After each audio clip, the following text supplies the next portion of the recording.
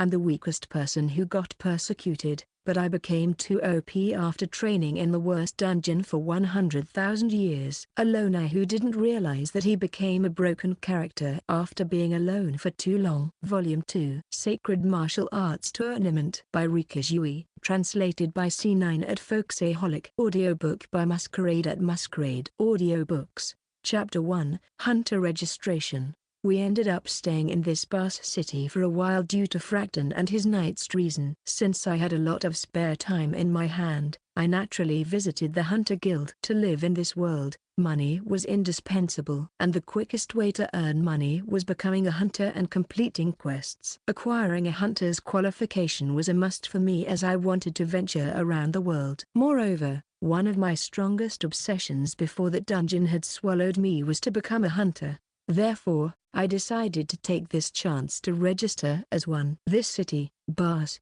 is one of the 5 biggest cities in the Amelia Kingdom. The reason is the den of monsters called the Sea Forest of Silk located near it. This Sea Forest of Silk, which is spread in the southern side of the Silk Great Forest, is a dense forest that we had passed by before arriving in this city that is devoid of monsters.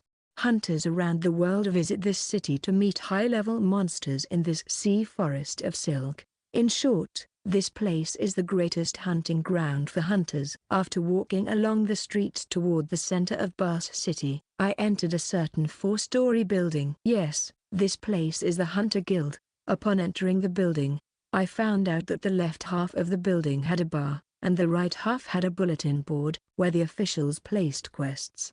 I went straight toward the counter manned by a blonde girl who had tied her hair in a ponytail. I want to become a hunter. It should be possible, right? I asked straight away without beating around the bush. The woman sent a rather irritated look at me for a while, but then, you have to pay 10,000 ores as the registration fee. Her expression was instantly replaced with a business smile. 10,000 ores.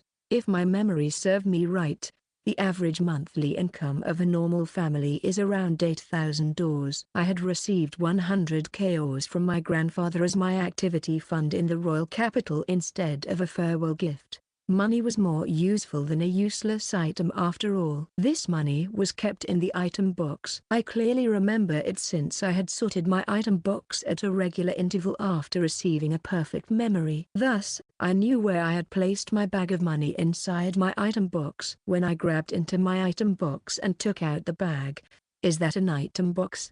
the blonde receptionist gasped. This made me recall that the item box was a rare skill. I had been forced to become a royal guard due to my carelessness once. If people knew I could use an item box, I would stand out. No, you're mistaken. This bag is always strapped on my belt. But there was nothing here a while ago. Are you sure that you didn't just fail to see it? I have no such skill. You'll know about this as soon as you examine me. I mean, I lack any merit that can be hidden. Am I wrong? That might be true. But still. Yup, she at least started to believe my BS. Yeah, obedient people are the best after all. This is 10,000 ores for my registration fee. Please take it. Yes, I've confirmed that the amount is exactly 10,000 ores. Well, we'll start with examining your stats and gift. In front of me was the same type of crystal that I had touched when I had received my gift in the temple. Gift was a falsehood that made many people put restraints upon themselves. Valid measurement aside, I preferred to just announce the truth about me being incompetent rather than participating in this troublesome farce. The problem was the result of the measurements after the crystal scanned my stats and gift.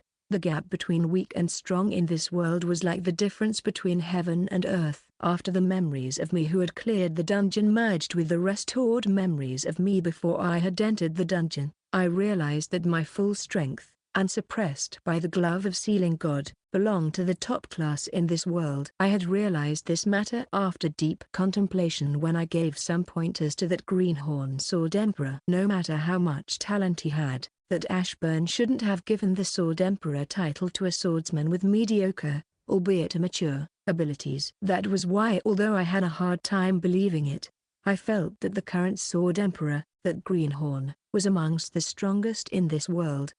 Nevertheless, it didn't mean that this world had only small fries. I mean, there was the legendary hero, The 4 great demon kings, and the strongest species in this world, the dragons, along with many other strong beings. That was how it was supposed to be. Since I lacked much information about this world, it was best not to stand out.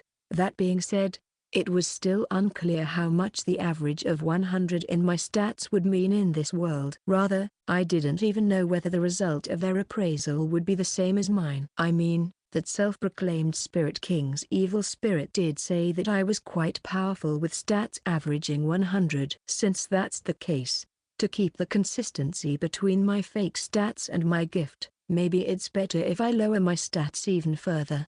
Now then, let's see what will happen if I lower my stats to around the first half of a teen with the help of the Glove of Sealing God. Those numbers shouldn't cause disparities for a rookie hunter. Yeah, let's go with that. After adjusting the average of my stats to 12 with the Glove of Sealing God, I touched the appraisal crystal. The most incompetent in this world? The shrill voice of the blonde receptionist resounded in the entire guild. The blonde receptionist snapped out and shut her mouth in a hurry. After looking around, she realized that she had become the center of attention of the entire hunters in the guild. They were curious about her statement. Those hunters started whispering amongst themselves. It was obvious what they were talking about. My apologies. I was about to tell the blonde receptionist, who bowed in a hurry for her blunder, that it didn't really matter. But, oi, listen, this brat's gift is the most incompetent in this world. A blonde man with bad eyes approached me. After he glanced into the crystal from behind me, he shouted. When the other hunters heard this, they jeered at me. The blonde man had worn red and white warrior clothes. He was carrying a great sword on his back. Appearance-wise, he seemed to be the same as me, a swordsman. Wait a minute, Rhaegar-kun. Although the receptionist glared at the man, I waved my right hand toward her. It's okay, I don't mind even if others know it. The me before I got trapped in that dungeon would have been shocked by this matter. However, I had spent 100k years in that dungeon. I wasn't so petty as to care about this youngster's joke. Rhaegar-kun, I'll definitely report your deed today to the branch chief. Good grief, you're way too diligent in doing your job, Mia-chan. Why are you siding with this apostate? The man returned to his comrade with a sullen expression. I see now. This youngster called Rhaegar might have a crush on Miss Mia. So this is the love between youngsters. Yup, definitely not interesting at all. Honestly, I don't care about his attempt to woo Miss Mia. Anyhow, thanks to the youngster called Rhaegar, the hunters in the guild completely treated me as incompetent. Yup, this might be a good thing. I mean, I could use this opportunity to announce my gift and let the others realize what kind of a person Rose had chosen as the royal guard. That way, I could use the surroundings in my favor. My deepest apologies for blurting out your secret. Therefore, when Mia bowed and repeatedly apologized for her error, I gave her a thumbs up with a triumphant expression. It's okay. Rather, I prefer if you let more people know about it. Due to my unexpected reaction, Mia was dumbfounded for a while. Are you by chance a masochist? She ended up asking a question that would hurt my public image. Chapter 2, A Small Incident in the Alley. My registration procedure of becoming a hunter smoothly advanced. The person in charge of the test instructed me to place my right hand on the pale blue rectangular stone with a handprint on it. I placed my right palm on the handprint.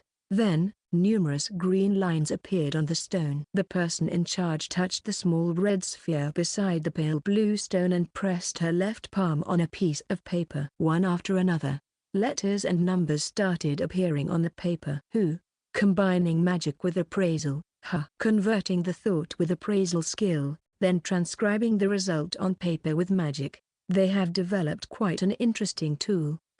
Two people looked shocked when they saw the result written on the paper. They sent sidelong glances toward me with curious expressions. Li. Strength value 12. Hearing Mia's squeezed voice, the people inside the guild raised a stir. It seemed the average value of my appraisal's result was equal to my strength value. Well, the result was unexpectedly the same as my appraisal. Well, I guess that result is just right. Nevertheless, what's up with this surprised look on everyone's face? It seems I messed up. My gift was the most incompetent in this world. On top of that, I was nothing more than a newcomer, a rookie hunter. It was only natural for them to be this shocked if a newcomer's stat was already that high. In fact, the result of my first appraisal had been 0.1, more than hundreds of times lower than this value. Since that's the case, should I just set it back to 0.1 again? But wait, that sounds like a bad idea. Setting the value that low might automatically rob me of the right to become a hunter. Just to be safe, let's set it to 1 and ask the staff to appraise me again. I immediately lowered the average value of my stats to 1. Sorry, that result is a mistake. The truth is that I have an item that can boost my abilities. I manifested an ordinary ring from my item box and set it on my left index finger. Then I took off my left glove and showed my left index finger in front of everyone. Please appraise me again. I urged the staff member for another appraisal after taking the ring off my finger and putting on my glove again. Boosting abilities. Mia's lips twitched as she spoke. The fuss inside the guild became even louder than before. Just what in the hell is wrong with these people? Quickly please. I'm not as free as it seems. You understood.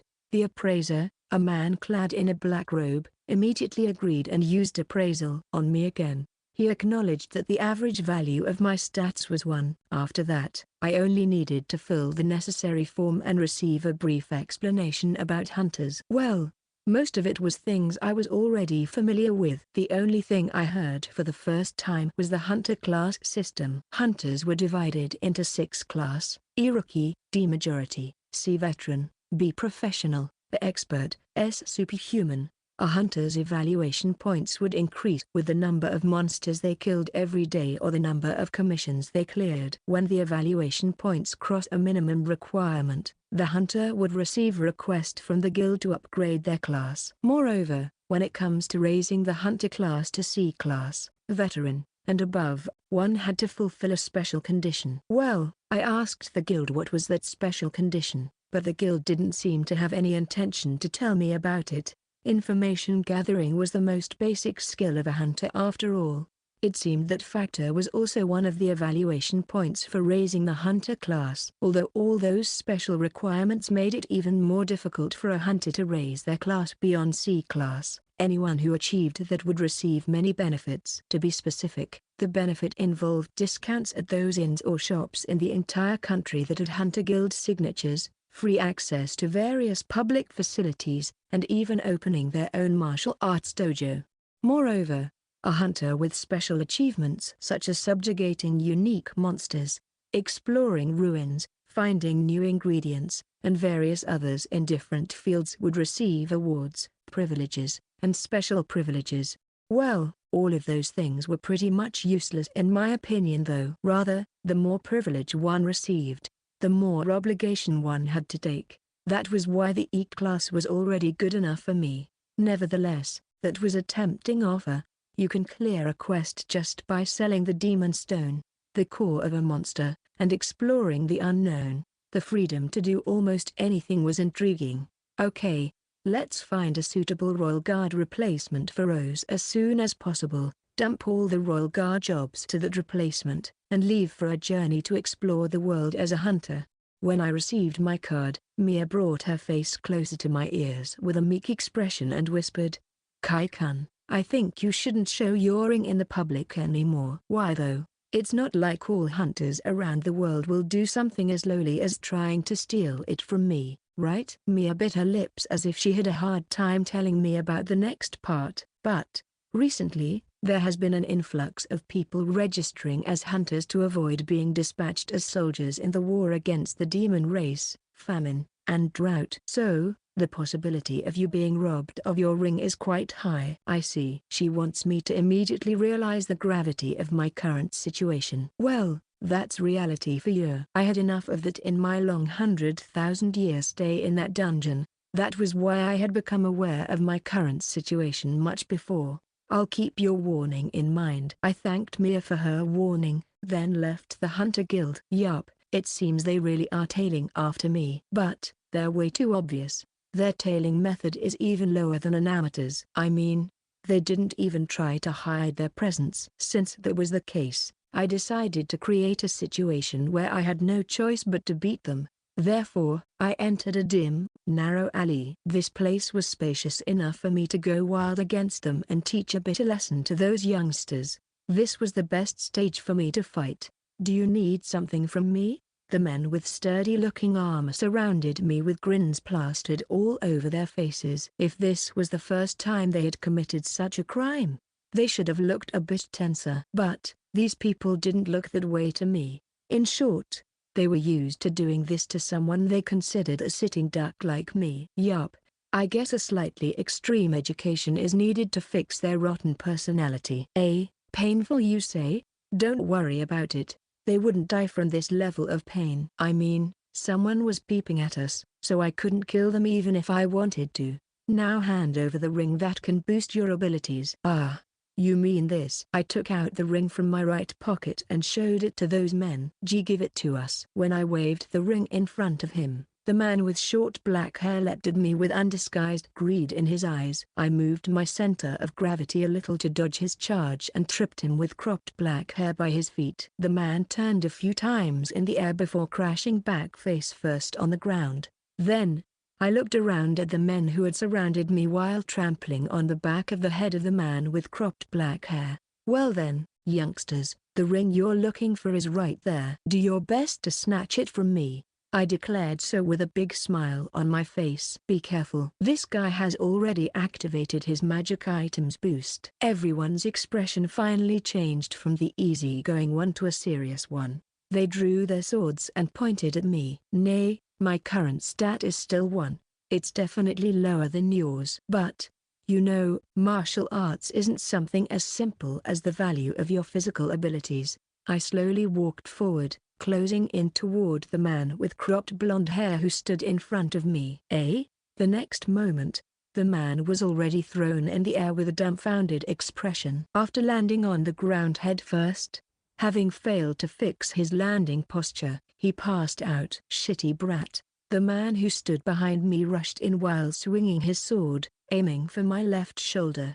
I parried his sword with my left hand without even wasting my time to turn around. Closing in the distance between us, I hit him till he turned around like a spinning top. Hi! When I flicked the jaw of the bald man who let out a scream, he immediately fainted with open eyes. Froth came out of his mouth. What the hell is this?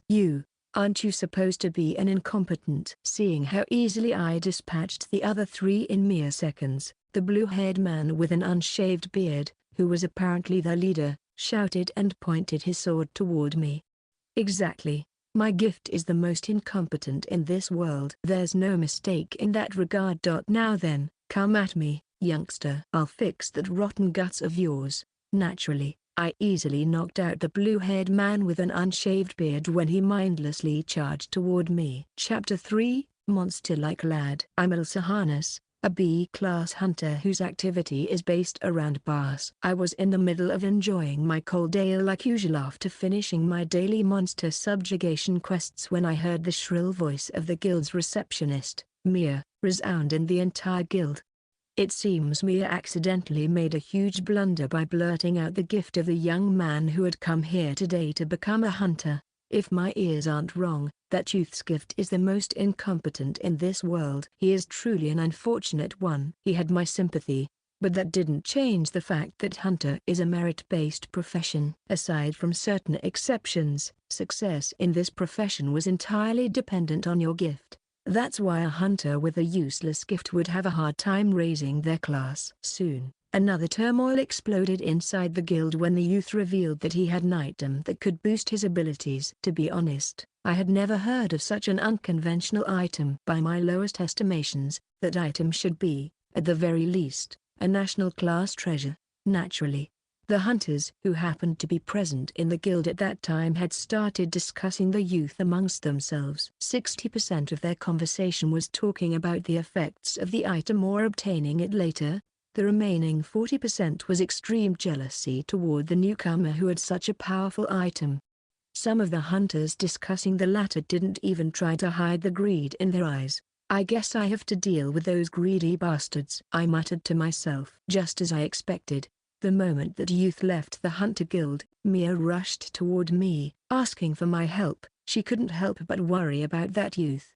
Mia is a girl with a strong sense of responsibility. If the youth got ambushed after he left the Hunter Guild, she might blame herself for accidentally disclosing the youth's gift in public. Since she took care of me every day, I agreed to her request without a second thought. After that, I immediately left the guild, and it happened exactly as Mia had expected. A while after I started tailing the youth from afar while erasing my presence, I discovered some scumbags after that youth. Maybe because the situation in this kingdom has become unstable in recent years, the number of scumbags who choose to become hunters is on the rise.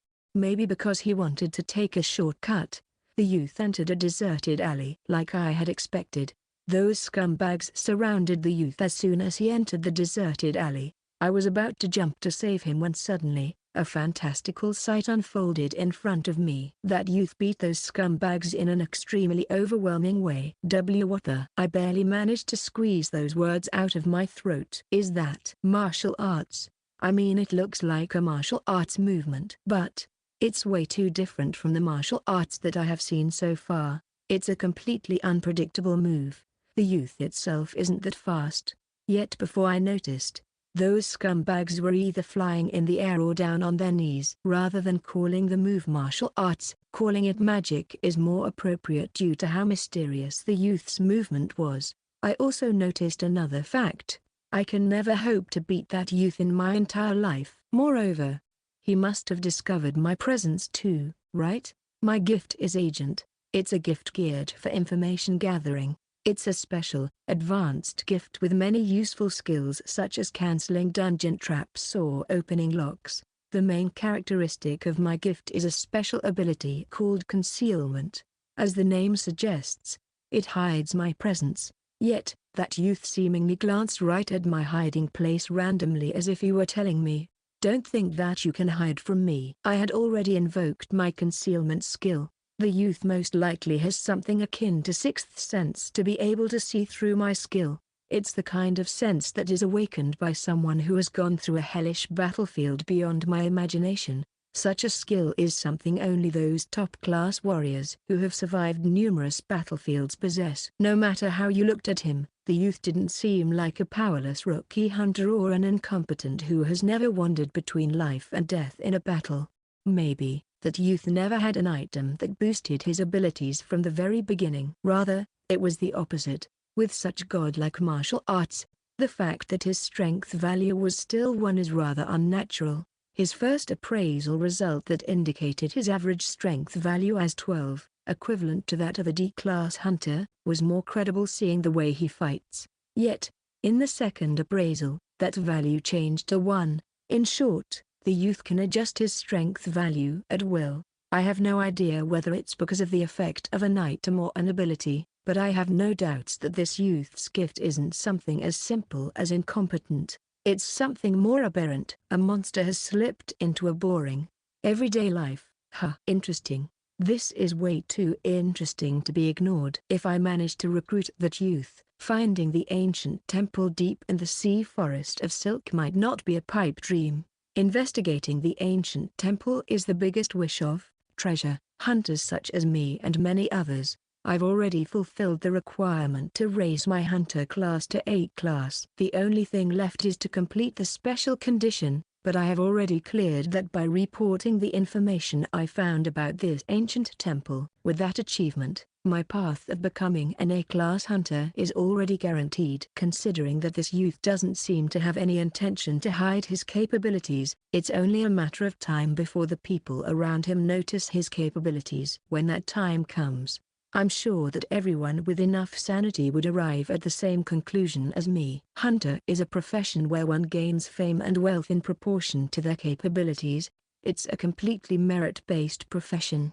Anyone can climb to a greater height as long as they have the capabilities, regardless of their gift. Only idiotic hunters born in this Amelia kingdom believe that the gift you're born with is everything. I have to make my move immediately since I know it would be too late if I wait for later. But since everyone is still under the impression that he's an incompetent, recruiting him into my party should be easier. Well then, let's start with gathering the information about him first. Only a greenhorn hunter would try to recruit someone into their party without knowing anything about him. Let's ask Mio about his basic information first. Yup. I'm so lucky today. Unable to hold the anticipation in my chest anymore, I ran toward the guild as fast as I could. Chapter 4, Beast Girl Slave. Now that I've already become a hunter, my range of activity in this city during our stay has increased by leaps and bounds. Although Rose has asked me to not leave the inn, I have no intention to obey such an order. The reason is that aside from me, her temporary royal guard, Arnold stood by her side all time. I have never seen him fight for real, but my grandfather had acknowledged his swordcraft. That's why I've no doubts about Arnold's swordcraft. This means that I don't need to be by Rose's side all day as long as Arnold still serves as her temporary bodyguard. That's the reason I'm currently strolling around Barse City along with Faf, Esther, and Fen. By the way, I've allowed Fen to tag along since he was too bored after staying inside the picture book for a while.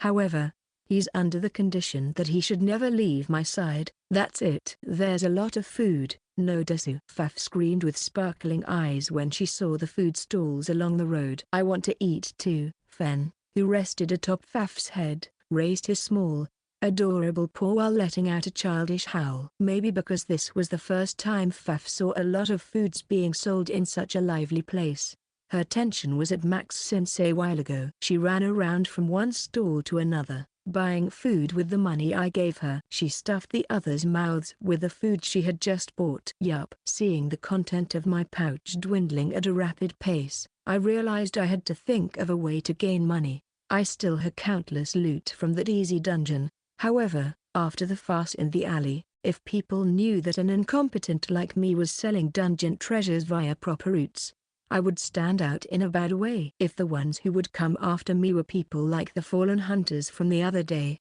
I would have no problem.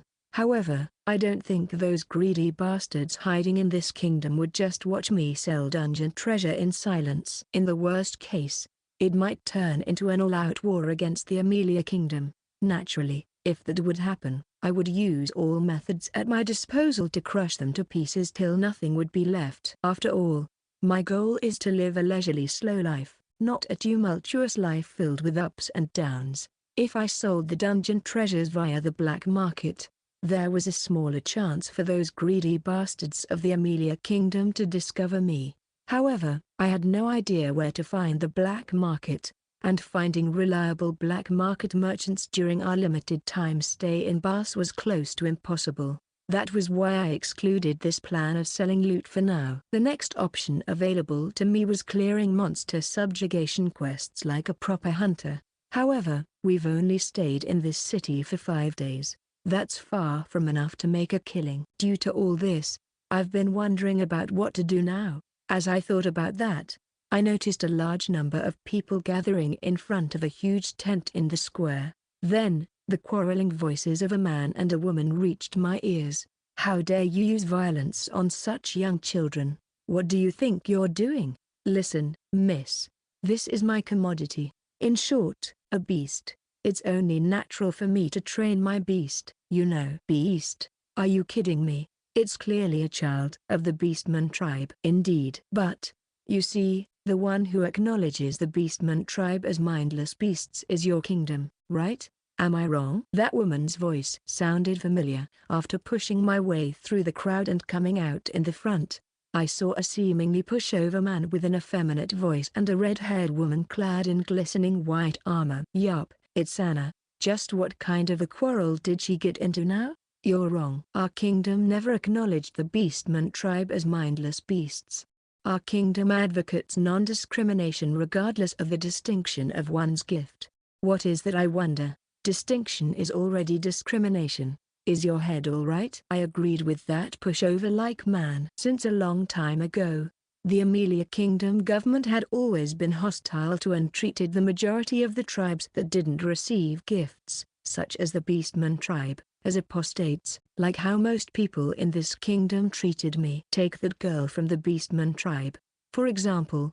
The matter of her being kidnapped in a chaotic situation in the middle of a battle by this kingdom and sold as a slave was an everyday occurrence. And the one who had made such plans was none other than the royalties and nobilities of Rose's kingdom. For that reason, by quarreling with that pushover-like man, Anna was barking at the wrong tree. Well, naturally, I also hated trash who used violence on such young children.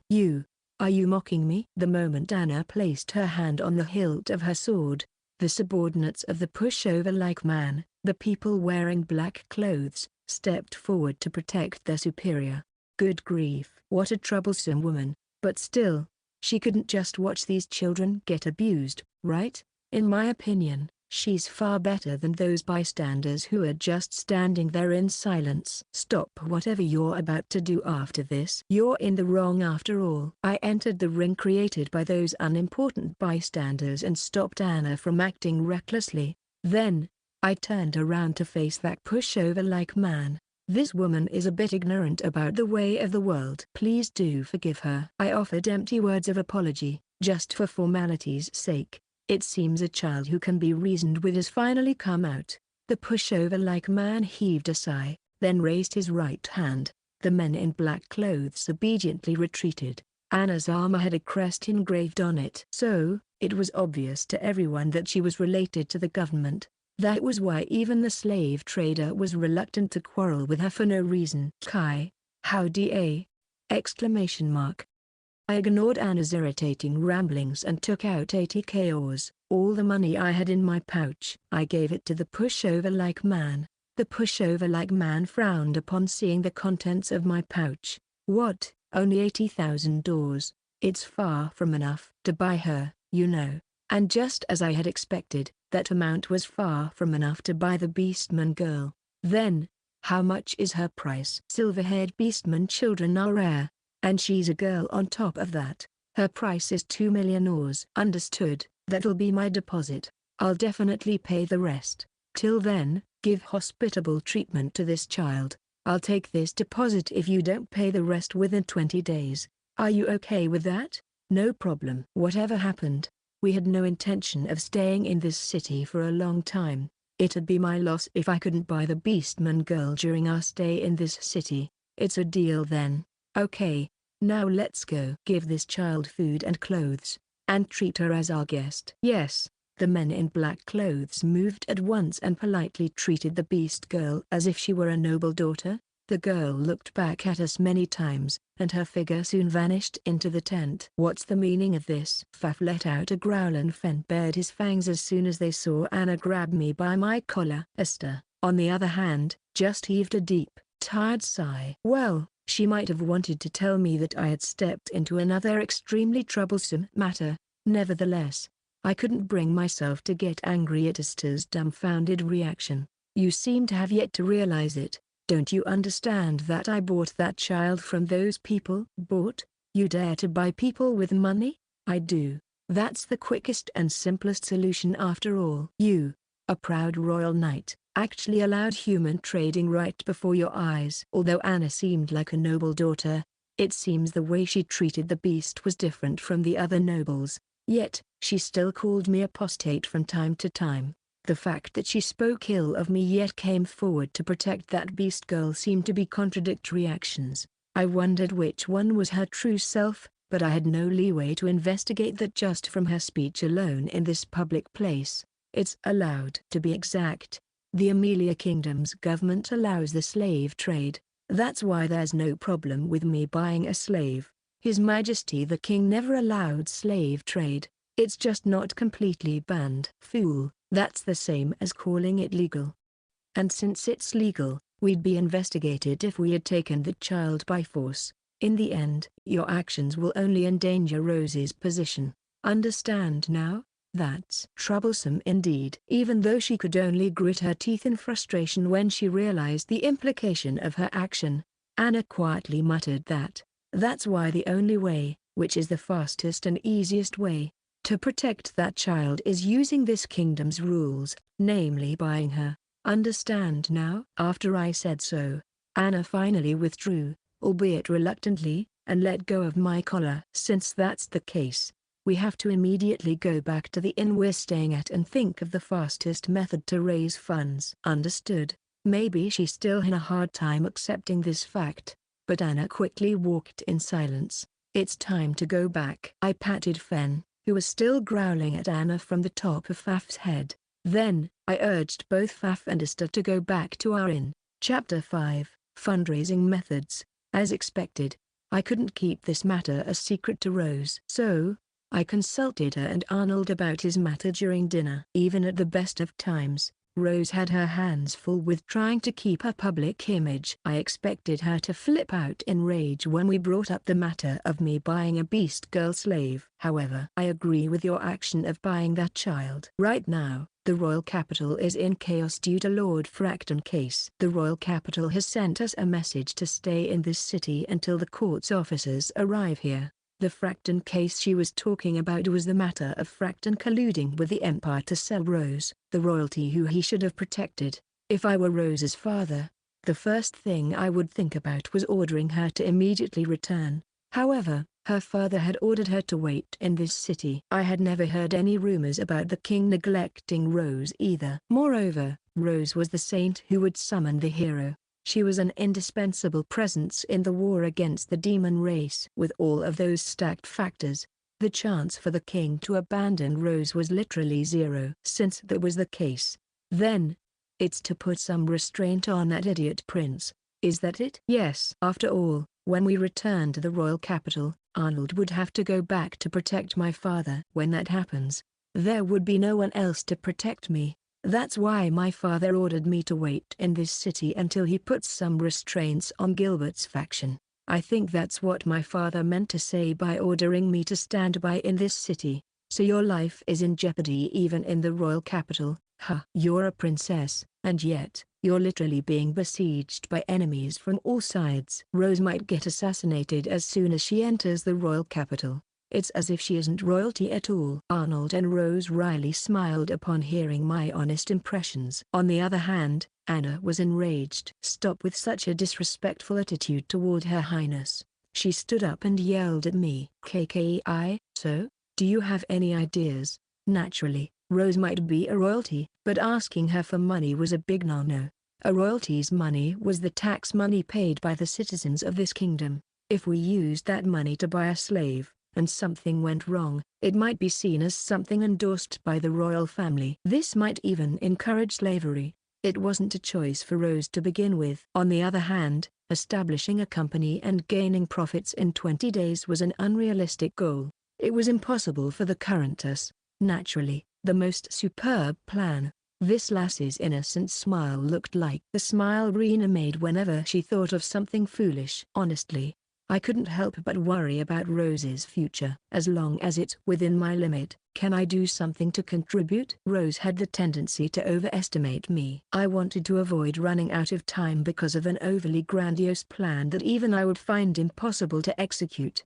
Yeah, it should be a simple matter for you. So, what is it? There's a sacred martial arts tournament being held in the city of Laza Hall. As long as you keep advancing in that tournament, achieving that sum of money should be a simple matter. Sure enough, if I'm not wrong, the Sacred Martial Arts Tournament was the Amelia Kingdom's greatest martial arts tournament held once every 4 years. The prize for the winner of this tournament was a single-generation noble title, knighthood, or the right to establish a dojo.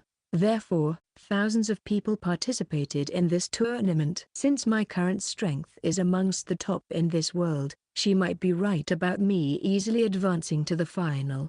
Nevertheless, it was still the Amelia Kingdom's biggest tournament. If I advanced in that tournament, I would end up sticking out like a sore thumb, and that was the last thing I wanted. Therefore, it was the worst choice for me and an option I wanted to avoid. Moreover, the so-called tournament was nothing more than a play to me. I had no intention of losing in a battle of death.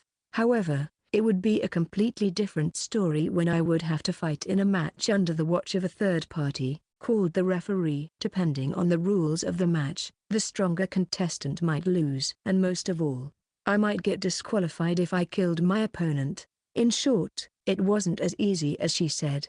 I'm bad with match-style tournaments. Considering that it's a play match, You can't say that there's a sure way to win, you know. There are a lot of ways for the weak to beat the strong with the tournament's restrictions. Anyhow, I had yet to figure out how much power I had to use against my opponents. If the tournament had a rule that forced me to unequip this glove of Sealing God, I would have a hard time controlling my strength. When that happens, I might end up swatting my opponent to death with a simple swing. Well then, it's my turn to ask now. Do you have any other idea to get a lot of cash within a short amount of time?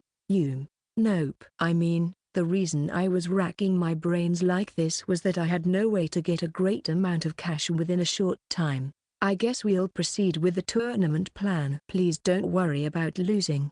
Just participate in the tournament. In case you lose, I'll sell this for cash. Rose placed ring on top of the desk. Let me borrow it for a bit. I placed the ring on top of my right palm and used appraisal on it. Resurrection ring. A ring that can resurrect its wearer from any mortal wound 3 times. Uses remaining 3/3. Item rank, advanced. Resurrection ring. There is a limit to its instant recovery, but is this thing really that valuable? I mean, it has a similar effect to a 3 times ultra recovery potion that can heal even fatal wounds. That ring is a birthday present from my deceased uncle who used to be a hunter, since he picked it up from a dungeon. It's not something I got from tax money. That's not the problem. I'm asking, are you sure that you want to sell your uncle's memento? I mean, even the stupid me understood why that uncle gave such a precious ring to Rose, his niece. That uncle of hers had predicted that Rose's life would be targeted by her own kin. That was why he obtained this ring and gave it to Rose. And yet, this stupid niece of his was actually about to trample on the feeling of her deceased uncle by selling this ring. Of course. I mean, you won't lose in that tournament after all. That expression. Rose is serious. Her trust in me had already reached an extremely dangerous level, not as dangerous as Giram Kala's though. If you place such baseless confidence on me, I'm going to feel troubled. I stood up from my chair due to the indescribable rage swelling in my heart. Then, let's head toward Ruzahal with the first carriage tomorrow morning. Anna, immediately make arrangements for the food and coach. Rose instructed Anna as fast as she could. Yes. Anna left the inn after giving Rose a knight-style salute with an obedient expression. I'll go with Kai. Arnold, I'll leave the matter of Lord Fracton to you. Your wish is my command. Arnold also stood up from his chair and placed his hand on his chest in a knight-style salute. Does this lass always do such sink or swim actions? If that's the case, I guess I can understand another reason her uncle gave her that precious ring. I had no intention to sell a memento from a deceased person, and something that was clearly given to keep someone safe on top of that. That was why even if I lost the match, I had no intention to sell that ring. However, I knew that winning the tournament was actually the safest choice. Anyhow, all I needed was to advance until the final. Well, I might be able to do something about it. As for what we'll do if I lose before the final, let's think about that matter later. Good grief. Heaving a sigh, I went toward my room on the 3rd floor of the inn to prepare dinner for Pfaff and Esther. Chapter 6, Indescribable Feeling. Sighed, Anna Graz. Anna Graz was strolling alone in Barse City. With dropped shoulders, she heaved a deep sigh as if to express her mood. The reason for her depression was Rose's statement. Rose said that the infamous Incompetent, the biggest apostate in this world, Kai Heineman, had abilities far higher than her. At first, Anna couldn't stomach Rose's remark. However, the Graz family came from an old lineage of paladin families that had served the royalties of the Amelia Kingdom for generations. Even though Anna's pedigree was the lowest amongst the other nobles with permanent pedigrees, she was allowed to serve Rose mainly due to the Graz's family reputation. Moreover, since they were close in age, Anna and Rose were raised as foster siblings. Although they quarreled almost every day, Anna had never felt so depressed like this before. The biggest factor contributing to her depression was the incompetent of the Heineman Night House, Kai Heineman. Kai Heineman's gift was the most incompetent in this world. Gift was a special talent given by the holy warrior god, Ares, the chief god of the Amelia Kingdom to mankind. For that reason, it was only natural for the quality of the gift to be judged as an advantage. If the quality of the gift was high, it could be interpreted that the owner of the gift was loved by Aries. On the contrary, the owner of a trash gift was considered someone hated by Aries. Such an evaluation was used for many aspects of one's life in the Amelia Kingdom, such as marriage, relationships, and employment. Especially in the house where Anna came from, the Graz family, which was the Paladin family. This teaching had been ingrained in Anna's mind in her childhood. According to the teaching of her family, the most incompetent in this world equaled to the person most hated by Aries. In short, it was an apostate born into this world without any advantage over others, the weakest human. Rose had a kind nature. She never mistreated even the apostates born with the trash gift and was willing to help him despite him being nothing more than a harmful insect to Rose. However, Rose's gift was the saint, a gift bestowed to those loved the most by Aries. Rose's existence was so sacred that Anna thought that even a contact with the apostate was a besmirch to Rose's very existence, an act that could invite God's wrath. And her job as a paladin was to prevent that. That was Anna's mission, or that was how it was supposed to be. Yet, no matter how much she thought about it, Anna couldn't think of Kai Heineman as such a filthy existence. Naturally, the fact that he saved her from the disgusting knight who had almost raped her also supported that thought. However, she still couldn't forgive him for his disrespect and abusive speech toward Rose. Normally speaking, Kai Heineman should be someone Anna hated the most, even if that hatred was somewhat reduced since he had saved her. Yet, Anna strangely felt relieved just by staying by Kai's side. Yes, she felt relieved, and Anna couldn't forgive herself for feeling that way. After all, doing that might make it look like she also despised Rose, the person she served. That was why she always tried to avoid Kai now. She felt that there was no problem with that since Rose might be understanding. Really, what I'm doing right now. Anna didn't want to meet Kai. That's why she had gone on a stroll on Barse City's main street by herself. She felt miserable due to the incomprehensible, childlike emotions inside her. Suddenly, she heard a man's voice. "Walk quickly." My apologies." When she looked in the direction from where the voice came from, she saw a man in black clothes whipping a silver-haired beast girl. Yes, the beast girl was a member of the Beastman tribe. That girl might have been kidnapped by shameless soldiers during the turmoil and sold as a slave. Anna hated slaves from the bottom of her heart. To be exact, she hated slavery. The concept of trafficking a being with wisdom like livestock disgusted her to the point of puking. And it wasn't just the slavery system.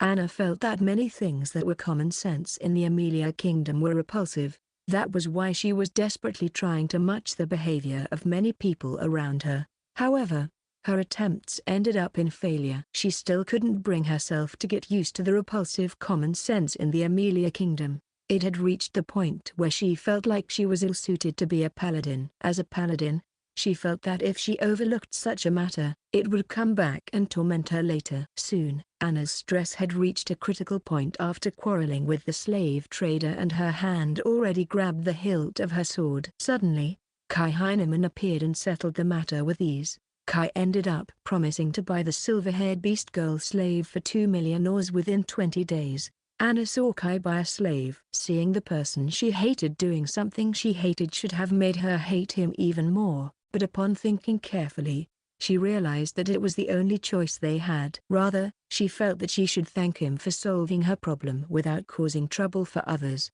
However, Anna's personality prevented her from doing that. The first time she had seen, she felt irritated just by seeing his pushover personality. But, ever since that fateful night, she realized that Kai's attitude and even his speech had turned 180 degrees. Now, he acted as if he was the one who owned the place. Contrary to her first impression of him, Anna realized that she never was irritated or felt any repulsive feelings toward the current him. It was as if the person called Anna had already become broken since what happened on that night. On the way back to the inn where Rose was waiting for them, Kai suddenly stopped for a moment and raised his face a bit as if he had recalled something. He then turned round toward Anna. "One more thing, Anna. Good job on trying to help that beast girl," he spoke while flashing his usual daring smile, although it was the first time Kai called her by name instead of something like dumb girl or red-haired, and also the first time he praised her. Anna felt extremely delighted for some reason. Hurry up. Rose-sama has been waiting for us. Anna did her best to hold back from showing a sloven smile to Kai and quickly walked till she was ahead of him. Chapter 7, Tournament Participants Registration. City of Armed Struggle, Ilsa Hall. Located in the south of Barse City, Ilsa Hall was around a 2-day journey away from the city via carriage. If Barse was a paradise for hunters, Ilsa Hall was the city of greatest armed struggle in the Amelia Kingdom. This city had more than 100 martial arts dojo and numerous famous arms stores lined up along its main street. It was like the city of dreams for every martial artist. That was Ilsa Hall. Yup, Ilsa Hall's tournament is still the same as before. The number of participants is too overwhelming. I expressed my nostalgia about the memory of the time when I last visited this city to see the tournament with my grandfather. Kai, have you visited this city before? Rose, who sat beside me, asked while looking at my face with an extremely curious expression. Well, yeah, although it did feel strange. After all, the last time I visited this city was a few years ago, but there were also more than 100,000 years of my experience in that easy dungeon in between that. I'll leave for the time being to register for the tournament. Understood. Then, I'll be going to our inn along with Faf-chan. Faf wants to go with Master. Notice you? I gently brushed Faf's head as I did usually to calm her and stop her from sticking to me. Esther is waiting for us in the inn. That's why it's up to you to protect these two until they reach the inn. I tried to plead to her to make her let go of me. I understand. Notice you? Faf will do her best. Notice. Faf cheerfully raised her right fist. Great. Faf is always a good and obedient child. Well then, see you later. Yes, leave the rest to me. After Rose nodded and replied, I turned round and walked toward the receptionist's desk. As part of the registration, I informed the young, female receptionist about my gift, martial arts school, and my name. According to Rose, if I stated any falsehood in this part, I would be disqualified later. So, I just stated the truth to avoid any future trouble. Well, the female receptionist did send a pitying look at me when I told her that my gift was the most incompetent in this world. By the way, my martial arts school was, of course, the Commandment Sword Art Style. The Heineman Sword Art Style wasn't my school anymore. I completed the registration procedure by paying 30,000 ors from the money I borrowed from Rose. Then, the female receptionist gave me the tournament's pamphlet. I was about to head toward the inn where I was supposed to regroup with Astu and the others. But, oi, what are you doing here, incompetent? Someone called me out with a hoarse voice. Upon turning around, I found out that this person was a burly, tall man with cropped hair and a cracked jaw. Several boys and girls followed him, looking at me with scornful expressions. Their faces seemed familiar to me. I mean, they were the assistant instructor and disciple of the Heineman-style dojo after all. Most likely, they had come to this city to participate in this tournament. After all, this was the biggest tournament in the kingdom. Just a young disciple winning until the final of the preliminaries was enough to acknowledge them as one of the strong youngsters, which also boosted the dojo's fame.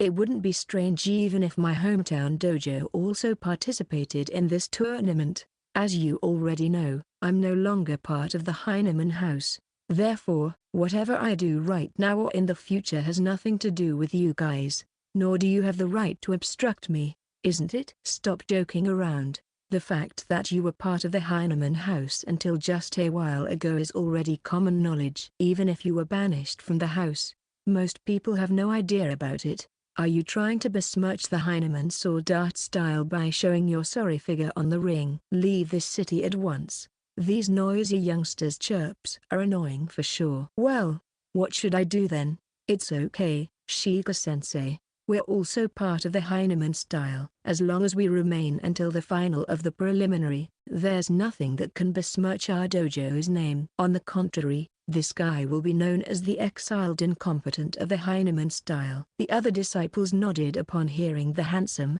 blonde youth's proposal to assistant instructor Shiga. Come to think of it, this assistant instructor Shiga and the blonde youth Riku were the first ones who changed their attitude toward me as soon as they knew about my trash gift. Well, to the current me. It was nothing more than a trivial matter. Their impression of me wasn't going to affect me one bit. You're right, Riku. If it's you, I believe that you can advance until the final of the preliminary. Assistant Instructor Shiga nodded a few times while looking at Riku and then, listen. Do your best to not besmirch the Heineman name. He left after saying such a thorny parting remark. Those small flies finally left. I guess it's time for me to return to the inn. Just when I was about to walk away, I felt a tingling sensation on my skin. This was killing intent. It was around the level of the weakest monster on the topmost floor of that super easy dungeon. In short, it was nothing more than a gentle breeze for me. You're strong. The person who released that killing intent lowered his gaze and walked until he arrived right in front of me. He was around 2 meters tall and had a muscular and extremely tempered body. He was a man with a wild look on his face. His hand looked as tough and rough as stone due to numerous calluses on its surface. He was a true martial artist who abused his body to its utmost limit. I guess I was already familiar with this kind of coercion back in that dungeon, especially when I had faced the boss of the 600th floor, the self-proclaimed king of divine beasts, Beastman Nemia, who was as belligerent as this guy. What's your name? Kai Heineman. I'm Zack. I'm in Block B. What about you? Block B, is it? He's talking about the preliminary tournaments group. I flipped the Iron Maid entry card that was given to all participants and saw D written there. It seems I'm in Block D. I see. Then, let's meet in the final. He bumped his fists against each other while speaking with a belligerent smile. Yup, this battle junkie personality along with unshakable confidence in his martial arts. He's definitely the spitting image of Nemia. Could they get along with each other? Back at you. Well, it seems my judgment isn't wrong. Zack vanished amongst the crowds of people after raising his right fist. I shrugged, then headed toward our interry group with Rose and the others. Chapter 8, Sacred Martial Arts Tournament. First Preliminary Round. The first preliminary round started 2 days after the registration.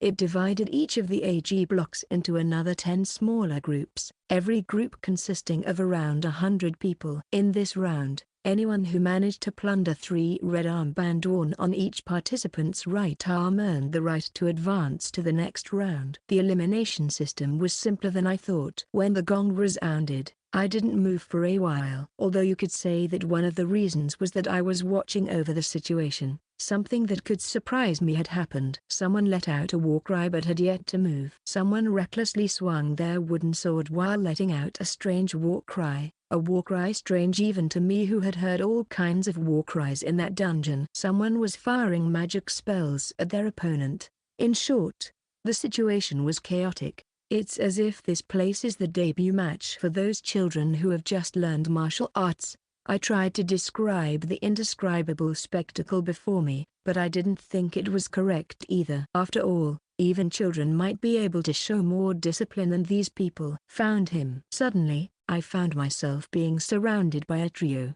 Although it might look easier for them to beat me, who was alone, they would only get 1 armband from me. Is there any other meaning for them to surround me in a 1 versus 3 match? Moreover, judging from their standards, I should seem the weakest amongst all these participants, right? Good grief. Even cowardice has its limit, you know. You can't escape anymore. The boy with shoulder-length hair pointed his wooden sword at me. His stance was, honestly, a mess. He didn't even adjust his center of gravity properly. He was like an amateur who had just started to swing his sword. Are all these people amateurs? Surely. My mind was more than 100 and thousands of years old. But I really had a hard time adjusting myself after getting back from that dungeon. Anyhow, I didn't feel like pointing my sword at these inexperienced children. Let's just get over with this boring game as soon as possible. Here I come. Nonsense. I'm coming first. I slowly walked toward the trio who still had the leeway to quarrel right in front of me. Wah! I clapped my hands right in front of the trio's eyes and stole their red armbands during that momentary gap. Then, I stepped out from the round ring. That incompetent actually bailed out. Coward. Running away from the opponent in front of you with your tail between your legs. Shame on you. I ignored those 3 funny clowns, who had yet to realize that they had already lost, and walked toward the official's tent in the corner of the match area. Then, I handed over the 3 armbands I took from those clowns. Participant number 6032, Kai Heineman. These should be enough for me to advance to the next round, right? I asked him to announce my advancement. Upon hearing my question, the official got flustered for a moment. You pass, he snapped out right away and announced my advancement to the next round. Well, that's the end of this farce. Now, let's go back to the inn where Rose and the others are waiting for me. Chapter 9, Incompetent Expert, sighed Aaron. The first preliminary round of the D block was about to begin. Everyone is a small fry, huh? My name is Aaron, the Grandmaster of Kaien style, the sword style which goes toe-to-toe with the Heineman style in the Amelia Kingdom. Right now, I'm heaving a deep sigh while looking at the 3 youngsters belonging to my school's sword art style charging toward their opponents while screaming like idiots. If it were only that, I wouldn't find a problem. At least, they should let their swords talk. However, whether it was due to cowardice or caution, they didn't charge toward their opponent at once. But the moment I thought so, the 3 of them surrounded their opponent, a petite youth. The first preliminary round is a round to test your tactics. In short, there's nothing wrong with ganging up against your opponent. However, the difference between the physiques of the 2 sides was too big. Moreover, the one the trio was ganging up against was that infamous Heineman style's incompetent Kai Heineman. I've met the lad a few times when his grandfather, Elm, had taken him on a trip. In short, the young generation disciples of my school went as far as to gang up against the weakest opponent in the arena just for a single victory. It isn't a wrong tactic, but it's more of a problem with their disposition, as warriors never bully the weak. Even though this sounds funny, those 3 actually didn't go as far as to attack at once. Instead, they quarreled about who would fight the boy. This meant that the fight couldn't be regarded as 3 versus 1. It seems both Elm and I have a hard time regarding our successors with such a situation. Our school has lost in terms of gifts since they have the rumored Spear King with them. However, ability-wise, that Spear King lad is far too inexperienced to beat my personal disciple, Arnold. The moment I reminisced about that, it happened. Kai Heineman slowly closed in toward the trio and clapped right in front of their face. He used the moment when the trio had yet to recover from their shocks to take their armbands and leave the arena. What happened just now? My eyes almost popped out the moment I saw Kai Heineman's move. Not even the screams of my personal disciple could snap me out of my stupor. What was that movement? Finally, I managed to squeeze through my parched throat and ask this question. I also saw what my disciple had seen just now. It was a perfect movement, lacking any gap or opening. It was a movement only someone among my peers, those who have reached mastery in their styles, could perform. Even then, this movement was the best amongst the best. Was that a coincidence? You fool. There are no coincidences in martial arts. The moment Kai Heineman showed that movement, I confirmed that he's a person who stands on the same level as us, someone who has mastered his style. But how? How can someone that young move like that? When I heard this question from one of the assistant instructors, I heaved a sigh. Kai Heineman, he's Elm's grandson. I told him the facts. Wait a minute. Kai Heineman's gift is supposed to be incompetent, right? You lots, do you really think he is an incompetent after seeing that with your very eyes? From my perspective, Kai wasn't that talented. When I had seen him last time, I wanted to recommend some other martial artist's path to him. But still, is that the same Kai Heineman? What's the meaning of this? Maybe Elm has been spreading false information all along. I couldn't hold back my anger. Incompetent my ass. As if an incompetent could reach such a height at such a young age. It's definitely the result of personal training by his grandfather. He's a sword saint at a tender age along with his natural talent. Because that's the only possibility I can think of. The reason Elm spread false information might be to block his grandson from the scouts belonging to other styles. But, that Elm fella, does he realize just how much his grandson has been scorned because of that? No, in the first place. Is he someone capable of doing such cruel things? And then, That bastard Elm wanted to separate a good seedling from bad seedlings. Huh. He had crushed such a talent for the sake of the continuation of his style. Huh. He isn't allowed to use violence as a master swordsman. But, I hear that Kai Heineman was kicked out from the Heineman family. Is Elm seriously letting go of such genius? Yes, the assistant instructor of the Heineman style himself said that in Ilsa Hall. Since he didn't seem to be lying when he said that, it's most likely the truth. What kind of nonsense is this? Elm, of all people, kicking out such a talented youth? Or did he simply fail to notice that talent, since Kai Heineman is his grandson? No, someone who has crossed the deadline in many battles wouldn't miss such talent. Since that's the case, for what reason did Elm kick out such a genius from the Heineman family? This is the biggest mystery of this case. Maybe the rumor about his gift being incompetent is also a false rumor. But there have been no movements indicating such an attempt. I mean, remember, Heineman style's base is in Lima, a place where your gift literally decides your life. Sure enough, that explanation from one of my assistant instructors did make sense. God grants us only one gift. This is a well-known truth. But, even if, for example, Kai Heineman had received 2 gifts from God, something that has never happened before, to be honest, that explanation would still lack the decisive factor to explain the height of the ability he showed us before. At the very least, that level of mastery makes me want to believe that he is a never-seen-before, a double gift holder, rather than an incompetent. If that's really the case, then they're truly unsalvageable idiots. Yeah, indeed.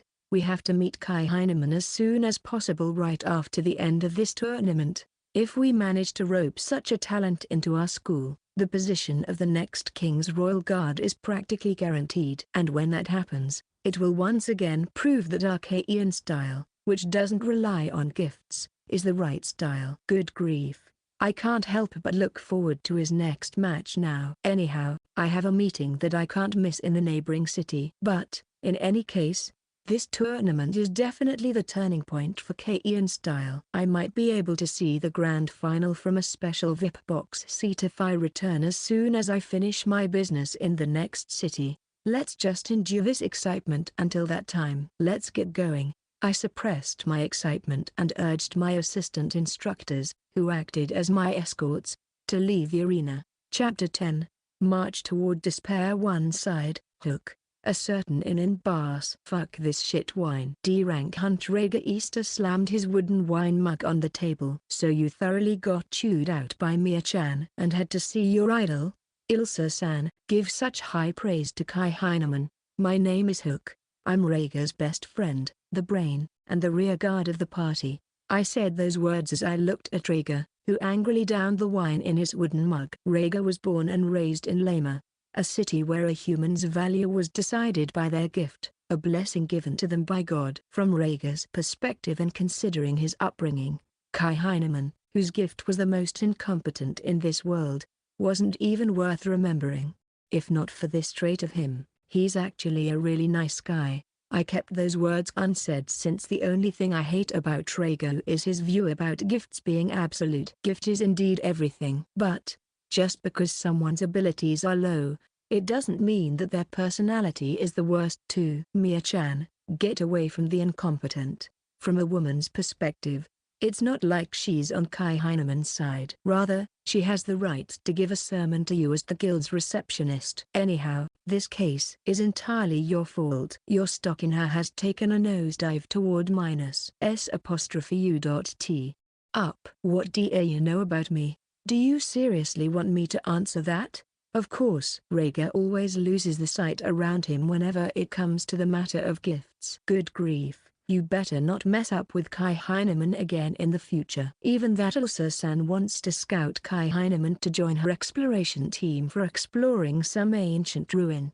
You know what she said when I asked her whether I could join her team or not? That woman said that I lack the qualifications to be a B-rank hunter. That just tells you how difficult the quest for B-rank is, right?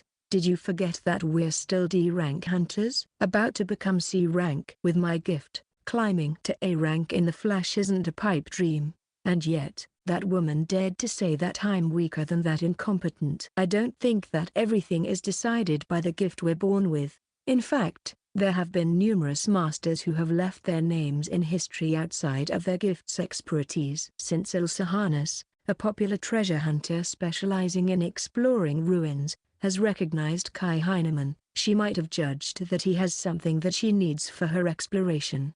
However, Rhaegar had already blown his top at that time and couldn't bring himself to accept her explanation. Well then, what should I do now to calm him down? Oi, Rhaegar, look. Someone told me to give this to you guys. One of our comrades came to us and placed a pendant and a letter on top of the desk.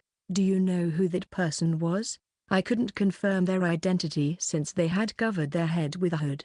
They just left these things and departed before I could ask their name. That's way too suspicious. Maybe we should just throw these things. Rhaegar, I called out to Rhaegar, but I see. This seems to be the investigation about the ancient temple. The letter even says that they have placed their hope on Hook and Rhaegar out of all people in Barse. This letter was obviously a provocation to stir up Rhaegar's uselessly high pride. Wait, Rhaegar.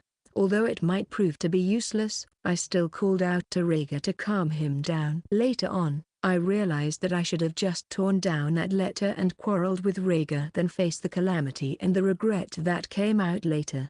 But I was a moment too late. Rhaegar had already read that letter. Q ha ha ha ha ha ha ha ha ha ha ha. Rhaegar let out a maniacal laugh. Let's investigate the effect of this pendant. If the letter turns out to be right, we're going to depart for exploring the ancient temple. He spun the words that would send us straight into a nightmare later on. Chapter 11. The Other Party's Circumstances. Side. A blonde woman was staying in a dim room in an inn inside Barse. She donned on black attire, shut the book she was reading, kept it aside, then glanced toward the corner of the room. Suddenly, a man clad in black clothes appeared in front of that woman. The man knelt and respectfully reported to the blonde woman. I have delivered the pendant as per your instruction. Thank you very much. Now, we just need to watch and pray so that those stupid clowns will dance on our palms. The blonde woman spoke in soliloquy while pouring wine into the glass on top of the table. The man in black clothes didn't reply to her. He just lowered his face and chewed his lips in frustration. The blonde woman squinted. Then, she stood from her chair and approached the man in black clothes. That look. Are you dissatisfied? She asked the black-clothed man while looking at his face. There's no such thing. I understand your feelings. You can't accept the fact that we gave our treasure to those filthy humans, right? The man in black clothes didn't say anything for a while as if he were waiting for her to continue. But I've made no mistake in choosing you. However, no matter how much your logic accepts it, the same can't be said for your soul.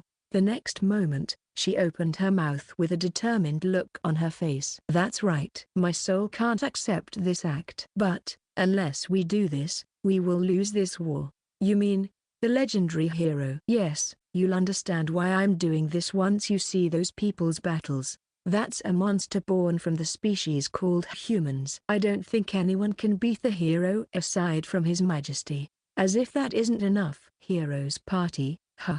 The blonde woman nodded upon hearing the man in black clothes reply. Strength-wise, His Majesty should be slightly stronger than the hero. But, both the sage and the paladin can't be underestimated either. If those two are added into the equation, His Majesty will lose for sure. Moreover, there are also the Sword Saints, the Archmages, and the Spear King's gift holders in the hero party. If we let them grow even stronger, we're gonna lose for sure. When that happens, the losers, we, the demon race, will get wiped out. I agree with you. That's the reason I'm willing to accomplish this job at all costs. The man in black clothes replied with a serious look on his face and a bitter smile on his lips. Is it about that oracle? Yeah, that oracle's ceremony exists in that ruin. We can most likely summon our god into this world by offering several humans as sacrifices according to the oracle. If that's true, we can crush that hero and his party for sure. A strong, dark swirling emotion filled with all kinds of negative thoughts toward the human race could be seen in the eyes of the man in black clothes. Those heroes might be monsters, but that's only inside our diminutive rules. They are no match for our god." The man in black clothes shrugged upon hearing the blonde woman's voice, which was filled with a rare passion. "But, no matter how much we have been cornered, it looks really pathetic that we have to go as far as to rely on the god who is only mentioned in fairy tales." She heaved a sigh as she muttered those words in a tired voice. "I feel the same, but we have no way to survive aside from relying on that god in the fairy tales. This is literally a desperate plan, and that's even more reason for us to ensure that this plan works. What if those fellows fail? Naturally, we will retrieve the pendant and look for the next stupid clown. Leave that matter to me. I'll start right away." "Understood." The man in black clothes then stood back, placed his right fist on his chest, and left the room. "Asksama, I will definitely grant your wish." The blonde woman, who was left alone in the room, muttered those words with a determined expression. Chapter 12, Speculation of Teacher and Disciple. That bastard. Shiga, the assistant instructor of the Heineman-style dojo, angrily kicked up the wooden chair in his room. 3 of the disciples he had taught had gotten eliminated in the first preliminary round. The trio had surrounded Kai Heineman to give him a beating, but their target left the arena as soon as the trio surrounded him. Normally, Kai Heineman should have been scared shitless of the trio and received a beating. Unexpectedly, not only did Kai Heineman qualify the round, but 3 of Shiga's disciples even got eliminated. While this had happened, Shiga had been watching Riku, the disciple he had placed his hopes in and whose match schedule had overlapped with Kai's. Thus, he didn't get to see what had happened in Kai's match. That fucking incompetent. Just what kind of shady means he used to pass the first preliminary? Kai Heineman was well known in Lama as the weakest incompetent. No matter how much Shiga pondered this question, he just couldn't picture the scene of Kai passing the first preliminary round. Thus, it left only one possibility in his mind. Kai Heineman had cheated using an item. Shiga knew that Kai's mother was an elite hunter. Thus, he assumed that she, who doted on her son, must have left something for Kai Heineman that would protect him when she was away. However, a victory in this tournament was worth the value of the item she had left for her son, considering the bleak future of her son, who was granted a trash gift. Naturally, Shiga had raised a complaint to the referee immediately after hearing the result of the match. But the other side was unwilling to listen to him. "Shiga-sensei, we were defeated by underhanded means." Shiga's female disciple who got eliminated said so while loudly crying. "That incompetent apostate, he dared to sully our efforts. Unforgivable. Let's beat him to death." One of Shiga's disciples clasped his wooden sword and walked toward the entrance of the room with bulging blue veins on his forehead. The other 2 disciples followed suit. Just when they were about to cross the entrance, "Stop right there." Riku, the handsome, blonde disciple of Shiga, stopped them. "Don't try to stop us, Riku." "This is the problem of distinction of our Heineman style." One of the disciples squeezed his voice and shouted at Riku with bloodshot eyes. "That's right. This is our problem, not yours," the female disciple added with a shrill voice. Although this female disciple always acted affectionately toward Riku, her current temperament was the exact opposite today. That showed just how much they felt humiliated after finding out that they had been beaten by the one they called incompetent. Shiga opened his mouth to reprimand his disciples, but then, "I'll beat that apostate in the second preliminary round. I'll thoroughly beat him in front of the crowd, and after I win, I'll reveal the fact that he is cheating to completely crush him. As long as we show to everyone watching the tournament that he is, in fact, a weak incompetent, even the management won't have any choice other than to acknowledge the fact that the incompetent is cheating, right?" Shiga couldn't help but agree. His disciple was right. As long as Riku beat up the incompetent apostate called Kai Heineman in front of the spectators, the public would have no choice but to agree with them. With the audience on the side of Shiga's group, the tournament's management would have no choice but to acknowledge that Kai Heineman was cheating during the first preliminary round. At least, beating Kai till he was half dead was much better than leaving him to become a bigger threat later in the future. You're right. I agree with Riku-sensei. One of Shiga's disciples tried to appeal in a loud voice to change Shiga's mind. But if you guys rampage outside of the tournament, your actions will only besmirch the Heineman style's reputation. You might even get punished for that. And I don't want to impose such danger on talented youths like you just for that incompetent. Shiga stopped them with such insincere words unbefitting of a teacher. Even Riku, the disciple he favored the most, was nothing more than a way for him to raise his position in the Heineman-style dojo. This was especially true for the trio, whose talent in swords was far below that of Riku. Although he could use them as his handpieces, Shiga absolutely couldn't let them become a hindrance for his future. And he planned to make them understand that. Sensei. However, his performance managed to bring out the sympathy of his students. Well then, Riku, can I leave this matter of the second preliminary round to you? Leave it to me. I'll definitely pay back everyone's humiliation to him. Double.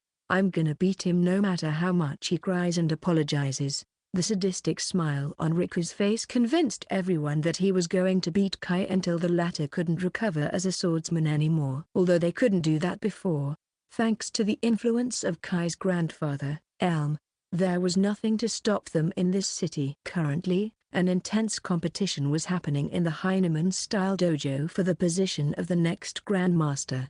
The competition was between the Branch family faction, who endorsed the Spear King's gift holder, Roman, and the main family faction, where Elm and Kai came from. The Branch family faction was in the lead since no one had a better gift than Roman's Spear King. As long as Shiga, who also belonged to the Branch family faction, could uncover the foul means Kai Heineman, who was renowned as the stain of the main family, used in this tournament in front of so many people, he would inflict a decisive blow to the main family. On the other hand, he could also preserve the honor of the Heineman style since the one who was going to beat Kai was Riku, who came from the same style. Yes, it was just like killing two birds with one stone. If everything went smoothly, a position would be prepared for Shiga when he would bring back the news of their victory to the Branch family. I'm looking forward to your performance then. When Shiga came closer and tapped Riku's shoulder, his expression was filled with worldly desire. Chapter 13, Gong for the final preliminary round of D Block. In the second preliminary round 2, I managed to snatch enough armbands to receive the qualification for the next round. Most importantly, I advanced to the final preliminary round without being too conspicuous. After that, the Heineman-style instructor raised a fuss about me being a cheater, but the tournament committee flat out rejected his plea without a second thought of further investigation. Well, the reason for that might simply be the huge number of participants in the first preliminary round, which resulted in dozens of similar complaints. Maybe because Rose herself had expected that. Her only reply when I told her about this matter was, "I see." So that happened, huh. These days, Faf's mood frequently worsened since I often went out by myself for a while. However, perhaps due to her perseverance, Rose could suppress Faf's withdrawal syndrome by patting the latter's head. "You'll get 3 million ores as long as you win this, so you don't need to worry about that money exceeding the amount you need." Indeed. Anyhow, I guessed I should just abstain or lose on purpose after the final and return to Barse as soon as possible. Oi, Kai, you. Although Anna was facing another direction when I looked at her, her hands were nervously fidgeting. "What's the matter?" This woman had mellowed a lot after that incident with the beast girl slave. Godspeed. A tinge of rosy color appeared on her cheeks when she said those words of encouragement. "Even Anna has mellowed a lot, huh?" Rose nodded with a satisfied expression as she said those words. "Rose-sama, it's not like I've me." Anna tried to refute Rose's remark with a beef-red face. "But, then, please do your best. Anna and Faf-chan will be cheering for you from the audience seats." Rose ignored her and went to cheer me on. By the way, after finishing his business, Esther had gone back to his room to read the books I had lent to him. I had noticed this peculiarity just recently, but apparently, he's an extremely avid reader. He gets completely absorbed in reading the books I lent to him that I had found in the labyrinth, so absorbed that he forgets everything. If this continues to happen, I guess I'd have no choice but to drag him out by force to bathe him with warm sunlight. I mean, even the inn's proprietress was starting to worry about him always locking himself in his room. Good grief. My direct kin ended up being a pampered dragon and a shut-in Majin. Do they think I'm their mother? Faf, I'll leave them to you, I said to Faf, who was clinging to me and rubbing her cheeks on me. Leave it to Faf, notice you. Faf let go of me and spoke while raising her right fist in the air. After parting ways with the others, I went toward the arena for the finals of the preliminary round. The participants of the final preliminary round for the D block stepped on the round stage in the middle of the venue. A blonde woman who acted as the MC of this round also stepped on the stage after all the 30 participants had gathered there. She then spoke in a strangely slow voice. Ladies and gentlemen, all the 30 participants of the D block's final preliminary round have gathered here. From these 30, only 4 will advance to the next round. The rule is simple. Everyone who gets knocked out or stepped out of the stage will get eliminated. In short, the last 4 who beat the hell out of the other 26 will advance to the next round. She went as far as saying, beat the hell out of.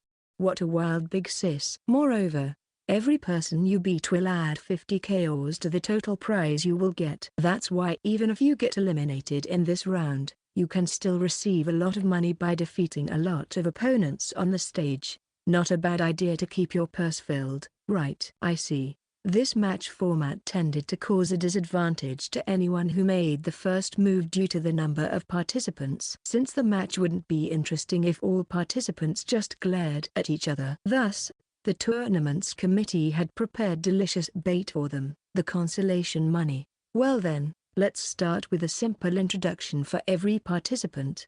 The female MC introduced us one by one in an extremely cheerful voice. The one being introduced had to raise their hands. Next is from the Heineman style sword art, Riku Salvatore. Heineman style is the sword art dojo of the sword saint Elm-sama, who was also a member of the previous hero Sama's party, and he slew one of the 4 demon kings in the past. Now, what kind of a superior sword art Riku is going to show us today? Please look forward to his performance. The handsome blonde youth raised his hands with a gentle smile. It was followed by a loud cheer from the audience. As expected of my grandfather's dojo, its popularity is second to none in the Amelia Kingdom. Nevertheless, Riku, maybe because it was bad timing, but I never got the chance to see Riku swinging his sword before I got trapped in that dungeon. So I never had a virtual match with him back then. Although I have prepared some countermeasures to fight this youth due to the above circumstances, talent-wise, he might be the same as that greenhorn sword emperor, a youth loved by the sword god. Lastly, Kai Heineman from the Commandment sword art. He seems to be related with the Heineman style. And let's see, he is the holder of the gift, the most incompetent in this world. Just like what had happened in Barse's Hunter Guild, this MC ended up blurting out my introduction. The arena fell into silence for a while, then exploded into an even greater uproar than before. Yup, this is what I wanted.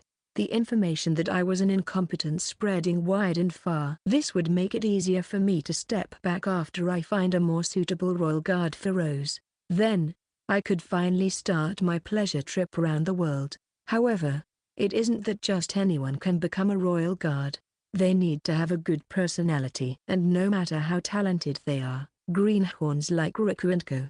are out of the question. Well, I might only incite their wrath if I offer that position to them though. Currently, the best candidate for me was that youngster with the feral-like hair, Zack, or someone around his level. A glance was enough to confirm that Zack fulfilled the requirements I needed regarding strength and experience. After the end of this tournament, I'm gonna apply for a match against him with the condition of him becoming royal guard if he loses. Provoking a battle junkie like him is too easy after all. Oi, MC. Is it your job to speak ill of others?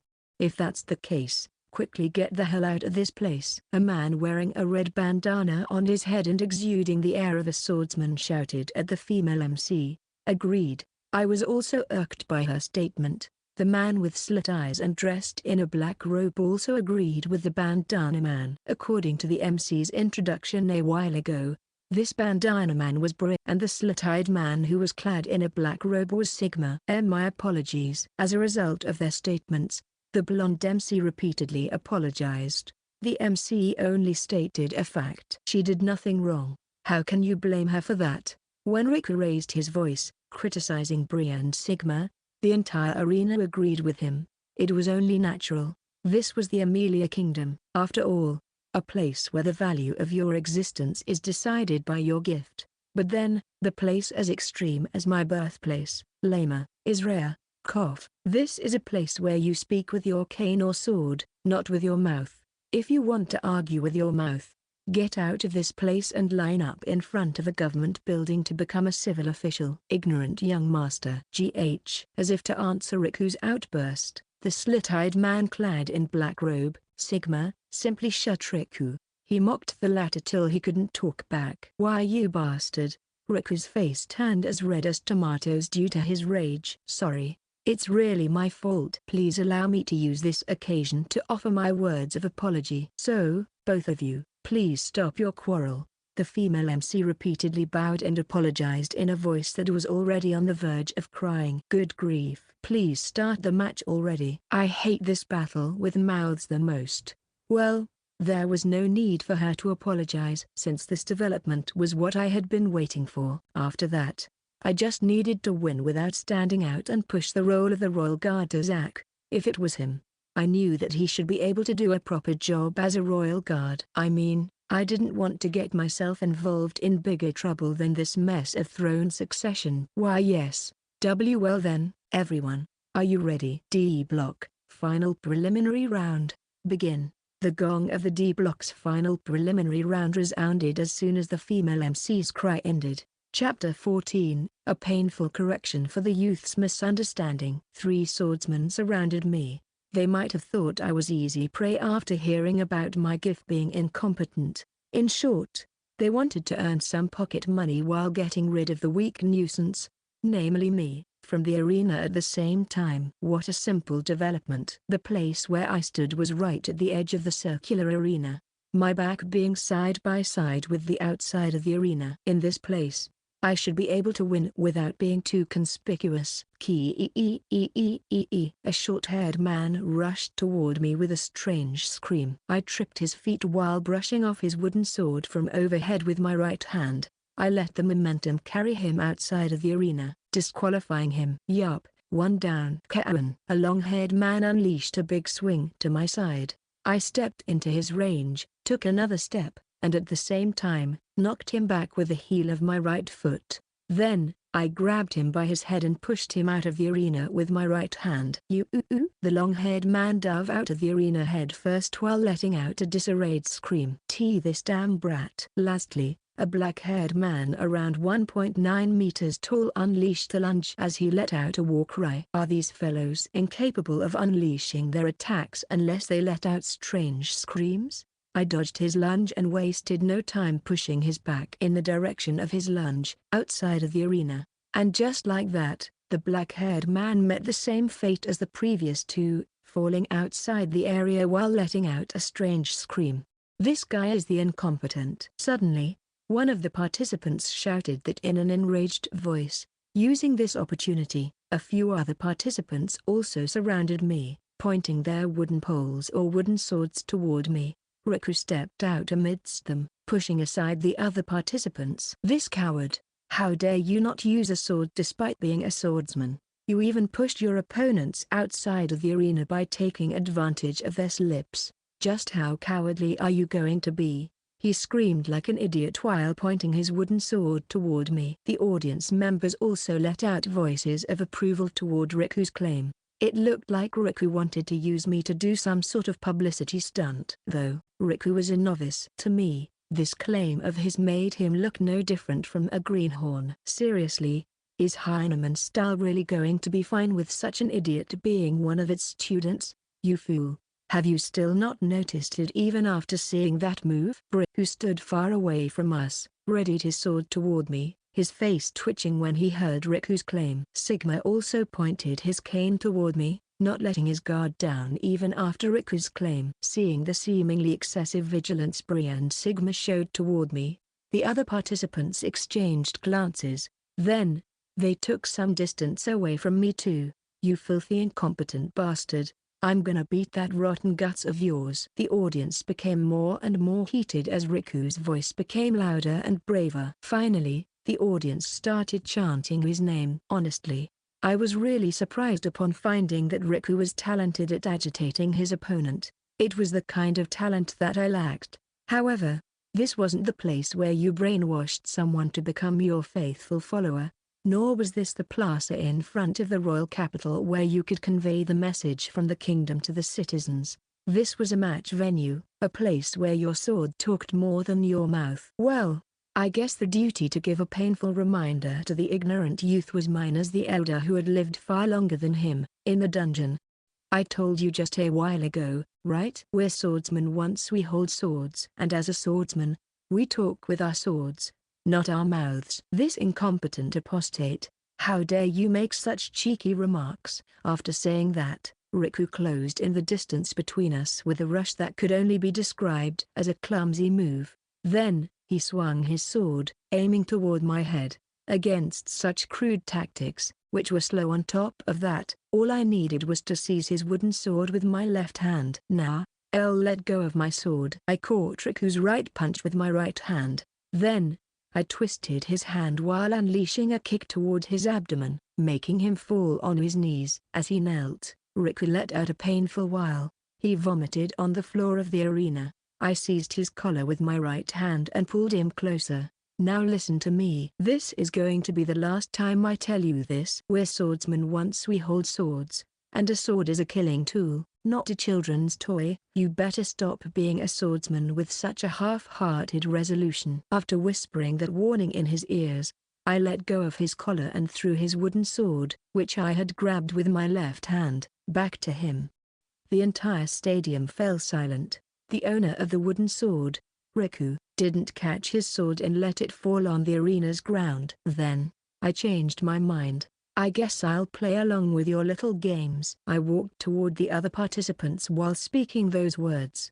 Chapter 15, Monster, sighed, Briss damp, incompetent bastard. A huge, bear-like man spouted those words as he closed in on Kai Heineman, but he was easily thrown back by a seemingly simple swing of Kai's wooden sword. The swing sent the bear-like man rolling out of the arena. Surround him. Although several people leapt out to surround Kai upon hearing that loud order, Kai destroyed the formation far too easily with a single step. Be careful. He might be using magic or something." "Magic? That? You're absolutely wrong, idiots. It just looks like magic in the eyes of those rookies since they can't recognize such a terrifying level of mastery that it looks natural. In fact, even I could just barely perceive his mastery."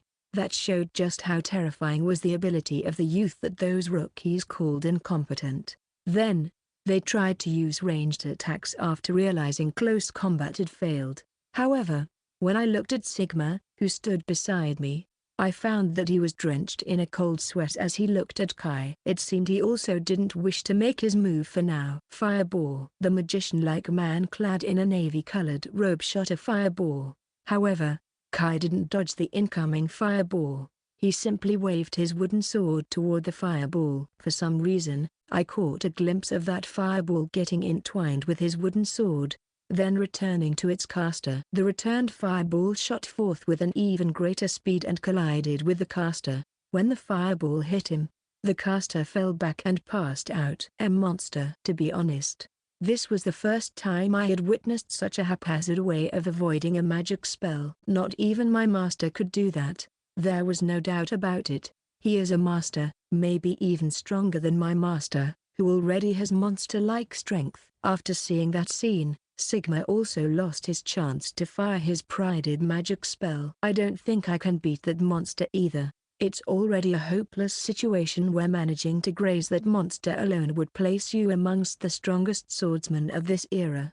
That's just how much the gap of strength is between that monster and me. What should I do now? Is there really no way to win against that monster with frontal tactics? Should I cooperate with Sigma? Nope, that's impossible. How can such a makeshift team beat that monster? We will become the prey of that monster once we take the initiative to attack him. As if I have fallen into a bottomless well. I can't move even a single step from my spot while that seemingly impossible delusion sprouts within my heart.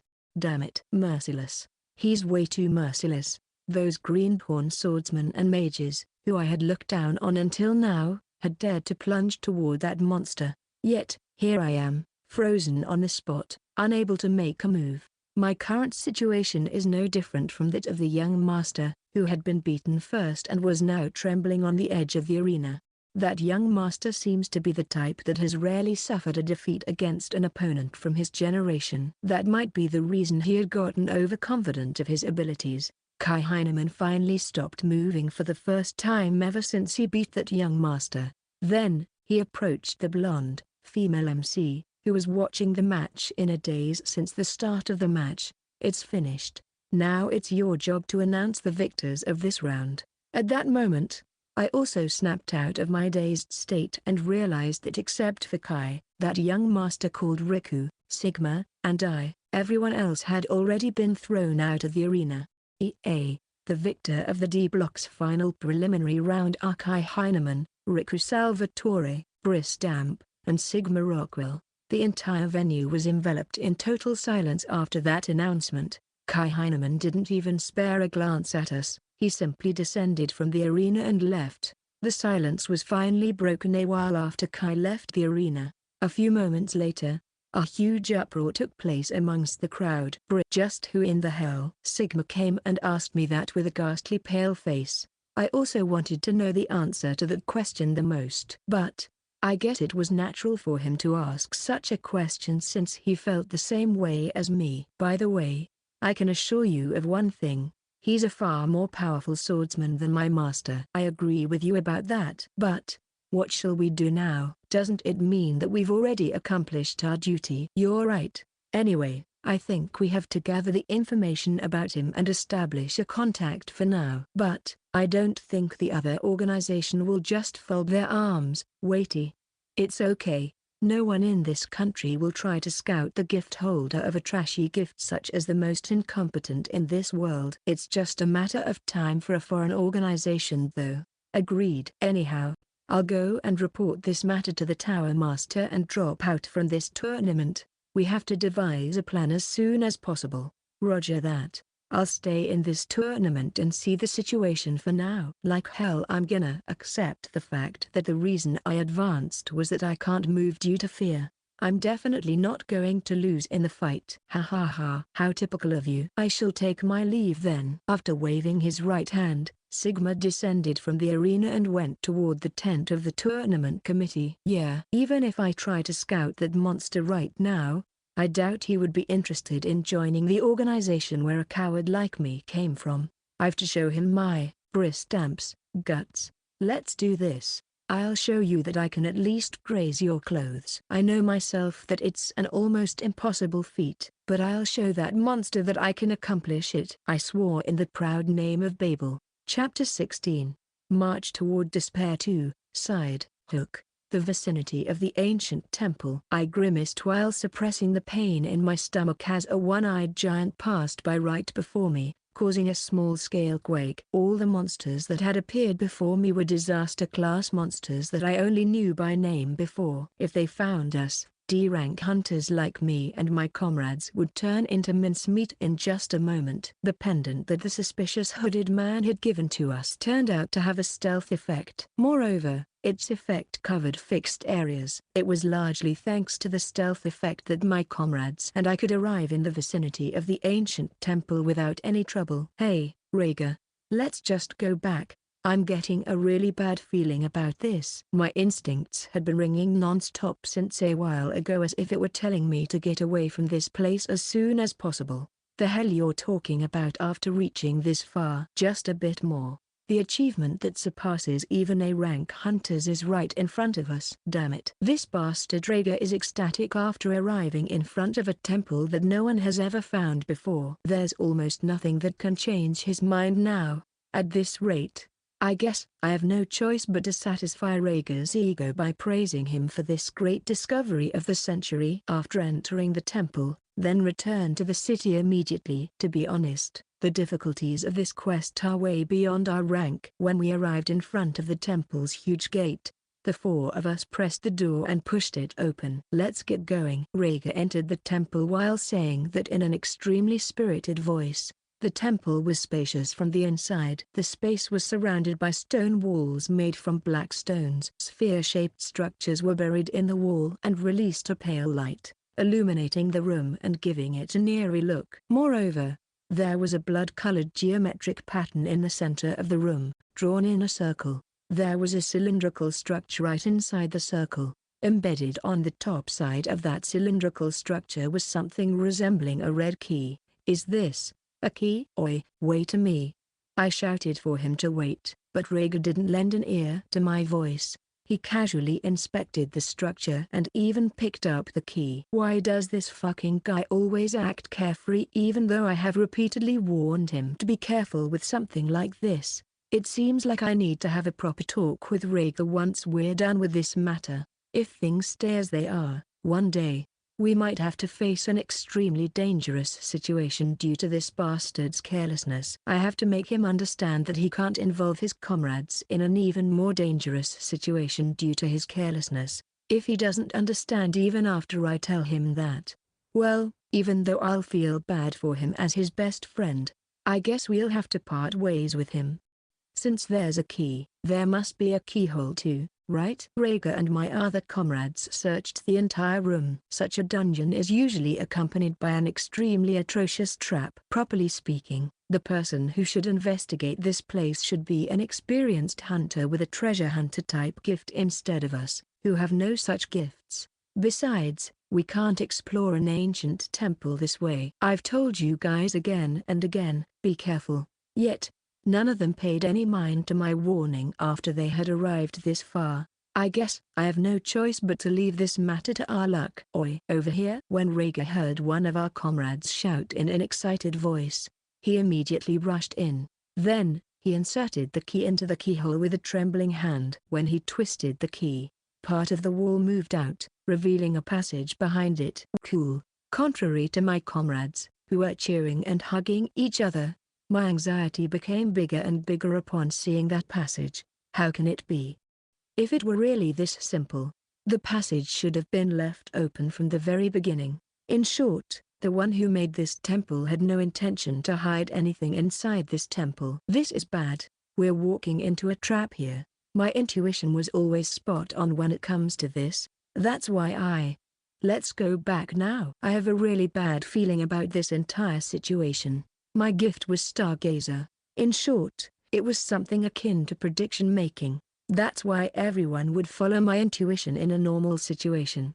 However, right now, I had told my comrades to retreat when a vast amount of wealth was waiting right before us. "What are you talking about after we've come this far, Hook-san?" "Yeah, advancing is our only choice in this kind of situation." "Not good, huh?" Seeing the resolute look in their eyes, I guess there really is nothing that can change their mind. Rather, they might become even more reckless without me. "I understand. But, we have to retreat when I feel that the situation is way too dangerous for us. Do you agree with that?" "But, if we return, our achievement. We've already secured our achievement the moment we arrived in this temple. Are you referring to something else? Do you really think that a single hunter can do everything from discovering the temple until the investigation?" Rhaegar seemed like he had been chewing his molar for a while, but he still said, "KKI, we'll go back once you feel things have become way too dangerous." "I promise." That was the answer I wanted to hear the most. I was saved from the fact that he was obedient right now. "Then let's go." "Don't act rashly again." Everyone nodded at once. And so, we entered even deeper into the temple. Soon, we arrived at the end of the passage. That place was definitely a mountain of treasures. "We ain't dreaming, right?" "Yes." I pinched my arm, and it hurts. "This is real." Everyone was overjoyed upon seeing treasures such as gold and silver stacked like mountains. However, my instincts had yet to stop telling me to escape from this place. Rather, it had gone up and made me feel hallucinatory pain. According to the law of this industry, the ownership goes to the one who finds it first. Thus, all of this is ours. Let's go back at once. Leave the rest to the real investigator. I urged everyone to get out of this place immediately. Yeah, more than this is unnecessary. Rhaegar and my other comrades all nodded, albeit with rather reluctant expressions. Great. We can finally get out of this creepy place. I heaved a deep sigh as if I had found a lantern in the darkest night. Well then, let's go. Just when we were about to leave that treasure warehouse filled with treasures. There's nothing wrong with bringing back a little bit, right? Heavens, just how much we can get from selling this. When I turned around, I saw my other 3 comrades stuffing as much treasure as they could into their rucksacks. It's wonderful that you took the bait. Now we can open the gate. Suddenly, a hoarse voice of a man resounded in my head. Then, a magic circle suddenly appeared in the middle of the room, rotating in its place. I felt my entire body go limp as soon as that man's voice resounded in my ears. Throw that thing back to its place, and escape from this place now. I seized Rhaegar, who was right beside me, from the nape of his neck and brought him out of the room as fast as possible. Crunch. A while later, a giant mouth appeared from the magic circle, which was rotating in the treasure room. The giant mouth swallowed 2 of my comrades, who were still in the room, and chewed them alive. I could only watch as that giant mouth ate my comrades alive while they were wailing in pain. Rhaegar groaned upon seeing that our comrades were being eaten alive right in front of us. That realization sent a chill running down my spine. I quickly propped Rhaegar, who was still in a daze as if his vigor from a while ago were a lie, and ran toward the exit of the temple. Listen, you may escape. And then, extol the greatest fear. For the strong and beautiful Pazuzu-sama is gonna make a mess of this world after this. The only thing that I clearly remembered from back then was the delighted, hoarse voice of the man from before. Chapter 17, March Toward Despair 3, Side, ? A tall, red-haired man with a blue beard walked out from the temple. The man had an extremely eccentric appearance with a mantle, red bikini brief, military cap, and face powder that had turned the color of his face to white. Beast warriors, come! After the man snapped his finger, 3 disgusting figures of an eagle, a tiger, and a wolf, all clad in military uniforms with white and blue base colors, appeared in front of him, each kneeling on their knee. Pazuzu's 3 beast warriors on your command. The 3 monsters with beast heads raise their heads to greet the man in the bikini brief. The rest of us are here too. Following the 3, numerous beast-headed people dressed in butler outfits came out from the blood-soaked floor. Men with a dog head, a monkey head, a pig head, a cow head, a deer head, and a goat head, each with their unique traits, knelt in front of the man clad in the bikini brief. The face of the man in the bikini brief warped into a devil-like smile when he saw all the beast-headed monsters kneeling before him. Well then, time to enjoy this game. It seems we've drawn the first baton. Now, let's turn this world upside down into a living hell in accordance with our pact. He spread his arms and instructed the beast-headed men kneeling in front of him. Pazuzu-sama's wishes are command. The wolf-headed man shouted first. The man in the bikini brief nodded with a satisfied look on his face and then added, anyhow, we're going to take down the nearby settlement. He was looking around as he said those words. Then, he looked at the group of the one-eyed giants who were escaping from the man in the bikini brief, Pazuzu, and his subordinates, with a smug smile on his face. Let's use those monster charms. Now, everyone, you have to slowly, bit by bit, drive those monsters toward human settlement. Pazuzu ordered his subordinates. Gugo. The beasts placed their right fists on their chest and moved to execute their master's order. In this way, the banquet of hell began from a place far away from human inhabitants. Chapter 18, March Toward Despair 4, Side, Ilsa Harnisch. Hunter Guild House of Barse City. With this, I've completed all preparation. I, Ilsa Harnisch, a B-class hunter, smiled in satisfaction when I saw the mountain of items that I had prepared for exploration piling up on the table before me. All the members of the exploration had gathered here too. Everyone was above B-class, with 2 famous A-class hunters specializing in combat in Barse. I had tried to invite the S-class hunter who had made his base in Barse, Wolfman, to join our team too, but he had kindly refused my invitation. Well, it was natural. Wolfman was a lone wolf to begin with. I wasn't the only one. He never accepted a party invitation from anyone. But then, having him standing by in Barse might have its advantage, since it means he would be available in case we mess up with our exploration and cause a monster stampede. The only one left is him. He's the most important person for this operation, according to my investigation. He's currently in Lhasa Hall, participating in the sacred martial arts tournament that is held around this time of the year. This situation also works in my favor. He's the key player and an indispensable person for this exploration. Therefore, I have persuaded the other hunters to let him into the team as long as he wins at least third place in the sacred martial arts tournament. My comrades were confused at first, but they've agreed to let him join the team as long as he fulfills that condition. The Sacred Martial Arts Tournament is a huge gathering of martial artists who take pride in their skills, the face to gain gold and glory from the kingdom itself. Being able to get third place in that tournament itself is enough proof of someone's strength. It's also a rare chance for the high-ranked hunters to scout talented fighters to join their team. Their intent is legible and rational. Naturally, I've yet to try to talk to Kai Heineman and ask him to join our team, but I'm definitely going to make him join our team at all costs. If needed, I will use my savings or precious items that I have diligently gathered over the years. I won't even hesitate to use my body.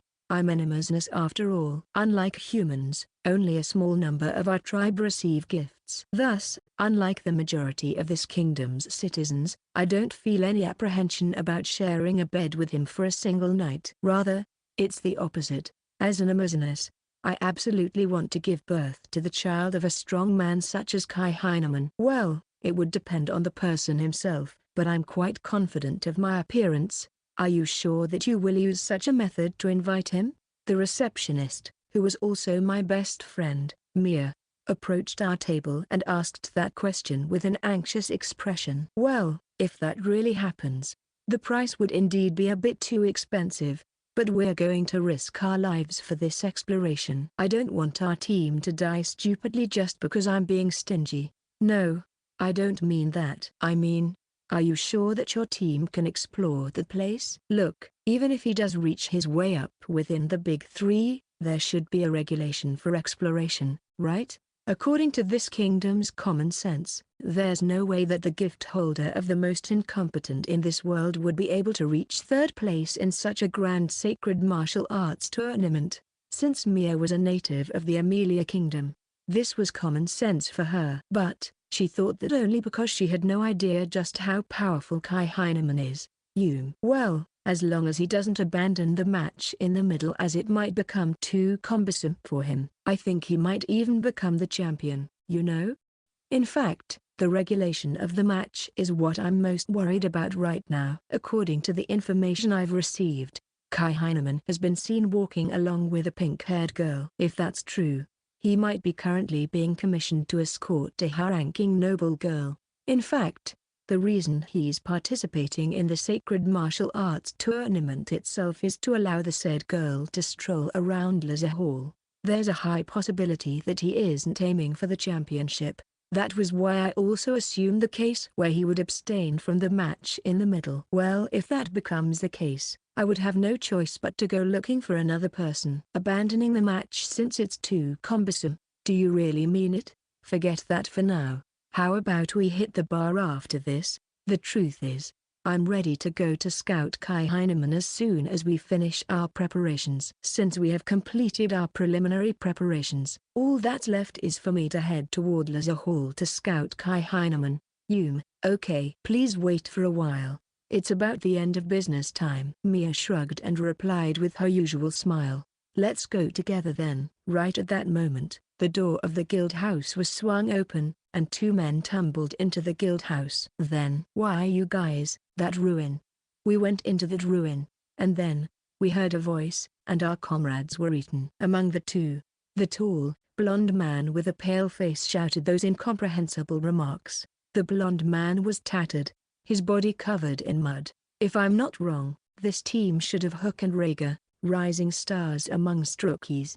He had asked me to allow him to join our team, but the quest we're about to do is way beyond their current capabilities. So I had refused them this time, but I intend to let them in on the next quest. I want to speak with the guild master. This is an emergency. The short-haired man next to the blonde man staggered as he shouted those words. Mia, who stood beside me, trembled non-stop after hearing that. The emergency? What happened? Mia asked as the color drained from her face.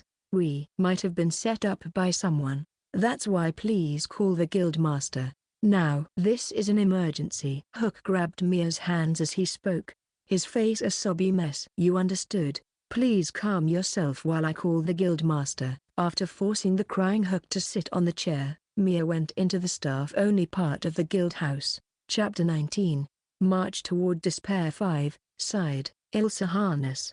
The management of Barse's Hunter Guild listened to Hook's story. After Hook finished what he had to say, the leaders heaved deep sighs. So, greenhorns like you geese managed to reach that ancient ruin by relying on a pendant a suspicious man gave to you. A small, yet muscular man muttered while stroking his beard and sighing. His name was Ralph Axel, and he was the guild master of Barse City's Hunter Guild. Moreover, to think that you were stupid enough to approach that mountain of gold. Another man who was part of management groaned while covering his face with his right hand. His reaction was natural. If something was left in a dungeon or a ruin, it was for a reason, but those things would normally not be left in a conspicuous place that could be found so easily. If a proper treasure hunter had gone to that ancient ruin, they wouldn't have taken any of the treasures left in an open place like that. Nothing we say now will change the current situation. We have to think about what to do next. Guildmaster Ralph said so. Who's the black-robed man who gave that pendant to Rhaegar? The staff member with bobbed hair voiced the question that had appeared in everyone's mind. Well, they might be someone from an underworld organization or the demon race. Both aren't decent, after all.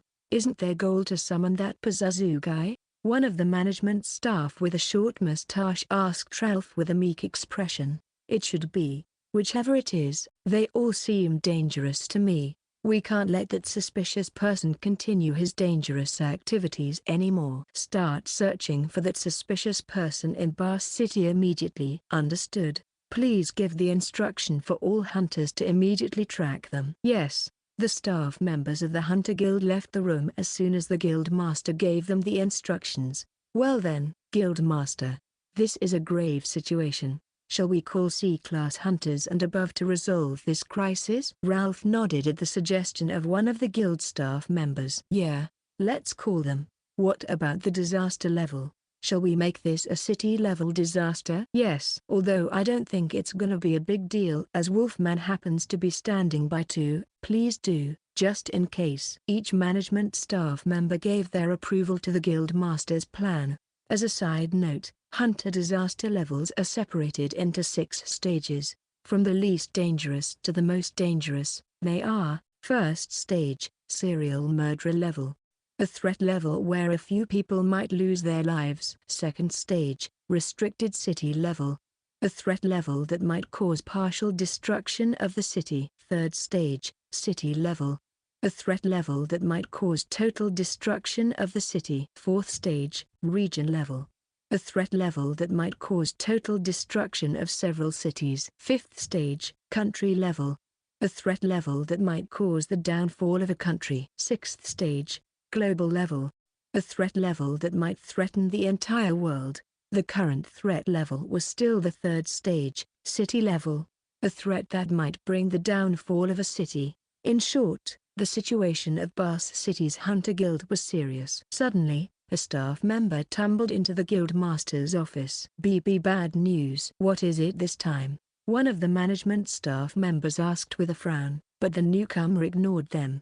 He just looked at the guild master while pointing toward the Easter Gate direction with his right hand. It's a monster stampede. There are monsters that inhabit the deepest region of the forest. Some never seen before monsters are also there in the stampede. What? All of the staff members stood up at once as they heard that shocking report. In the first place, One of the reasons the exploration of the temple hadn't advanced that much was the monster that lived deep in the forest. Moreover, the story about an exploration team composed of B-class adventurers being wiped out by the monsters in the deepest part of the forest was famous in Barse City. Are you kidding me? Do you mean disaster-level monsters are coming out in swarms? One of the B-class adventurers present in the meeting along with me shouted with disbelief. Raise the disaster level to region level at once. We're going to prioritize the evacuation of the citizens. Send someone to tell Wolfman about this situation and ask for his cooperation. The guild master gave his order to raise the disaster level at once. Wolfman has already left to fight the monsters. Amelia Kingdom's knight leader, Arnold, is also cooperating with us. Everyone heaved a sigh of relief upon hearing that report. The S-class hunter Wolfman was famous for his bravery. He had received harsh discrimination in this kingdom since he was born from a human and a beastman. However, he had overturned the prejudice with his unrivaled physical strength. He had saved many people from the crisis. As someone who is used to hearing his heroic legends ever since I was a rookie myself, I couldn't help but feel extremely relieved upon hearing that Wolfman was with us. Moreover, we even have the backing of the knight leader Arnold, who is famous for being the strongest swordsman in this kingdom. He is comparable to an S-class hunter. There is no greater fortune than having the two of them in this sparse city right now. Yosh. Now we'll split our personnel into 3 teams: subjugation team, refugee team, and investigation team. Only B-class hunters and above are eligible to join the subjugation team. Lastly, the first floor of this guild will become the emergency headquarters for this incident. The limit imposed on the members of the subjugation team was natural since we would only create meaningless sacrifices if low-class hunters were to fight monsters that came out from the depth of the forest. Yes, sir. The staff members replied by placing their right fists on their chests. That sounds too much to be true though. Stop the useless chit-chat, and do your job. We're running out of time. The guild master scolded the staff members who sounded like they were hesitating. The guild master wasn't the kind of man who would raise his voice at his subordinates like this in a normal situation.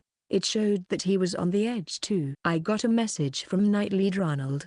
He said, recall Princess Rosemary's royal guard, Kai Heineman, from Liza Hall as soon as possible. The room broke into turmoil the moment the messenger finished speaking. Ilsa, the one called Kai Heineman, should be the newbie hunter who's attending the sacred martial arts tournament, right? Is he actually Princess Rose's royal guard?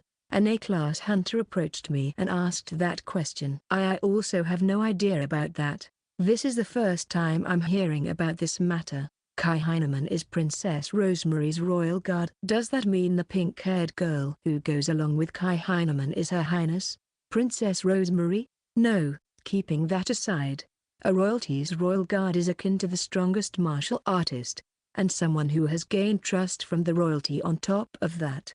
No matter how talented Kai Heineman is, it's way too reckless for Her Highness to choose someone hailed as incompetent to be her royal guard. This development is way beyond my expectations. Forget that trivial matter. Is Kai Heineman really that strong? Far stronger than Knight Leader Arnold. The room went into another uproar when everyone heard the messenger's immediate reply. I agree with Arnold in this regard. Although I've only seen him fight once, even I know that his strength is in a whole other dimension. But his average stat value is 1. Mia spoke with a rather impatient voice. It seems she feels some sort of attachment to Kai Heineman. Well, his weak appearance can invoke the motherly side of a woman to protect him. That might be why he could pluck Mia's heartstrings.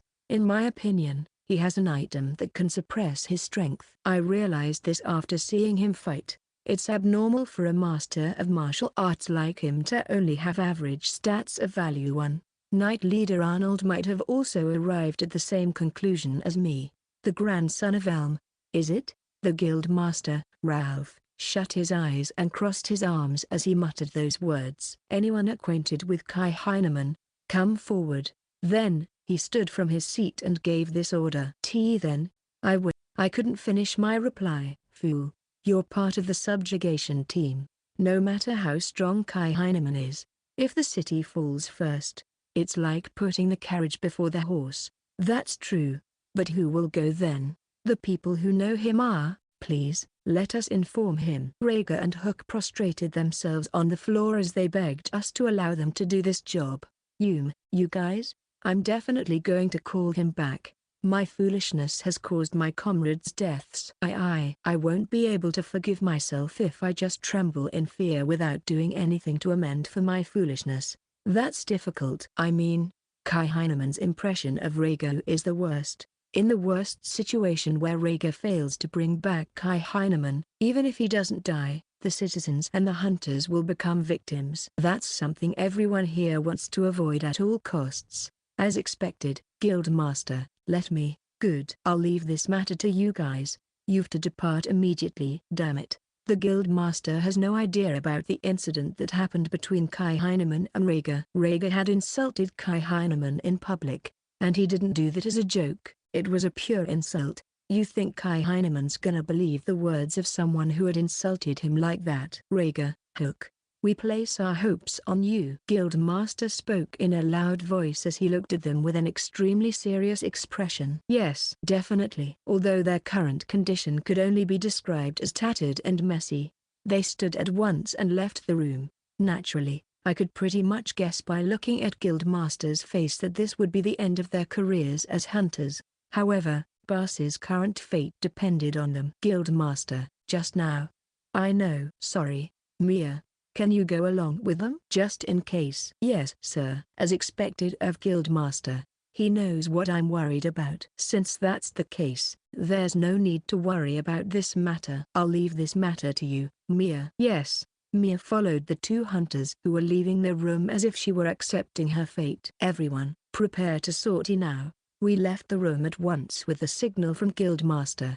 Chapter 20, Secret Talk and Plan 1, Northernmost Mansion of Lizzie Hall. Below the mansion was a spacious and luxurious room. 10 men dressed in nobles' attires were drinking wine during the day as they sat around the table in the center of the room. They were the nobles from the faction of the first prince, Gilbert Lotto Amelia. These were the people who had contacted the Empire and even provided the funds to sell Rosemary, their princess, to the Empire. The reason they had gathered in Lizzie Hall was to observe the knight the Gilbert faction had nominated as he would participate in the sacred martial arts tournament. Moreover, they were also waiting for the good news from the Empire. I guess this confirms Lord Fracton's failure. A man with a barrel-like figure didn't even try to hide his displeasure as he slammed the wooden mug containing cider onto the table. No doubt about it. After all, someone witnessed Her Highness strolling in Lizzie Hall. A man with a well-built body and with neatly shaved blonde hair, except for the top part of his head which was like that of a pineapple, affirmed so while crossing his arms. Does that mean the Empire betrayed us at the last moment? Even as a joke, we pushed this marriage plan forward without even asking for His Majesty's permission. So Lord Fracton's death penalty is pretty much confirmed. It'd be the best if His Majesty doesn't suspect our involvement in this matter. But an abnormally thin noble murmured those words with a ghastly pale face. Don't joke around. I only agreed since you people said it'll be successful for sure. The same for me. I only lent my name since you said it was for Prince Gilbert. The anxiety that they had been suppressing until now blew up at once since there were only nobles of the same faction in this room right now. Calm down. There's no evidence of our involvement since Lord Fracton has confessed that it was his own plan. Even His Majesty can't punish all of us here on baseless suspicions. Moreover, we've prepared a perfect scapegoat. That's why we won't be punished for this. The surrounding nobles regained their composure upon hearing the loud voice of the noble with a barrel-like body. So, what is Princess Rose doing in Lizzie Hall? Lord Lumper, if it's you, you should be able to catch her. No? He asked that question to the well-built noble with pineapple-like hair. It's the incompetent. Lumper spat out the answer to the noble with a barrel-like body. She's being escorted by the Sword Saint's disgrace, who is currently participating in the tournament. Since the nobles here were too busy to save their asses after Fracton's failure, they had no chance to see the sacred martial arts tournament. Sword Saint's disgrace? The pitiful child who received the joke-like gift. The most incompetent in this world. The faces of the nobles around the table bloomed into smiles when they heard that. So, How's the result of Her Highness's knight? No need to ask the result. He must be running with his tail between his legs, right? No.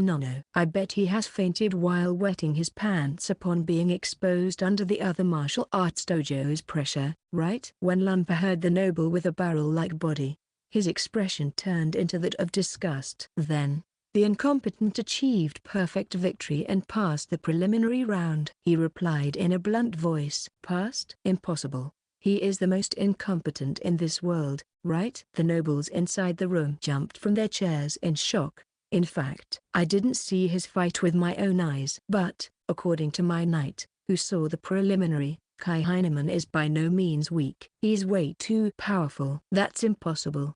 He must be cheating. Yeah.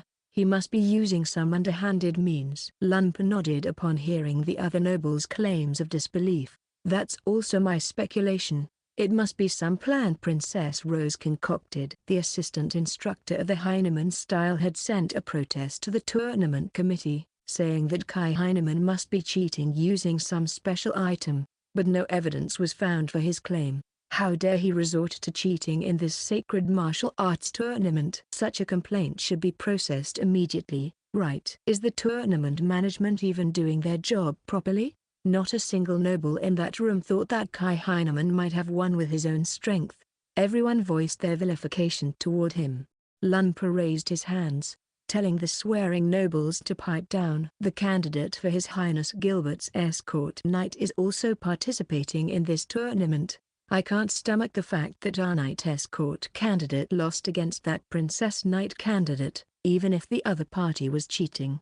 It's like plastering mud on His Highness Gilbert's reputation. Thus, our only choice is to win. I agree with Lord Lumpa, but at this rate, that incompetent might advance to the final with his cheat item, right? Doesn't that mean our knight escort candidate might lose too if he meets that incompetent in the tournament? Humphrey. Regarding his cheat item, we just need to create a regulation to prevent the participants from bringing their possessions aside from those provided by the management of the tournament. Moreover, it's not like the knight candidate we raised with care will lose to that incompetent. There's no problem. We're in control of all situations. Lumpa drank the cider in his wooden mug as his face warped into that of a devil. I see.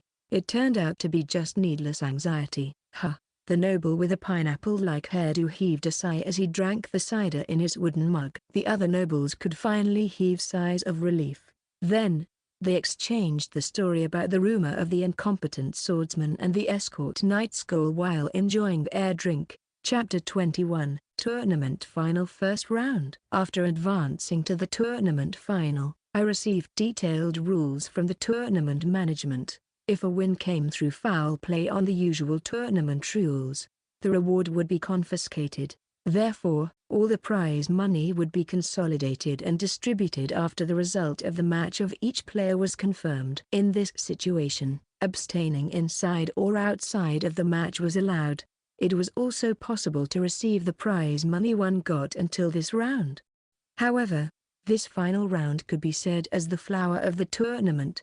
Its best part, none of the participants in the final round were willing to abstain. Thus, it became an unspoken rule that the participants of the final round mustn't abstain before the match. But, in the end, a participant could still abstain from the match right after the start of the match. Since abstaining by going out of the arena wasn't prohibited, the medical staff members were on standby outside the arena to prevent any accident.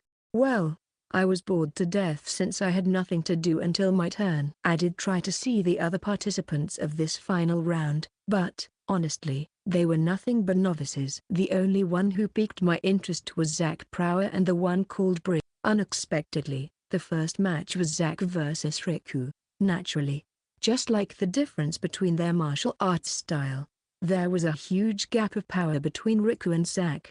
It was just like the comparison between an adult and a child. I had thought that Riku would be abstaining right at the start of the match, but despite being bruised all over his body, he kept coming at Zach until losing his consciousness. Maybe Riku had what it takes for him to carry martial arts style pride. Well, Riku was still young. Whether he was going to fall or rise as a martial artist completely depended on himself. With this, Zach advanced to the second round of the final. Let's abstain from the match after I managed to rope in Zack into becoming Rose's royal guard. Now, I walked toward the match venue since my turn had come. Even now, I can still hear the spectators making distasteful remarks about me. They never get tired. Right after the finals of the preliminary round, the assistant instructor Shiga had brought his disciple along with him to make a claim about me using underhanded means. Well, that might have been some form of their retaliation. They claimed that the incompetent me was advancing to the final round by using prohibited items during the matches. Thanks to that, the rumor about me spread around the city like wildfire and made the people aware of me. Due to that, maybe because the management of the tournament also couldn't ignore the problem anymore, another rule was added to their rules list. Participants were banned from wearing accessories like bracelets or rings, and they had to wear the clothes provided by the tournament's management committee. To be honest, I don't care about such trivial matters, but Rose, who was getting irritated due to such a rule, was far more troublesome. I arrived at the venue, wearing the clothes designated by the management committee and put up in the locker room. I threw everything I was wearing before into my item box. This is an item to restrict my ability. The clothes which I wore could randomly lower strength, stamina, and agility to around 5 to 15 points. What a useless item. Such a restriction was useless for me. But, is it really okay for me to go out in the open without restricting my ability at all? I mean, I know that the gap between weak and strong in this world is severe. I trained myself to adjust my strength along the way till as a whole so that even when I fight against a weak opponent, I wouldn't accidentally kill them. Rather, seeing that I'm pretty much amongst the strongest in this world, it would be troublesome if I made a mistake in my judgment, like when I was about to kill Ilsa on the final floor of the dungeon. Anyhow, as the management went as far as to prepare these clothes, it seems they really don't want me to win this tournament. Originally, I was thinking about abstaining during the match, but I've changed my mind now. I'm gonna advance to the grand final and win this tournament. Let's show them what they don't want to see the most. The moment I stepped into the arena, which was surrounded by spectator seats, I could hear the loud jeering from the spectators. In stark contrast, those noisy spectators fell into silence when a man with spiky hair, who is most likely my opponent, entered the arena. This spiky-haired fellow made me speechless for a different reason. I've never seen any of his battles, but guessing from the medical staff members closing in toward the arena, I could pretty much guess that this fella's combat style should be quite violent. They even replaced the original MC, the blonde woman who had accidentally revealed my gift before, with a man in a black suit. I see. It seems everything is the arrangement of the tournament's management committee. Ladies and gentlemen, introducing the contestants of the 5th match of the final round. From this side is the most incompetent in this world's gift holder, Kai Heineman. It's not the most incompetent in the world. It's the most incompetent in this world. There's a suspicion that he advanced to the final round by using a cheat item. An even louder jeering poured over me from the entire spectator seats. Since the new MC went as far as to bash a participant at such a timing, it was gonna cause more problems in the distant future. I'm pretty much sure that this arrangement might have something to do with the rivalry between Rose and that Prince Gil. But worry not, the management committee of the tournament isn't stupid. The attire worn by all the participants in the final round has been prepared by the management committee. No one can cheat their way through the tournament anymore. The spectators let out deafening cheers upon hearing that. The man in the black suit nodded with a satisfied expression. Then he pointed at the spiky-haired man with his right hand. Facing the incompetent is the man with a 70% destruction rate. A flame-type gift holder, the true crusher Dick Bar. There is no doubt about his strength. Well then, let's see how he's gonna crush the cheating incompetent. An even louder exclamation resounded in the venue when the spectators heard the MC's introduction of that spiky head. So, crushing the opponent has been allowed by the MC. It seems these fellas are just prideless MCs, and the spectators actually approve of such an unreasonable event in this tournament. Honestly, these disgusting people belong to the type I hate the most. I walked to the center of the round arena. Wow, This is the first time I met someone hated more than me. The spiky head, Dick Baum, also stated his opinion as he approached me with a faint smile on his face. Is that so? I guess this will become a nice experience. You aren't afraid of me? Dick raised his eyebrows, asking that question while glaring at me. Afraid of what? Afraid of me? I'm far more powerful than you, you know? I wonder about that. We won't know unless we try, but since you claimed so, I guess I can at least look forward to seeing your skill. Although my instincts told me that Dick's strength was even less than that of a bug, I guessed I should set some expectations since the other party was a human. Anyhow, stats weren't everything for a warrior's strength. After all, as long as one's mastery surpassed a certain threshold, killing an overwhelmingly stronger monster, stats-wise, in that dungeon was easy peasy. This was something I had realized when I was trapped inside that super easy secret dungeon. You've done it now, small fry. Now, I'm gonna make a blood festival of you. Oi, referee, give the signal quickly. The MC in the black suit nodded, then descended from the arena. After that, the skinhead man wearing referee clothes walked up into the arena and crossed his arms. Fight. He swung his arms to the sides as he signaled the start of the match. Burn to ashes, small fry trash. Flames wrapped Dick's arms and legs as he shouted and rushed toward me. I dodged his right fist with ease, then stepped back to avoid his low kick with a paper-thin margin. I then stepped back a little bit further, just enough to barely dodge his flame-covered left backhand. This is beyond awful. His skill is even lower than that of the Greenhorn Riku. Moreover, he lacks the most important factor for a martial artist, stamina. That short exchange was enough for me to see that this Dick had never trained properly. His attack couldn't even be called martial arts, it was just street performance. Even though it sounded unbelievable, if what that fucking MC had said was true, this retard street performance had crippled many martial artists. Damn it. Why ain't you get hit? Dick glared at me while breathing heavily. Because the thing you're using isn't martial arts at all. I pointed out the most obvious fact, which didn't have to be pointed out as it was laid bare for every martial artist to see. It didn't mean that I was looking down on Dick just because he used his natural gift to create a flame in the fight. If that gift was used with a proper martial arts moveset, that would have been it. I would never approve of wildly swinging around those limbs while uselessly utilizing a gift like this retard before me as martial arts. I am the general instructor of the Wicked Blazing Horizon style. Wicked blah. What? Sorry, but I don't know a school with such a joke-like name. Let me make one thing clear. Every single attack you used on me isn't martial art at all. I declared so while walking toward him. Don't joke around.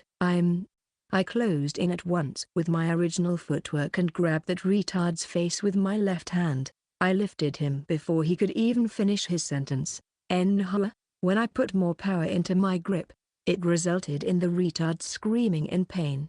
Jagala, how can I TB?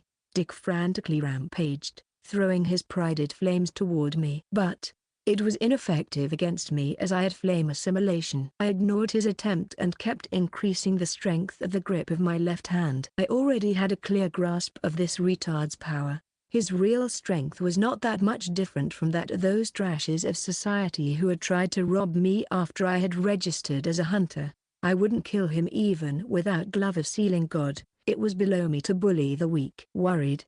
Rest assured I won't break your skull. Lately, I've been training really hard to control my strength using animal skulls or nuts so that I won't make a mistake in controlling my strength. I looked up toward the retard, who opened his mouth wide. The retard screamed like a girl, his face painted with fear. Now, listen to me. In my eyes, what you were doing just now isn't martial arts, it's just a show of power that even an amateur like you can do. In short, it's just worthless violence. But crushing you with martial arts will only stain my pride. Using pure strength alone is enough to crush a piece of trash like you.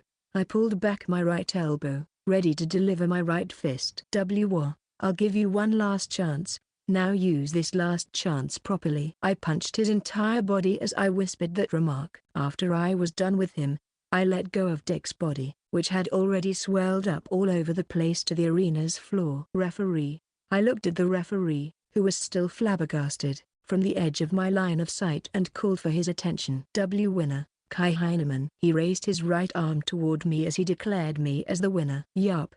That's the end of this farce.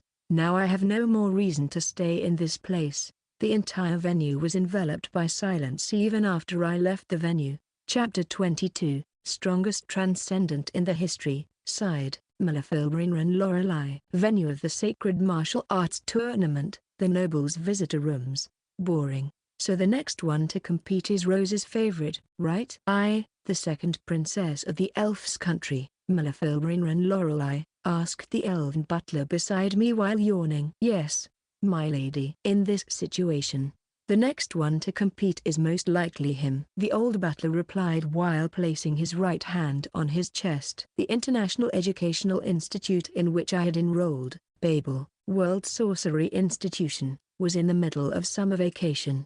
Therefore, I had come incognito to the nearby Amelia Kingdom, which also happened to be the motherland of my classmate Rosemarie. I had already heard from Rose before that this year was the year when a super big event called the Sacred Martial Arts Tournament would be held here. That was why I wasn't surprised when I had unexpectedly seen Rose during one of my strolls in Leisure Hall, and when I ordered my butler to investigate Rose's suspicious behavior at that time. The result of the investigation came faster than my prediction. Namely, Rose's chosen swordsman was participating in the tournament. So this is the Amelia Kingdom's biggest tournament.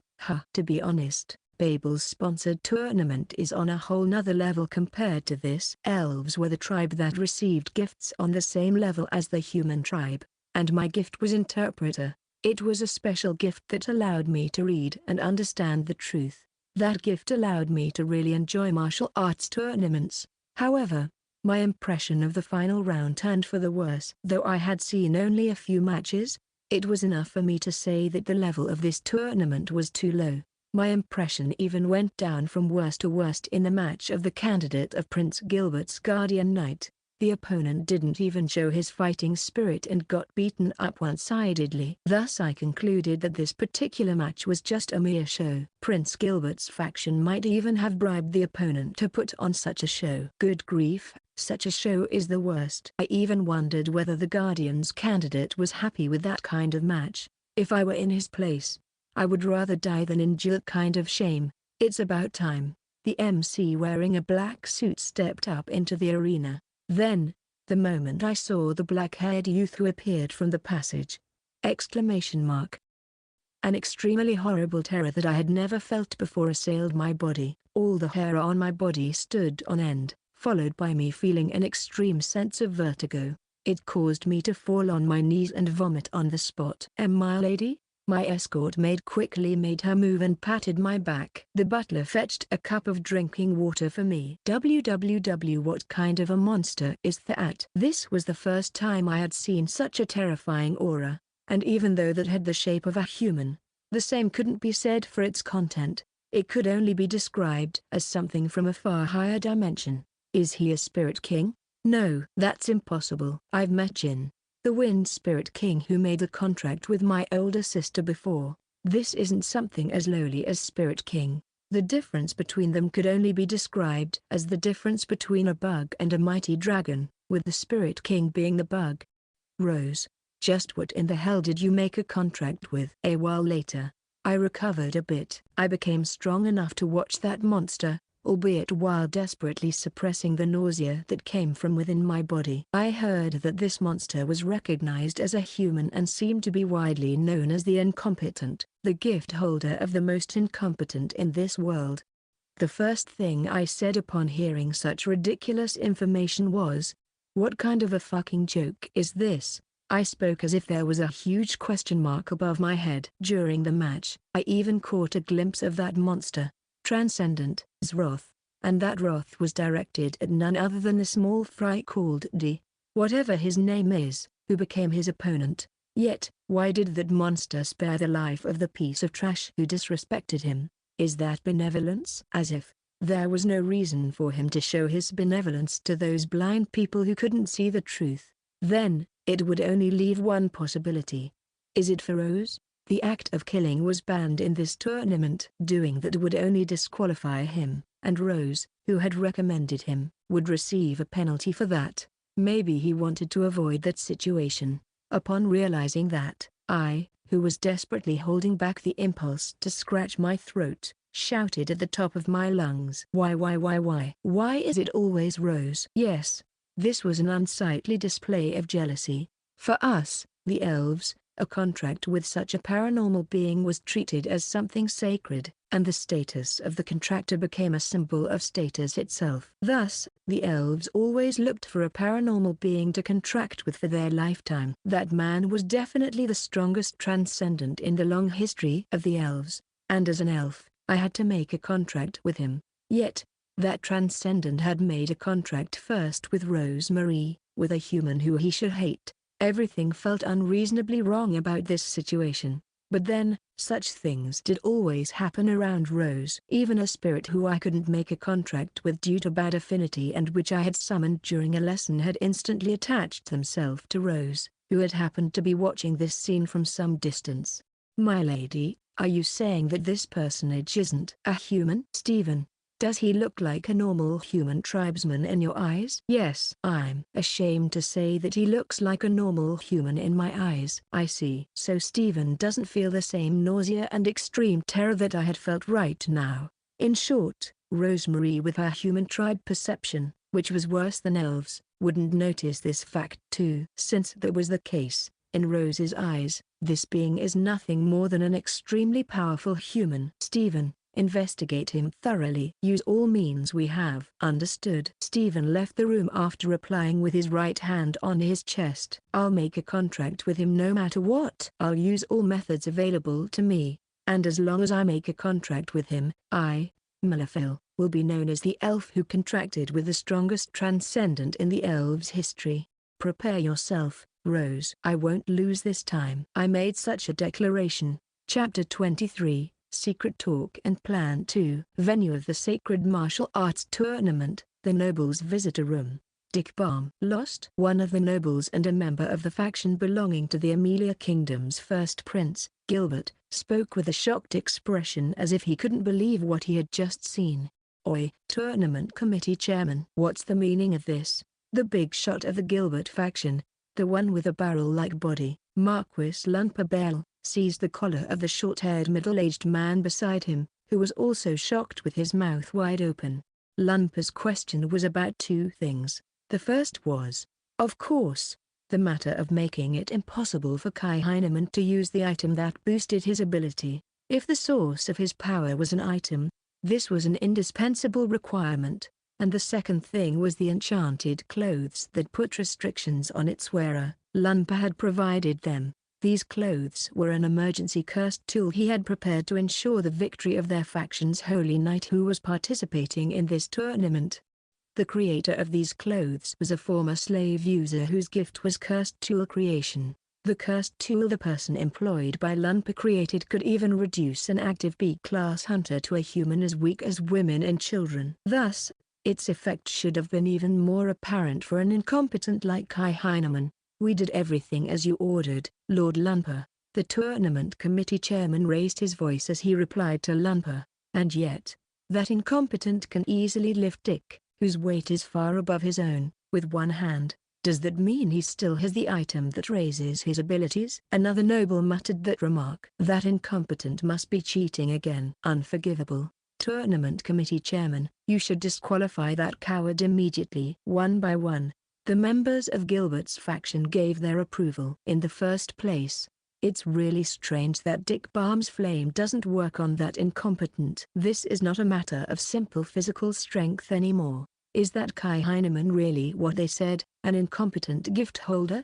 A man with pineapple-like hair denied the other noble's claims while wiping beads of sweat on his forehead. He was speaking as if he were questioning himself. What do you mean, Lord Ananas? Lumper looked at the man with pineapple-like hair, Ananas, about the true meaning behind the latter's remark. Even if I tell you, a civil official like you will never understand it, but to make the matter easier for you to understand, I'll put it simply as, his movement is that of a martial artist. Moreover, it's the movement of a veteran who has undergone hundreds of wars, That's why it must be the work of a knight. It's not. It no longer matters whether he's using an item or not. His movement is ingrained in every fiber of his muscle, not something a mere incompetent without enough training can reproduce. And even though I feel bad to tell you about this, our guardian knight candidate is simply not his match. It's like comparing a baby and an expert in his prime. Our candidate can't win no matter what. The noble room shook at once the moment Count Dananas gave his opinion. Are you saying that my son is inferior to that incompetent? Marquis Lunpo asked Count Dananas with a trembling voice. Indeed. At least when it comes to martial arts. How can it be? That guy is just the descendant of an honorary knight. He has no noble blood flowing in his veins, unlike us. Moreover, he's the lowest of lowly pieces of trash and has been abandoned by the holy warrior god as his gift. The most incompetent in this world suggests. Yes, I can't deny that. But his ability is real. There's no mistaking this. Count Dananas stood up from his chair, then looked around at the nobles inside the room. One by one, the situation has changed. Today, our Anana's house will officially withdraw our participation from this competition for the throne. After placing his right hand on his chest and bowing to his colleagues, Count Ananas left the room. His swift and unprecedented action shook the noble room for the second time. It was only natural since Count Ananas's house was known as the first or the second strongest martial arts house in the Amelia Kingdom.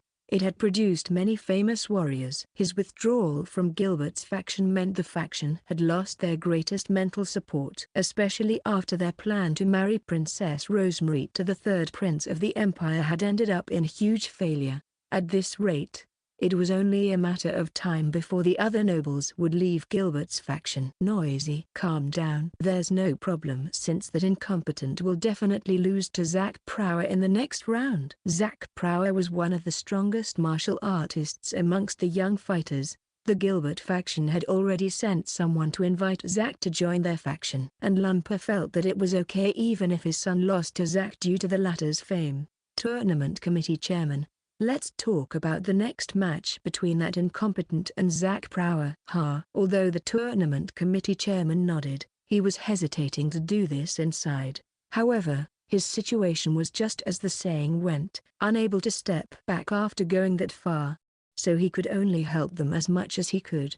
Well then, Lumper started to speak as he averted his gaze from the incompetent. Kai Heineman, Chapter 24. Battle in the Wasteland in front of Barse City's East Gate, sighed Ilsa Harnisch. The wasteland in front of Barse City's East Gate. The battlefield was mainly changing around two people. One was a tall man with a wolf mask and body covered in wolf fur.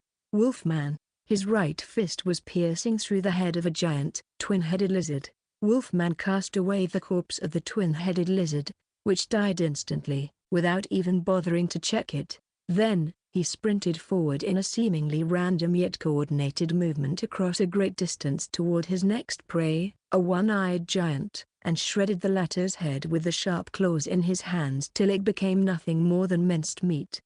The other one was a middle-aged, blue-haired man clad in pure white armor, the Amelia Kingdom's knight leader Arnold. Arnold was facing a house-sized ogre that was charging toward him with a war cry and small-scale tremors on the ground. The ogre swung its metal club toward his head. However, knight leader Arnold's great sword, which had already been dyed red, drew numerous red lines in the air. The next moment, the metal club that the ogre had swung down was cut to pieces and fell to the ground. It was followed by the decapitated corpse of its wielder. Amazing. Ilsa Harnisch, a B-class hunter, watched those spectacles in awe. Currently, these two men were killing the monsters of the deepest region of the forest with such ease. Each of those two monsters the two men faced was an extremely powerful monster that could only be defeated by a combat team. Yet, both men slaughtered those monsters with ease. With those two around, maybe we'll be fine even without that rookie reinforcement. One of my hunter comrades cracked a joke as he walked toward me. I felt the same. According to that knight leader Arnold, Kai Heineman was even more powerful than him. To be honest, the likes of me couldn't even see the bottom of the latter's ability since it was too profound. Anyhow, Wolfman and Arnold were in charge of beating the monsters from the deepest region of the forest, while the small fries were left to the hunters, who were in charge of the battle, including me. This tactic was working much better than our expectations, and we managed to protect Barse from the monsters. Don't lose your focus. Our duty is to buy time till Kai Heineman arrives. You should take a break if you get exhausted.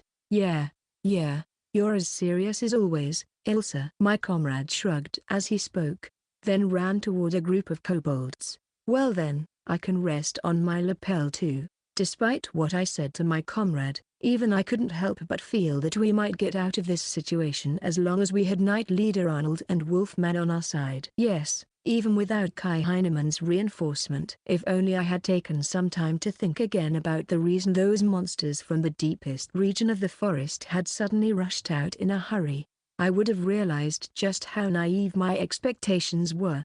Yes, the true terror came just right when I thought that we had survived. Chapter 25, a fact about a chicken Majin that no one cares about. Esther didn't leave his room in the last few days. According to him, Majins could get their nutrients by absorbing the mana in the air, thus enabling them to survive without eating or drinking.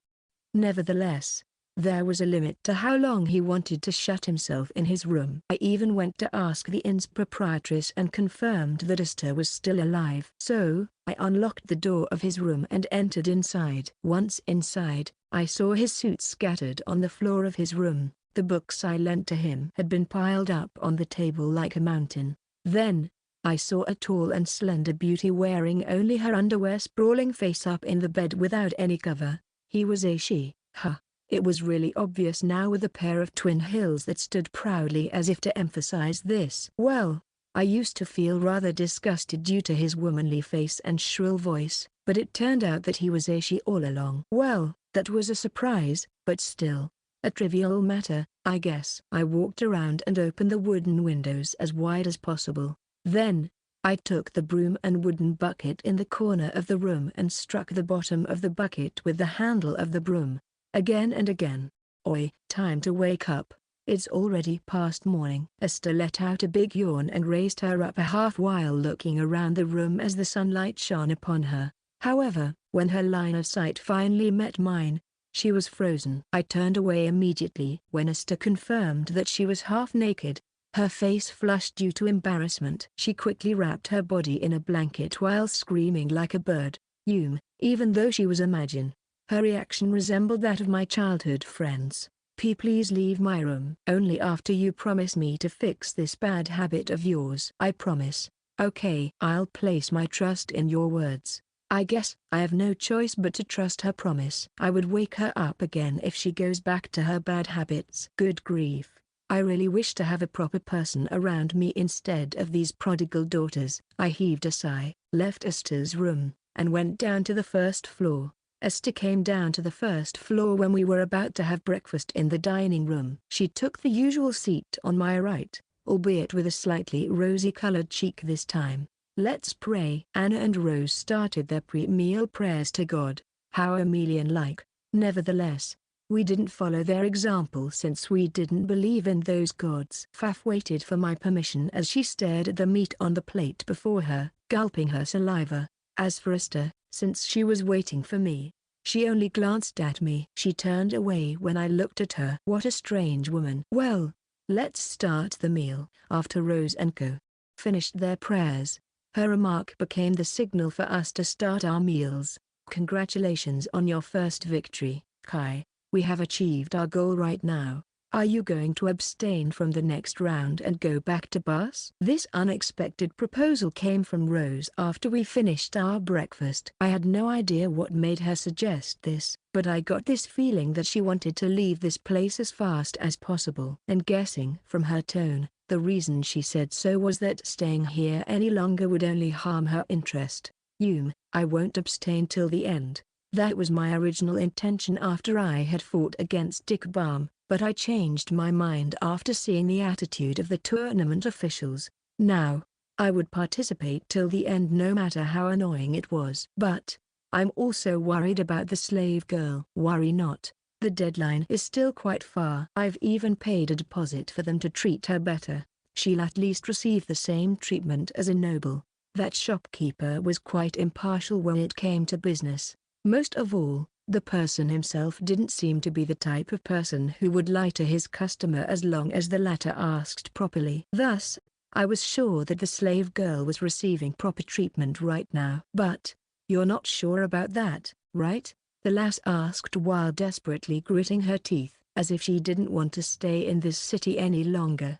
If he dares to break our agreement, I will make sure to hunt him down and everyone involved till the bitter end. I would crush the organization and every single one of their personnel backing his store until nothing left. Crush him down, no Desu. I patted Faf, who raised her fork while yelling such dangerous words, and she squinted like a cat. There, Rose couldn't even speak one more word.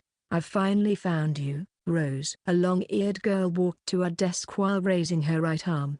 She was a petite girl around 14 to 15 years old, around the same age as Rose. Due to the remnant childish features on her face, she was more inclined to look cute rather than beautiful. Her silver hair had reached her back, which matched very well with her simple attire that was composed of a tunic and a short skirt that used white as its base color.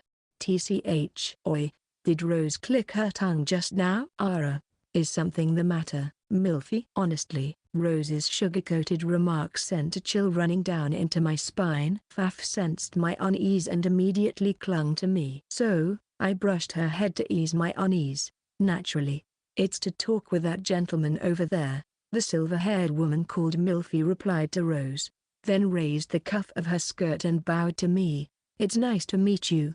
My name is Millefeuille Renren Lorelei. She introduced herself to me. I'm Kai Heineman. Rest assured, I'm not gonna eat you. She was trembling all over as she introduced herself to me. Her face was as white as a sheet of paper. I mean, my face hasn't been that bad since a long time ago. No, I am not scared at all. I'm just a little under the weather and nervous. She was bluffing, but there was no need to point that out. So, what's the matter? It's surely not as simple as just a greeting, right? I was the current most infamous person in this city. Thus, she surely had no reason to greet me. Therefore, she had to have another reason for coming here. Will you make a contract with me? Kai, I placed my right forefinger on Rose's lips before she had the chance to continue her words. Contract? What do you mean? I decided to not beat around the bush and just asked Millefeuille for her reason to say such things.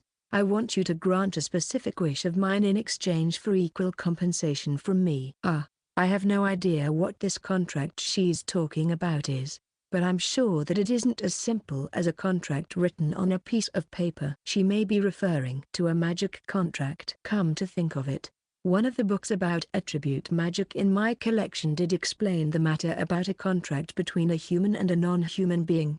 Is she seriously referring to that contract? Does that mean this woman has mistaken me for a non-human being?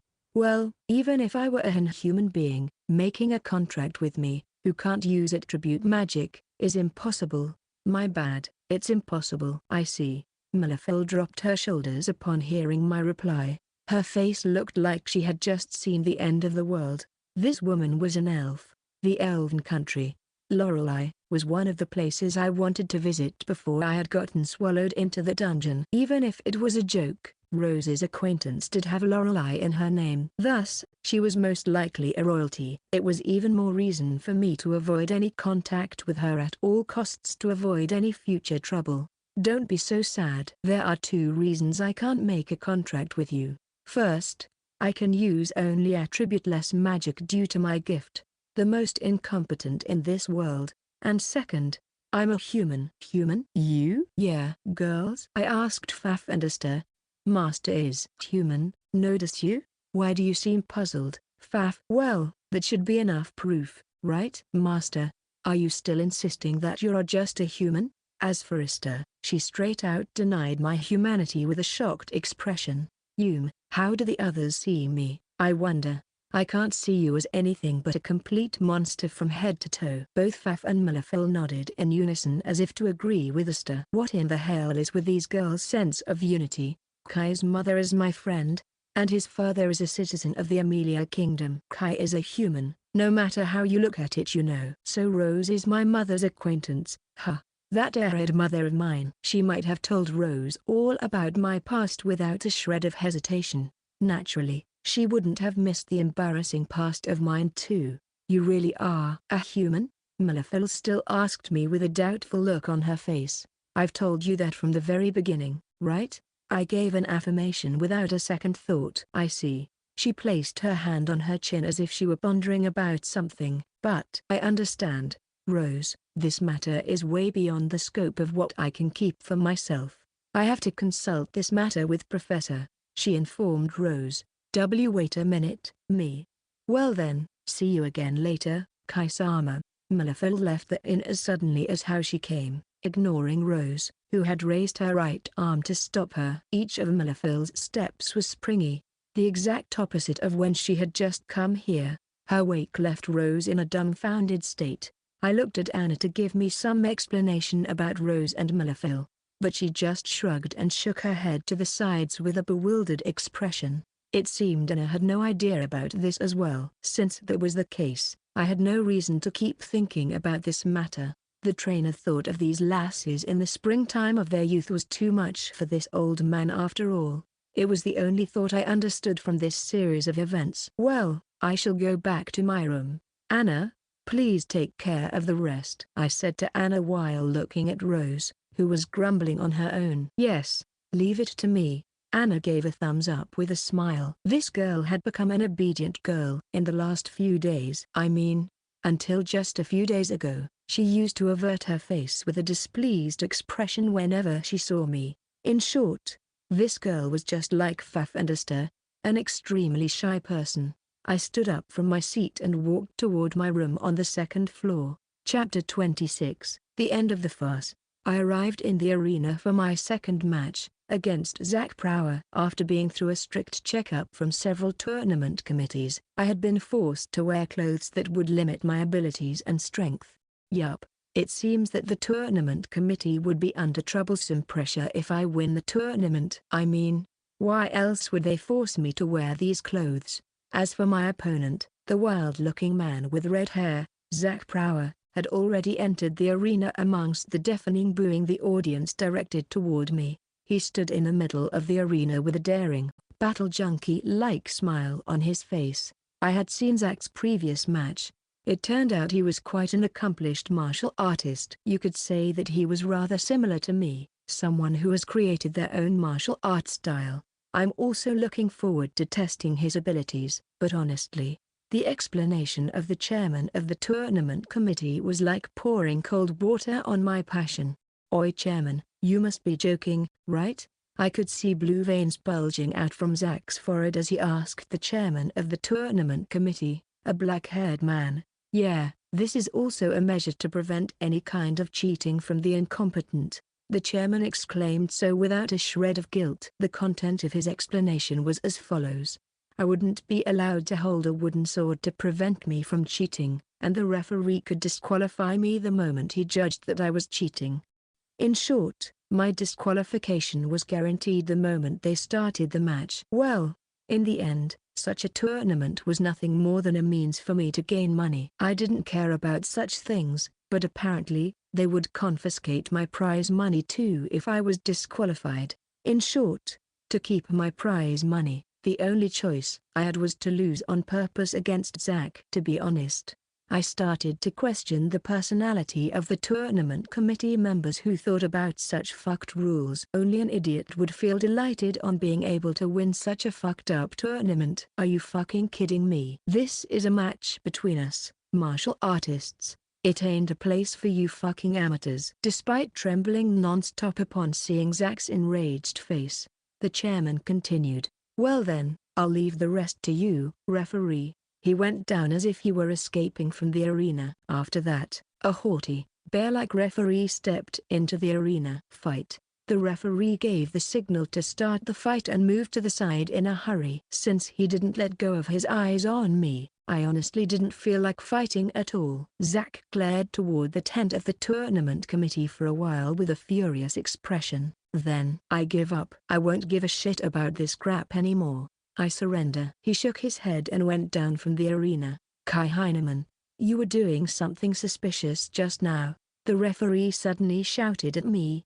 He might have been flustered due to Zack's declaration of surrender. I have not even moved an inch from this place, you know.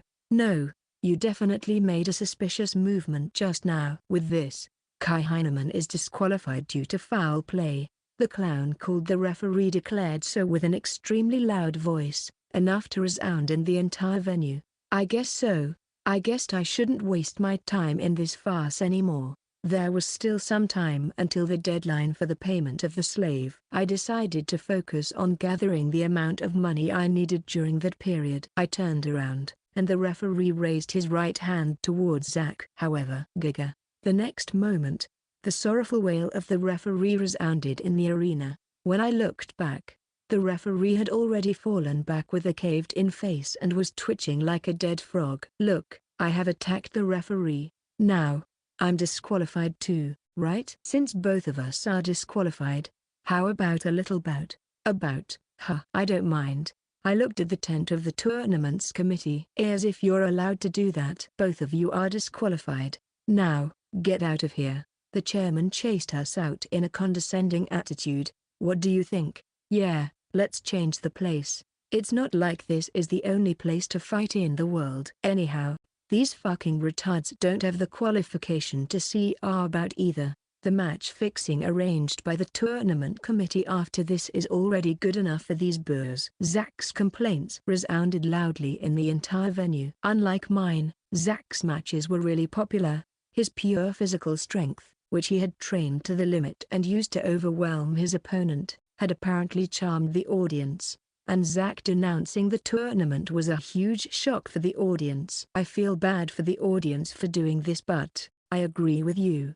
I looked at the spectators and agreed with Zack. Honestly speaking, martial arts were for struggling for life against another person. It wasn't a show, nor was it something that needed spectators. Moreover, the majority of the participants honestly lacked fighting spirit. People who enjoyed our battles as some game or rigged the matches wouldn't understand even if they saw our battle where we put our pride as a martial artist on the line. It was something akin to giving an expensive jewel to a pig. Thus, it was better to finish this before facing all of those troubles. I mean, all this commotion stemmed from the competition between that idiot Prince and Rose. Since such a trivial matter didn't concern me in the least, I had no reason to regard a competent martial artist like Zack as one of these fools, nor did he need to receive some punishment.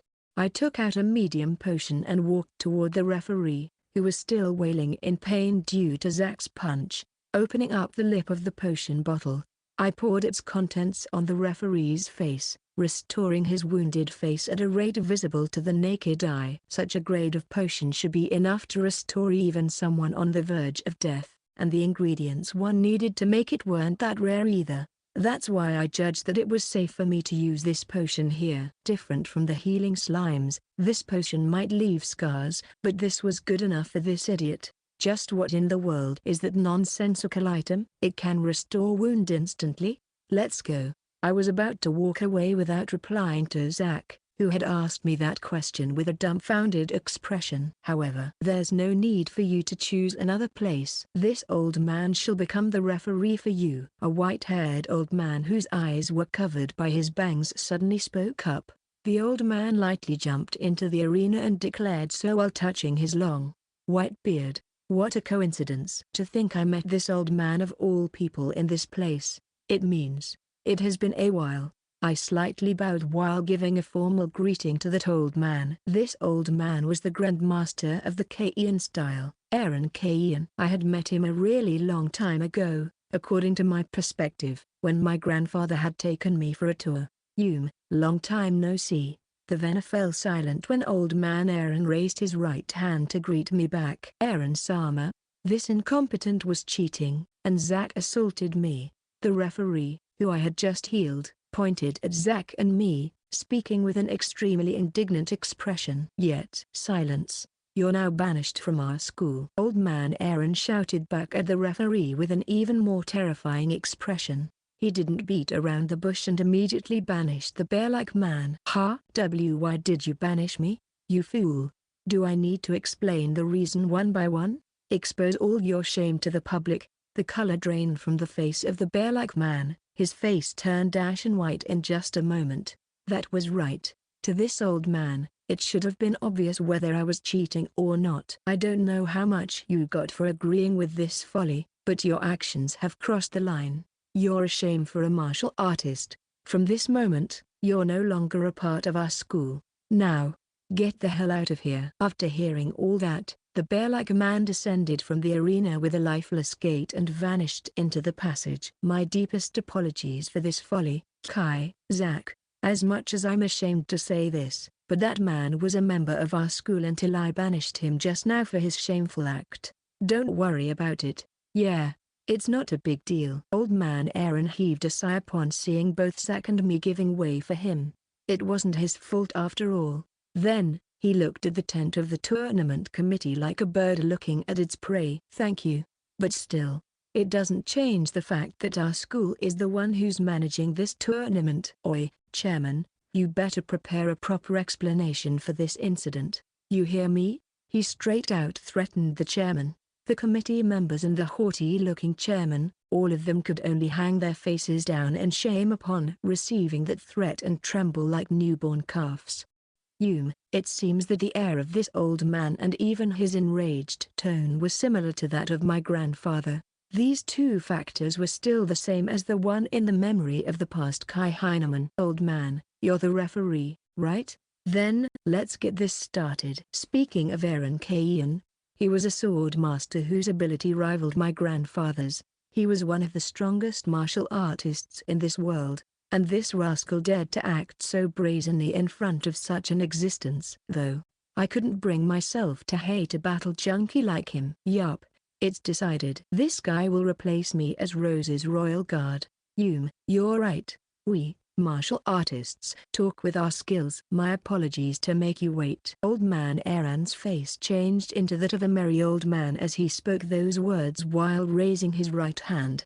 Begin. Then, our battle started with the cue from Old Man Aaron. Chapter 27, He Who Exists in the Realm of Martial Art Gods, sighed. Aaron Kaien. Aaron Kaien, absent-mindedly looked at the extreme and nonsensical exchange of offense and defense from the side of the arena. Zack's kicks and punches were hitting empty air.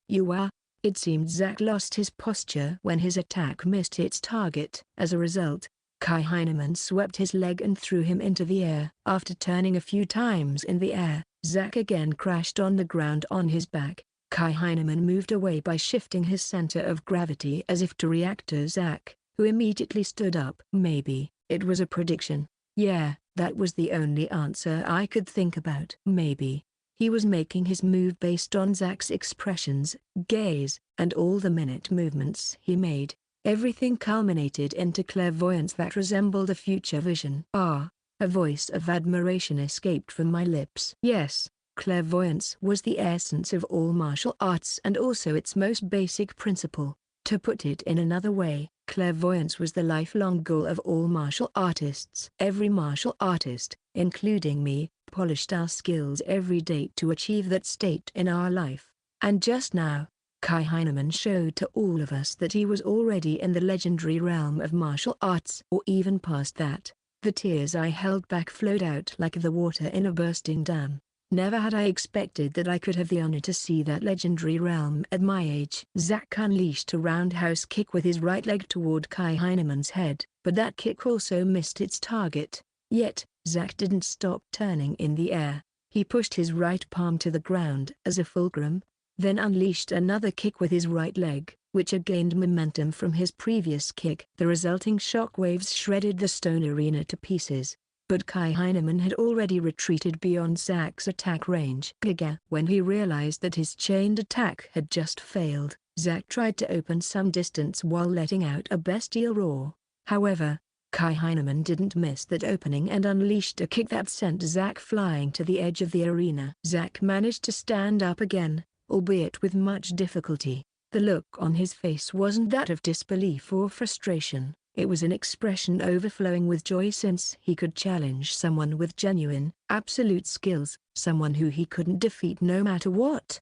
Maybe I'm envious of him. Yes, I was really envious of Zack. To be able to challenge someone who stands in the realm of martial art gods, It was the dream and the highest honor for every martial artist. And right now, I was really mad at myself since I had let go of that chance. Damn it all. Recruiting that martial art god, Kai Heineman, into Kaien style? Ridiculous. It would be like a person holding the sword for the first time trying to teach an assistant instructor. It would be just how ridiculous I'll look if I try to recruit Kai Heineman. The battle had been going on for more than 30 minutes. Zack didn't show any signs of giving up, and that martial art god properly responded to Zack's fighting spirit. Things might keep going on until Zack can't even lift his finger. It seems I can't stop it either. This was the greatest moment in Zack's entire life. There was no way I could stop him even if it cost his life. That was why I decided to see through his struggle till the end. However, the moment I sat in the arena, two youths suddenly rushed out from the passage. Both of them were dragging along several tournament committee members who were trying to stop them. I was about to stand up and throw these boorish youths out of this place, but they suddenly groveled right before the arena. Kai Heineman. Barse City is in danger. Please, please save the city, the blonde man shouted at the top of his lungs while pressing his forehead on the ground. For the first time since the start of the match, Kai Heineman looked away from Zack and gazed at the two youths who were groveling right before the arena. Maybe because he had also sensed something off after hearing those youths' pleas, Zack released his stance and crossed his arms while watching over the situation. What's happening? Tell me in detail. Kai Heineman asked the two of them to explain the situation. Chapter 28. A commission from the Hunter Guild. I noticed something when our fists collided. Just like that greenhorn sword emperor, Zack was gifted with a talent for martial arts. To be honest, as I was born without such talent, I really enjoyed a match against a massive talent like Zack. Maybe because I had gotten too focused on our bout, I had forgotten about my surroundings until someone called out my name. I immediately looked in the direction where the voice came from and saw two men prostrating in front of the arena. I remember them. One of them was the hunter who had made a laugh of me back in the Hunter Guild. He was a tall, blonde hunter called Rhaegar. Back then, he had looked down on me. For such a man to assume such a humiliating posture in front of me, the situation had to be extremely troublesome. What happened? Tell me in detail.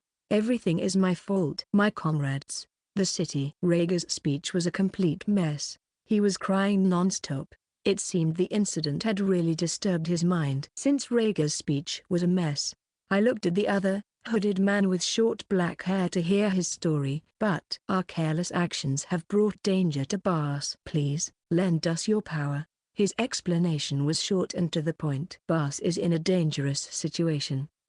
That enslaved beast folk girl and Arnold are both in that city. Abandoning them is out of the question. Good grief. Trouble always comes from an unexpected direction. Then, I realized that along with these two men, a girl with her long hair tied in a ponytail had come to the side of the arena too. She seemed out of breath. Kai Heineman-san, there's a cooperation request from the Guildmaster of Barse City, Ralph Axel, to subjugate the regional class's monster. Please come back with us to Barse City immediately. The woman shouting with disheveled breath was the receptionist of Barse's Hunter Guild, Mia. Mia's remark raised a commotion in the entire venue. I'm abstaining from the match. I stepped down from the arena and walked toward the trio after saying that to old man Aaron. Let's go. Tell me the details along the way. I commanded them with a strong voice since the situation seemed to be terrible over there. Rose and Co. were already waiting for us in front of the martial arts venue. All of us headed together to the closest plaza. I couldn't prevent old man Aaron and Zack from following us since there was nothing to hide in this situation. After we reached the plaza, we heard the story from the trio. I see. Monsters from the deep forest are heading toward Barse. Rose muttered with a dead serious expression. Despite their lack of qualifications, Rhaegar and his comrades had managed to locate the ancient temple in the deepest part of the sea forest of silk, all thanks to the item they got from a suspicious person. It turned out to be a trap. That trap killed everyone except Rhaegar and Hook. And thanks to their action, the monsters living in the deep forest came out at once toward Barse. The one requesting my reinforcement might have been Arnold. That personage seems to overestimate my capabilities. So, Esther, Do you know about this? Even though not even a day had passed, Esther seemed like a well-informed person.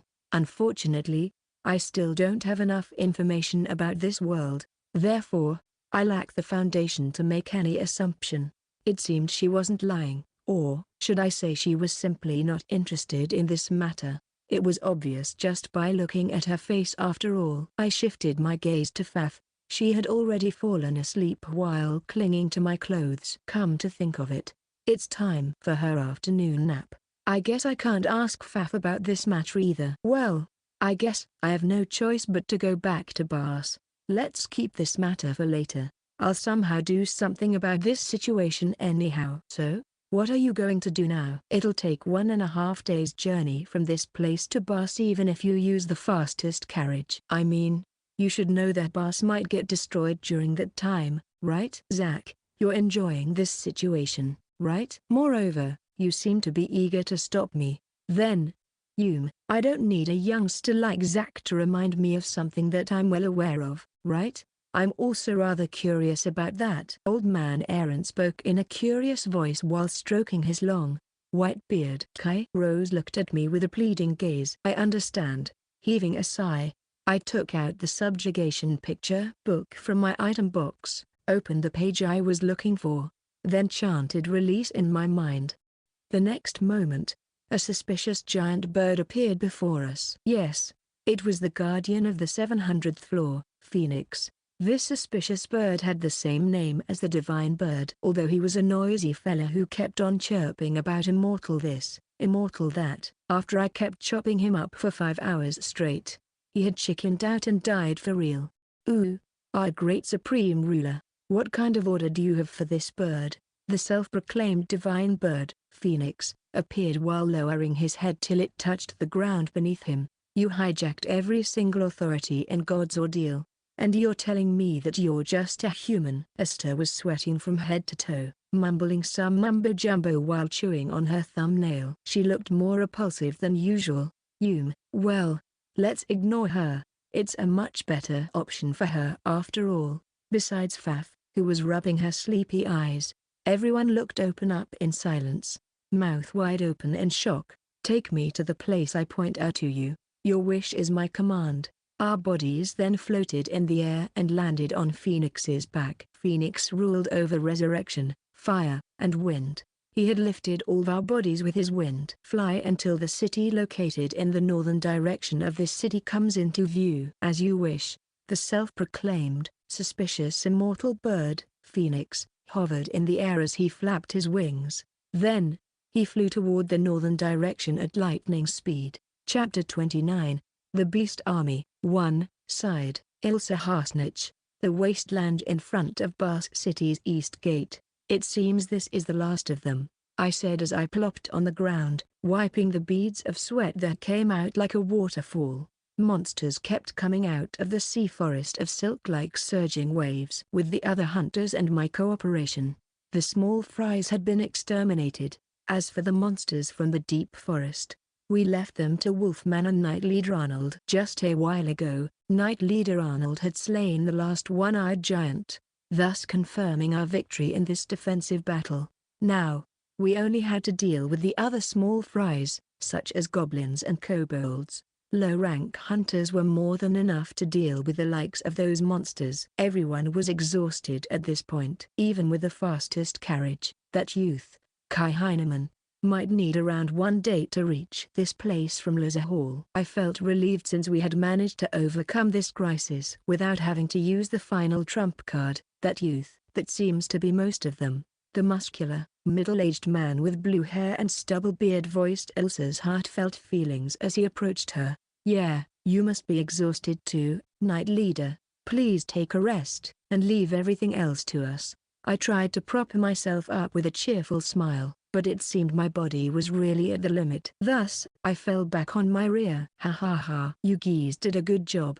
Don't force yourself. Leave the matter of dealing with the aftermath to me and Wolfman. Knight Leader Arnold suggested that while looking at the tall man whose face was covered in a wolf mask and who was wearing wolf fur, Wolfman kept looking in the direction of the sea forest of silk even now.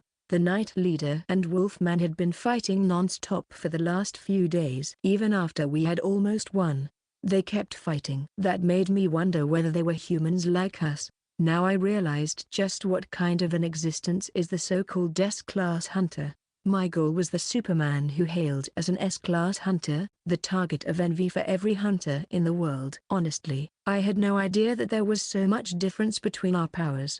Upon a closer look, I realized that these two men were standing at such terrifying heights. Maybe that was also how large the gap between them and the top of the world was. I chewed my lips upon feeling the incomprehensible in my heart. Understood. I shall withdraw along with everyone.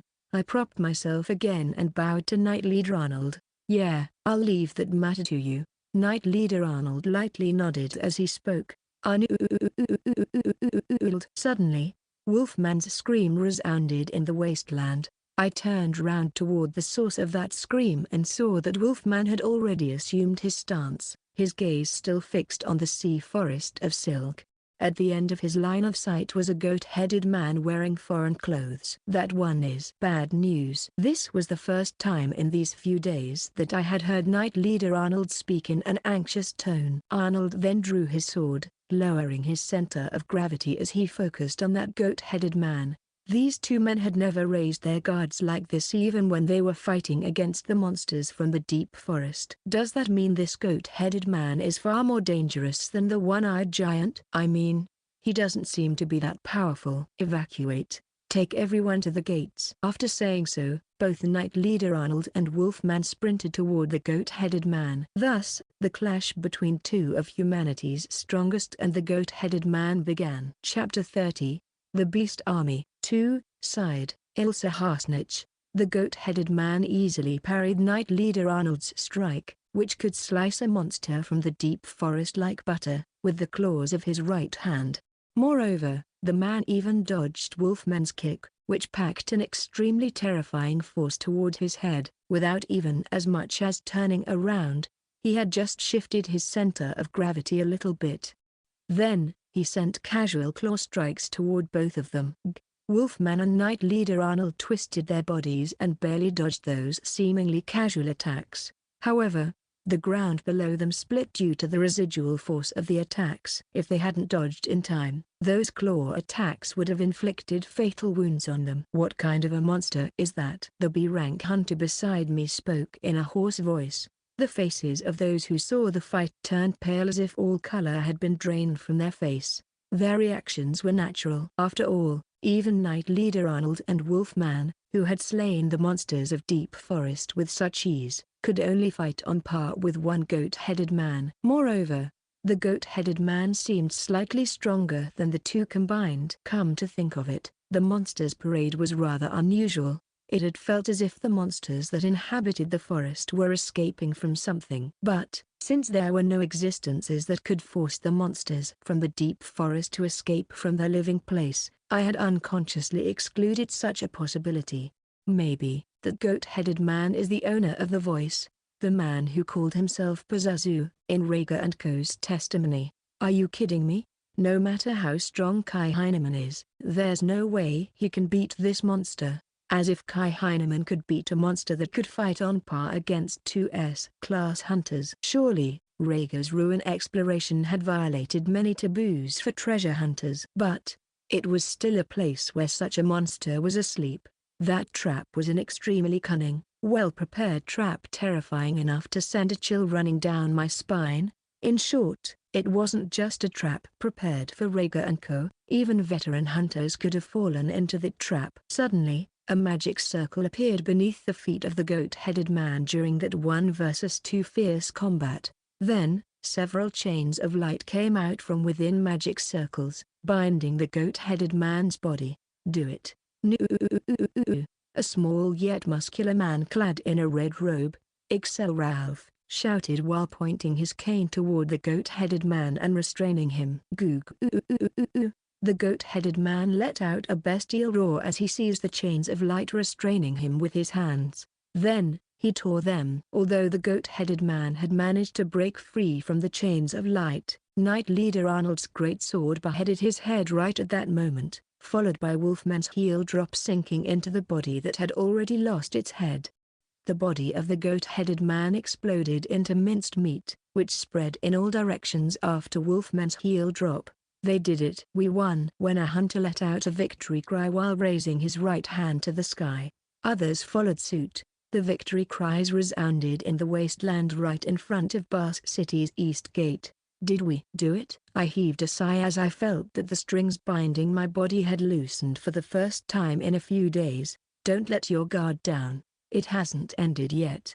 However, Guildmaster Ralph's shout slapped me awake from the euphoria. When I looked around, I realized that it wasn't just the Guildmaster. Even Knight Leader Arnold and Wolfman were still looking at the sea forest of silk. All three of them were staring into the forest with dread-filled expressions. Guildmaster Ralph was once a leading sorcerer in Babel, World Sorcery Institution. In terms of strength, he was at the same unofficial, overclass hunter rank, like Wolfman. In short, he was one of the absolute strongest in this world. For three such people to wear such dreaded looks on their faces, it could only mean that, no way. When I turned around to see the great forest of silk, I finally understood the reason behind their dreaded expressions. You are.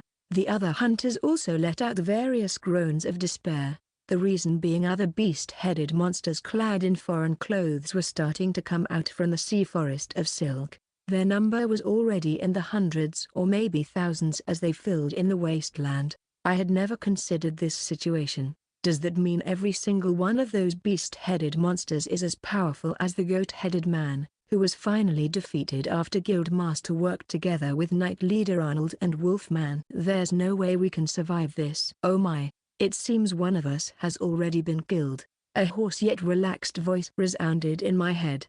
The beast-headed monsters suddenly split into two groups. Then, they knelt at once and bowed. Before them was the figure of a tall, red-haired man with a blue beard, dressed in red pants, a mantle, and a pair of shoes, and with a round green hat on his head. The man was combing his hair in an extremely narcissistic pose. Those are impossible to defeat even for us. Go back and take refuge. We'll stay behind and try to buy as much time as we can for you. The moment Guildmaster Ralph said so, the hunters started to turn around and try to escape as fast as possible. Stopping us? That's impossible. The tall, red-haired man said so as he looked down. He sneered at Ralph, who was chanting the aria for his magic. Ralph's aria suddenly stopped in the middle.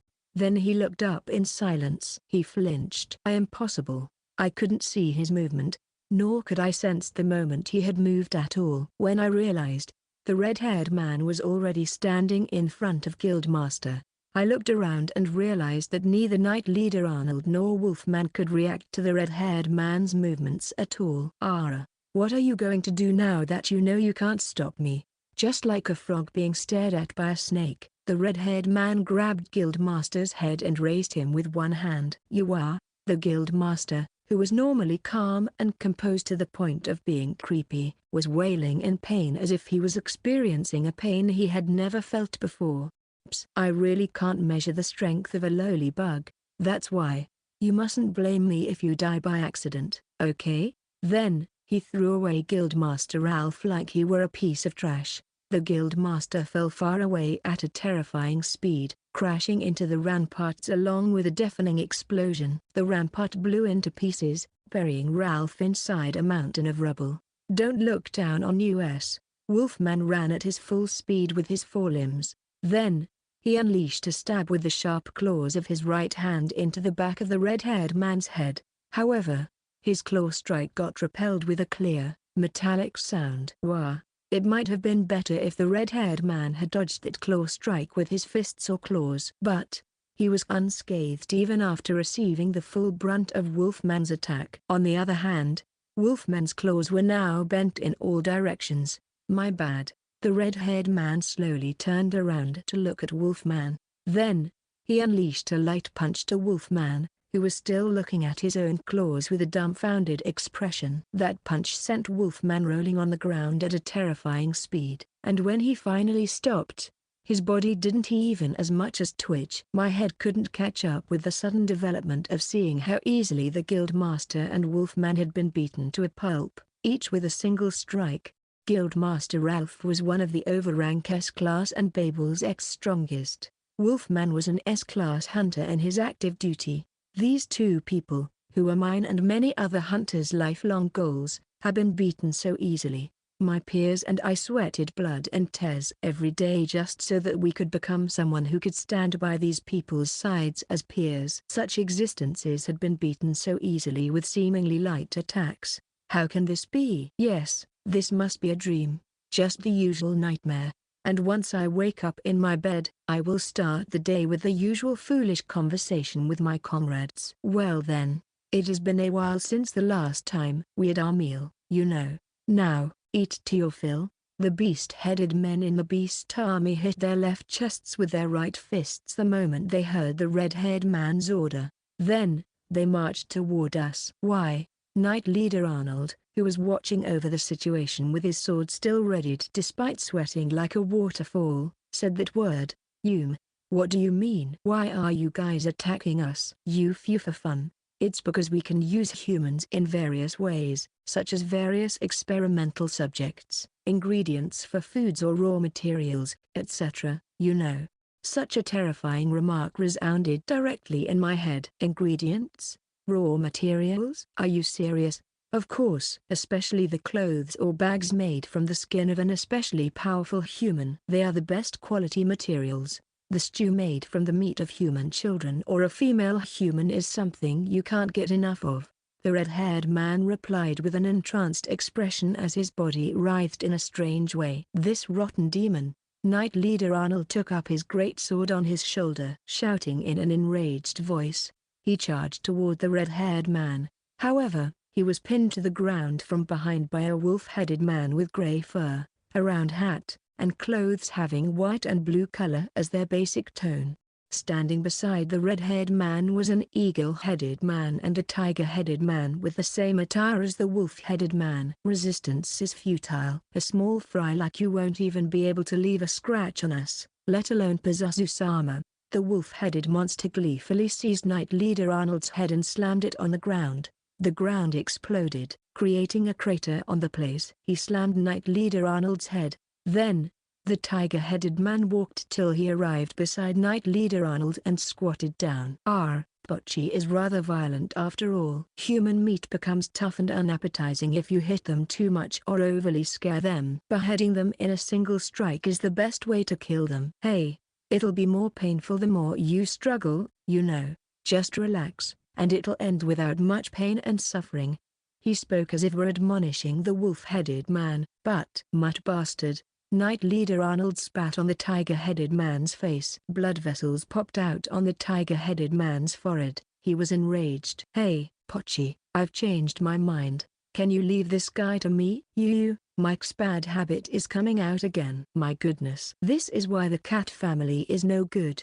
The eagle-headed man shrugged and shook his head to the sides as if he knew what was gonna come next. Pico. Howder. Can you guys stop the useless chit-chat and capture them immediately? Make sure that you're not injuring the young males and females since we can use them for breeding more humans in the ranch. As for the rest, do as you like. The wolf-headed man, Bocce, stood up and punched Knight Leader Arnold right on his solar plexus with his right fist. He reaped the consciousness of the Knight Leader in one clean hit. Then, Bocce bumped his right fist on his chest. The tiger-headed man, Mike, and the eagle-headed man, Pico, did the same. As you wish, Usama, they shouted in unison like trained soldiers. It's party time. Eat to your fill. With a roar from Bocce, the other beast-headed monsters ran toward the hunters. As I watched them approach with a dumbfounded look on my face, strangely enough, I got a feeling that these beast-headed monsters' movements were surprisingly slow. I knew that I was safe since I was a female. But sometimes, being alive was worse than being dead. What awaited me once I got caught by these monsters was the worst possible future where my dignity as a human would be thoroughly trampled by them. On the other hand, being eaten by them might be considered as some sort of salvation. Are these guys the subordinates of the four great demon kings? I don't think so. Even if the demons are our enemy, they don't eat humans. Nor do they have any repulsive ideas, such as a human ranch. They just want to rule over humans. That's all. On the other hand, these people before us are far more malicious. Definitely not the savior from another world which they mentioned. A sheep-headed monster approached. He was about to grab my head with his right hand when, Kai, a black mass fell from the sky, crushing the sheep-headed monster beneath it. The sheep-headed monster's body got broken into numerous pieces of meat.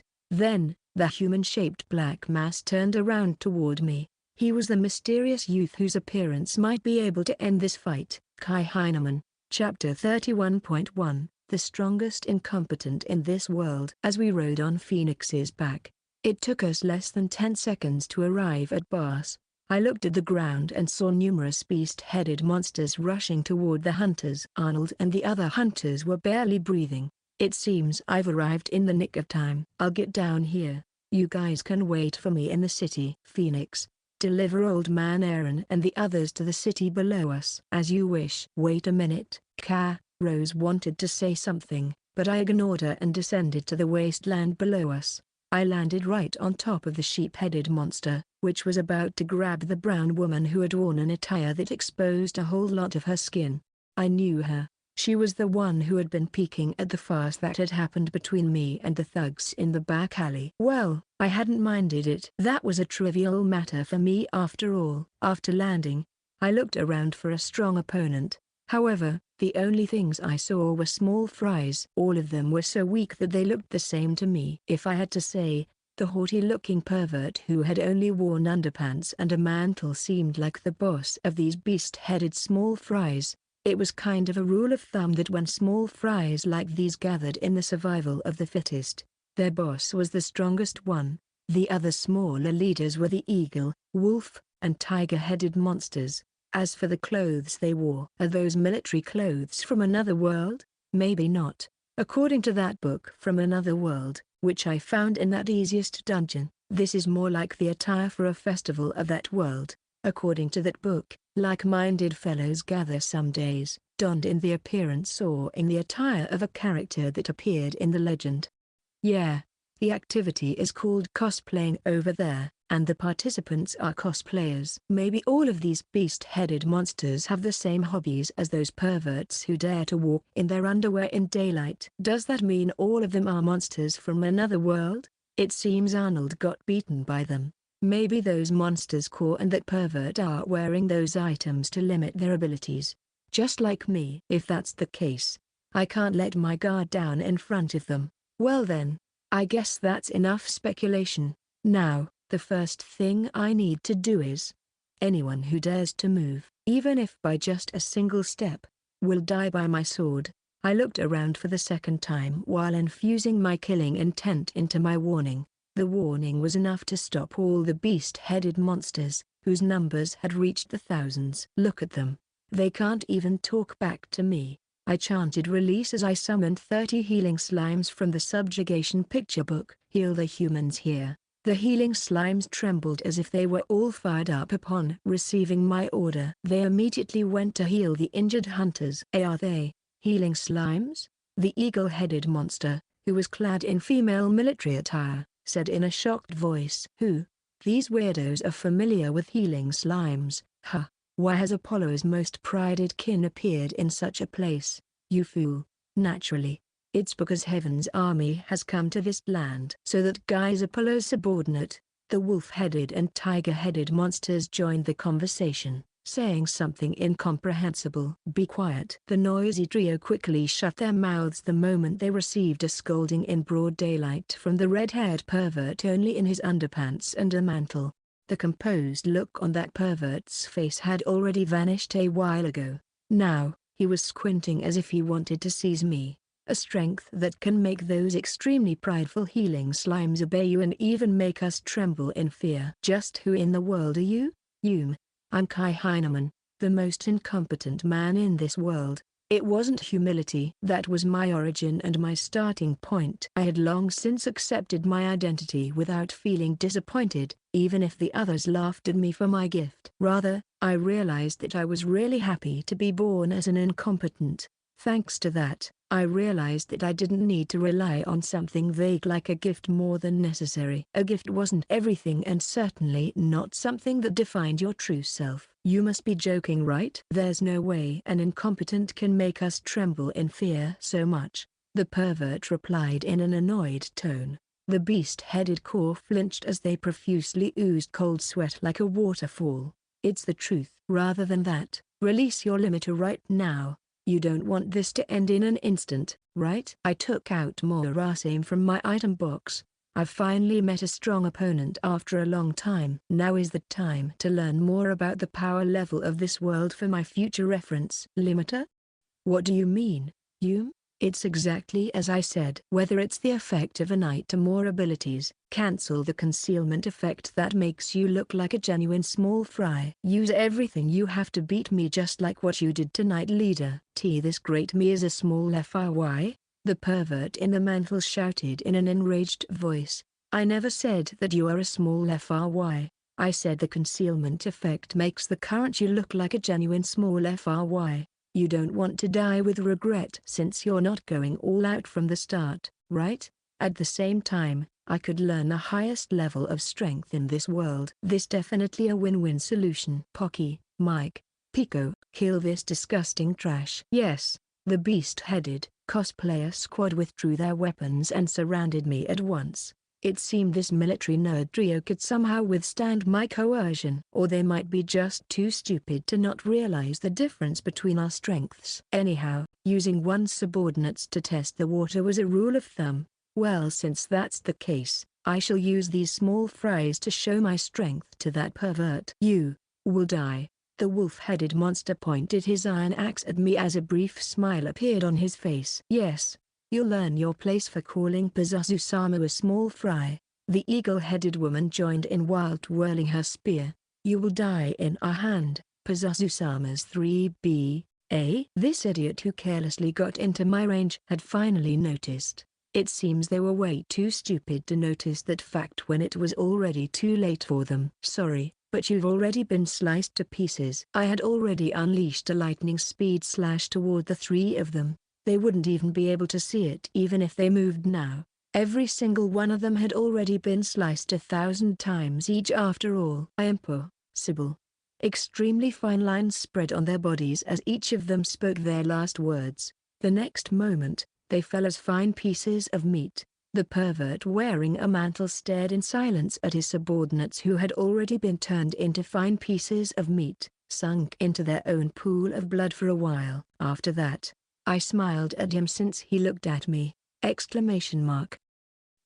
31.2 The strongest incompetent in this world. The pervert wearing a mantle jumped back as if he were trying to escape the moment he saw my smile. I'll repeat this for the last time. Cancel the concealment effect that makes you look like a genuine small fry, right? Now. My last warning to the pervert in the mantle sounded calm and composed, but it didn't allow any refusal. Just who in the hell are you? I've told you before that my name is Kai Heineman, right? As if such a name has any meaning to one who can wield such power? The pervert kept muttering that nonsensical remark.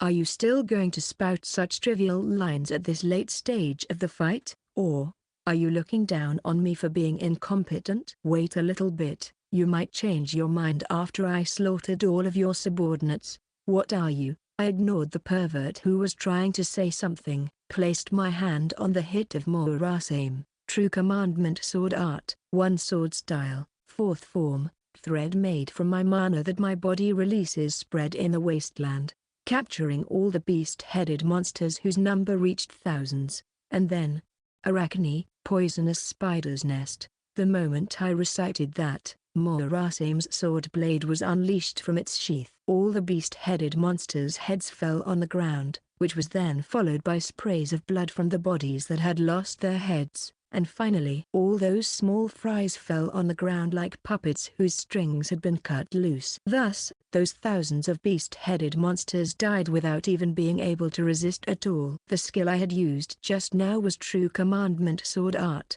4th form, Arachne, poisonous spider's nest. This 4th form used a thread of mana that spread to all directions to search for its target.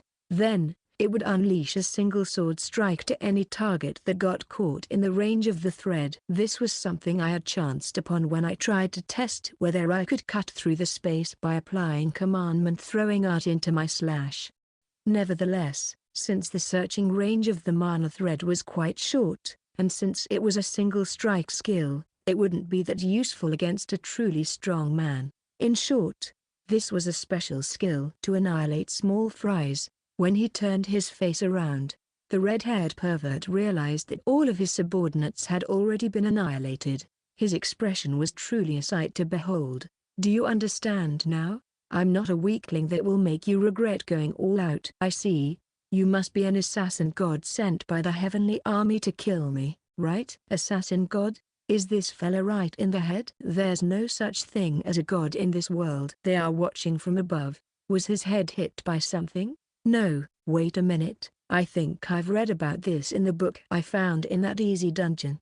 I think this is mental illness. This mental illness affects adolescent humans from age of 13 until 15, sometimes until they are adults, and is called Chunabiu. This pervert actually suffers from such an illness. I see. So you're suffering from such unfortunate mental diseases, huh? No wonder you dared to walk in broad daylight in such a perverted costume. Well, he was going to die the next second since I have no shred of sympathy for this guy. You really are creepy fella through and through. Anyhow, I'm sure that you'll become a hindrance for that personage if I leave you on your own device. That's why. That's why? You're going to die here. The pervert's appearance transformed as he let out a bestial roar. His whole body creaked like a broken jar. His muscles swelled up, and a pair of bat wings appeared on his back. Then, his face transformed into that of a reptile's. What is he trying to do now? Normally speaking, I would chop him to pieces the moment I spotted such a defenseless state during transformation. But my current priority was to know how powerful I am in this world, because I knew if I didn't take this risk to properly understand how powerful I am in this world, it might come back to bite me back in the future. Thus, I decided to wait properly until that pervert finished his transformation, even if that went against my principle to attack the enemy in their defenseless state. After the transformation had completed, I stared in silence toward the pervert with a half-opened mouth. But no way. Is this your true strength? I barely managed to squeeze those words upon seeing his transformation. Yes. This is my MOI. It's too late. Even if you get scared shitless now, you've killed my subordinates. You'll pay for your sin with your body and soul. The reality was truly cruel. No way. The one who's gonna close the curtain of this act is. I'm looking down on my feet as if to express my current state, taking an extremely deep breath and exhaling it. This is it. This is I really can't get enough of the scene when a strong man like you is trembling in fear before my true power. To think I arrived too late again. I mean, there was no way that this small fry could defeat the Knight Leader, the strongest in person in the kingdom. That strong man must have left after they defeated Arnold, leaving this small fry to take care of the rest. I mean, the fact that this pervert mentioned that personage made me even more sure of my congestion. In the end, I failed to meet a strong man again and know my strength in this world. Damn it all. This must be a curse. What are you talking about? The pervert wearing a mantle tried to punch me with his right hand. Shut up. Can't you see my sadness now? I drew more aim and sliced that pervert's right hand. Gudja. I only got more and more annoyed seeing the pervert screaming like a sissy. Even though I was annoyed by this situation. I have no use for useless small fries like you. Now die. I sentenced the pervert wearing a mantle with the death penalty. The pervert desperately tried to jump back to escape from me, but he ended up falling on his rear. And then, he finally saw a pair of legs in front of him. His own legs. Is that my leg? He screamed again upon realizing this. No, I will never come to meddle with this world again. I'm also tired of hearing your nonsense delusion. I turned around, sent a sidelong glance to the crying pervert, swung more aim to the side to get rid of the blood on it. Only then did I return it into its sheath. Why, you're sparing me? Sparing your life? What are you talking about? I had no intention to spare the life of this lowlife who had brought only misery to humans. The reason I sheathed Morase was simply that it had already accomplished its job. Hi W, what is happening to me? Countless fine lines started to appear on the pervert's body. Those lines then started to slide off slowly, one by one. My face. My body is crumbling. The pervert desperately tried to reconnect his crumbling body.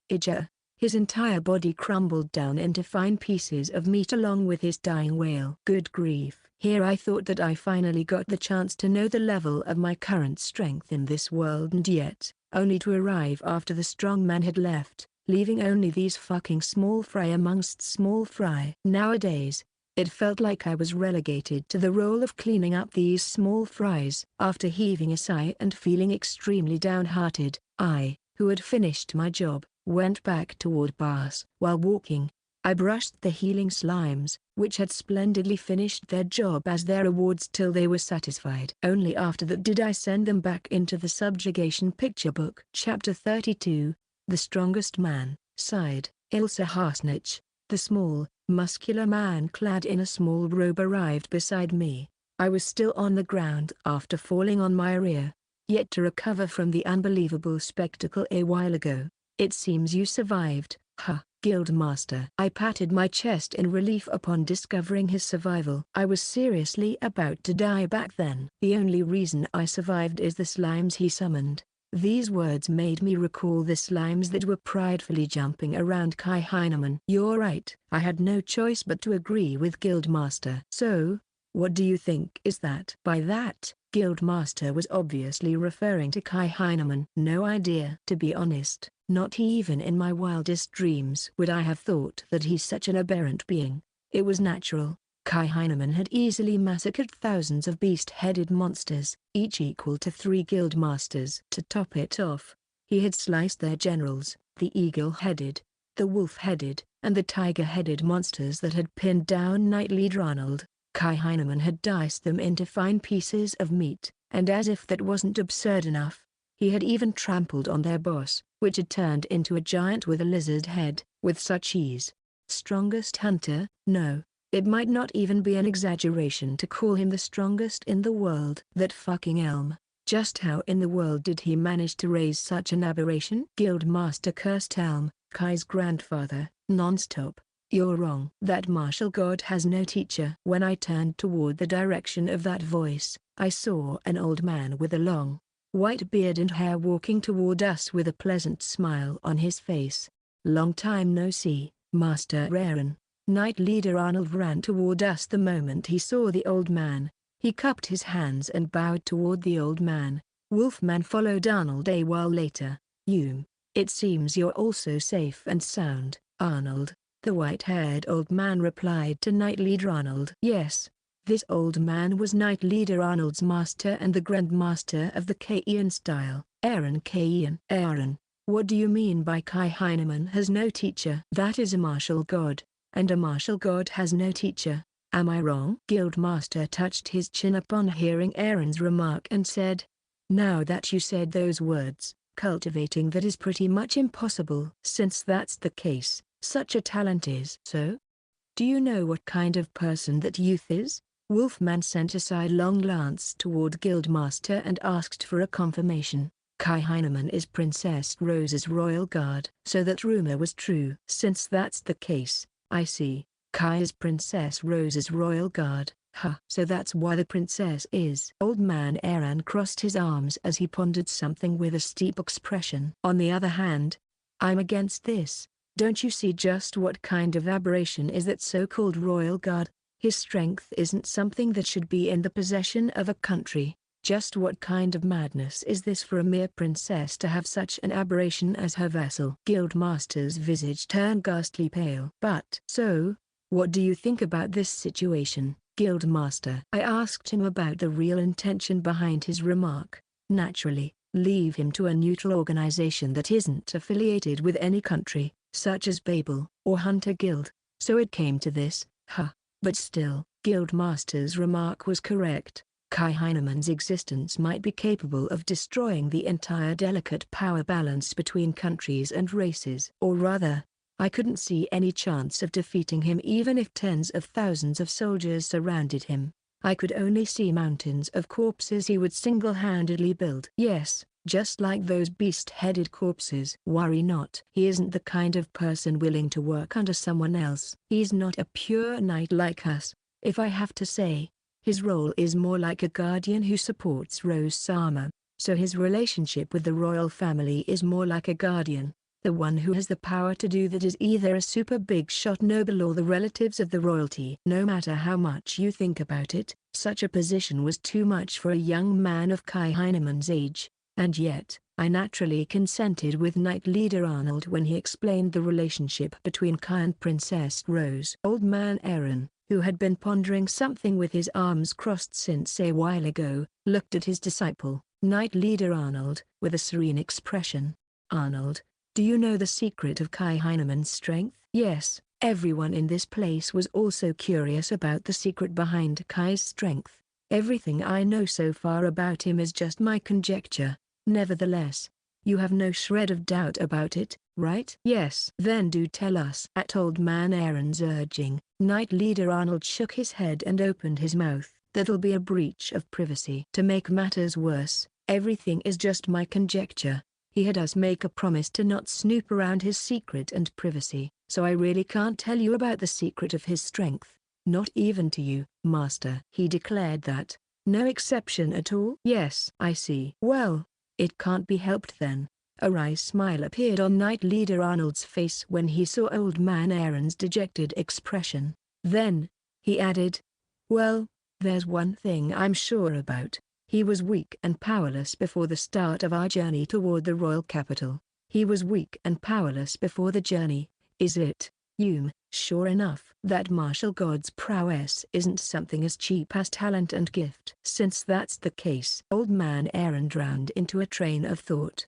The origin of his strength is a trivial matter. What matters is the fact that Kai Heineman is strong. Aaron, you don't mind if Hunter Guild takes him, right? Guildmaster asked old man Aaron, not allowing the latter to have any other choice. Yeah, I don't mind. I realized how ridiculous my attempts to make that martial god my disciple was. Placing him in the hunter world, which values merit and real strength above everything, is our best option and the one that will cause the least problem. That's good. It'll get busy very soon. I have to pull some strings to quickly raise his hunter rank. I looked at Guildmaster, who ran toward Barse City with sparkling eyes. Let's follow him. Knight Leader Arnold urged us to follow Guildmaster. Thus, nodding in silence, all of us walked toward the city. For some reason, I had never felt a breeze as refreshing as the one blowing this time. It wasn't just my imagination, as I found out a while later that I had unknowingly gotten myself embroiled into the vortex of the storm centering around Kai Heineman. Chapter 33, Announcement of Hunter Rank Promotion. Barse's Guild House. Guildmaster's room. Are you really sure about this? I asked with a serious expression, looking at the mountain of platinum coins right before me. Yeah, the Hunter Society is based on real strength. After all, you deserve at least this amount. There has to be more to it. Moreover, I honestly don't want to borrow a favor from him. Let's not beat around the bush. I have met this short yet muscle-bound man a really long time ago. To be exact, my grandfather had brought me to meet this man. This man is one of the people that the current me has a hard time dealing with, other than Aaron Kaien. I want to decline this money since I have already received the reward from the Sacred Martial Arts Tournament, but declining this money would be equal to not giving this personage any face. Since I plan to live a long, fulfilled life as a hunter, I definitely can't afford to offend this man, who is akin to the hero of the hunters. Thank you. I shall receive this reward. The pouch held 100 platinum coins. The moment I touched it, using this chance, I'll also raise your hunter rank from E to D. Look, this is your revised guild card. Ralph returned me the guild card he had borrowed from me a while ago. I'm not wishing for promotion though. If I'm not wrong, I have received the information about the requirement for applying to raise hunter rank, which is followed by an examination. when I registered as a hunter a while ago. Thus, for me to raise my hunter rank so easily like this might be something worth celebrating. As long as you fulfill the requirement for it, any branch guild master can raise your hunter rank to C. That's why there is no need to worry about the procedure. Please wait a minute.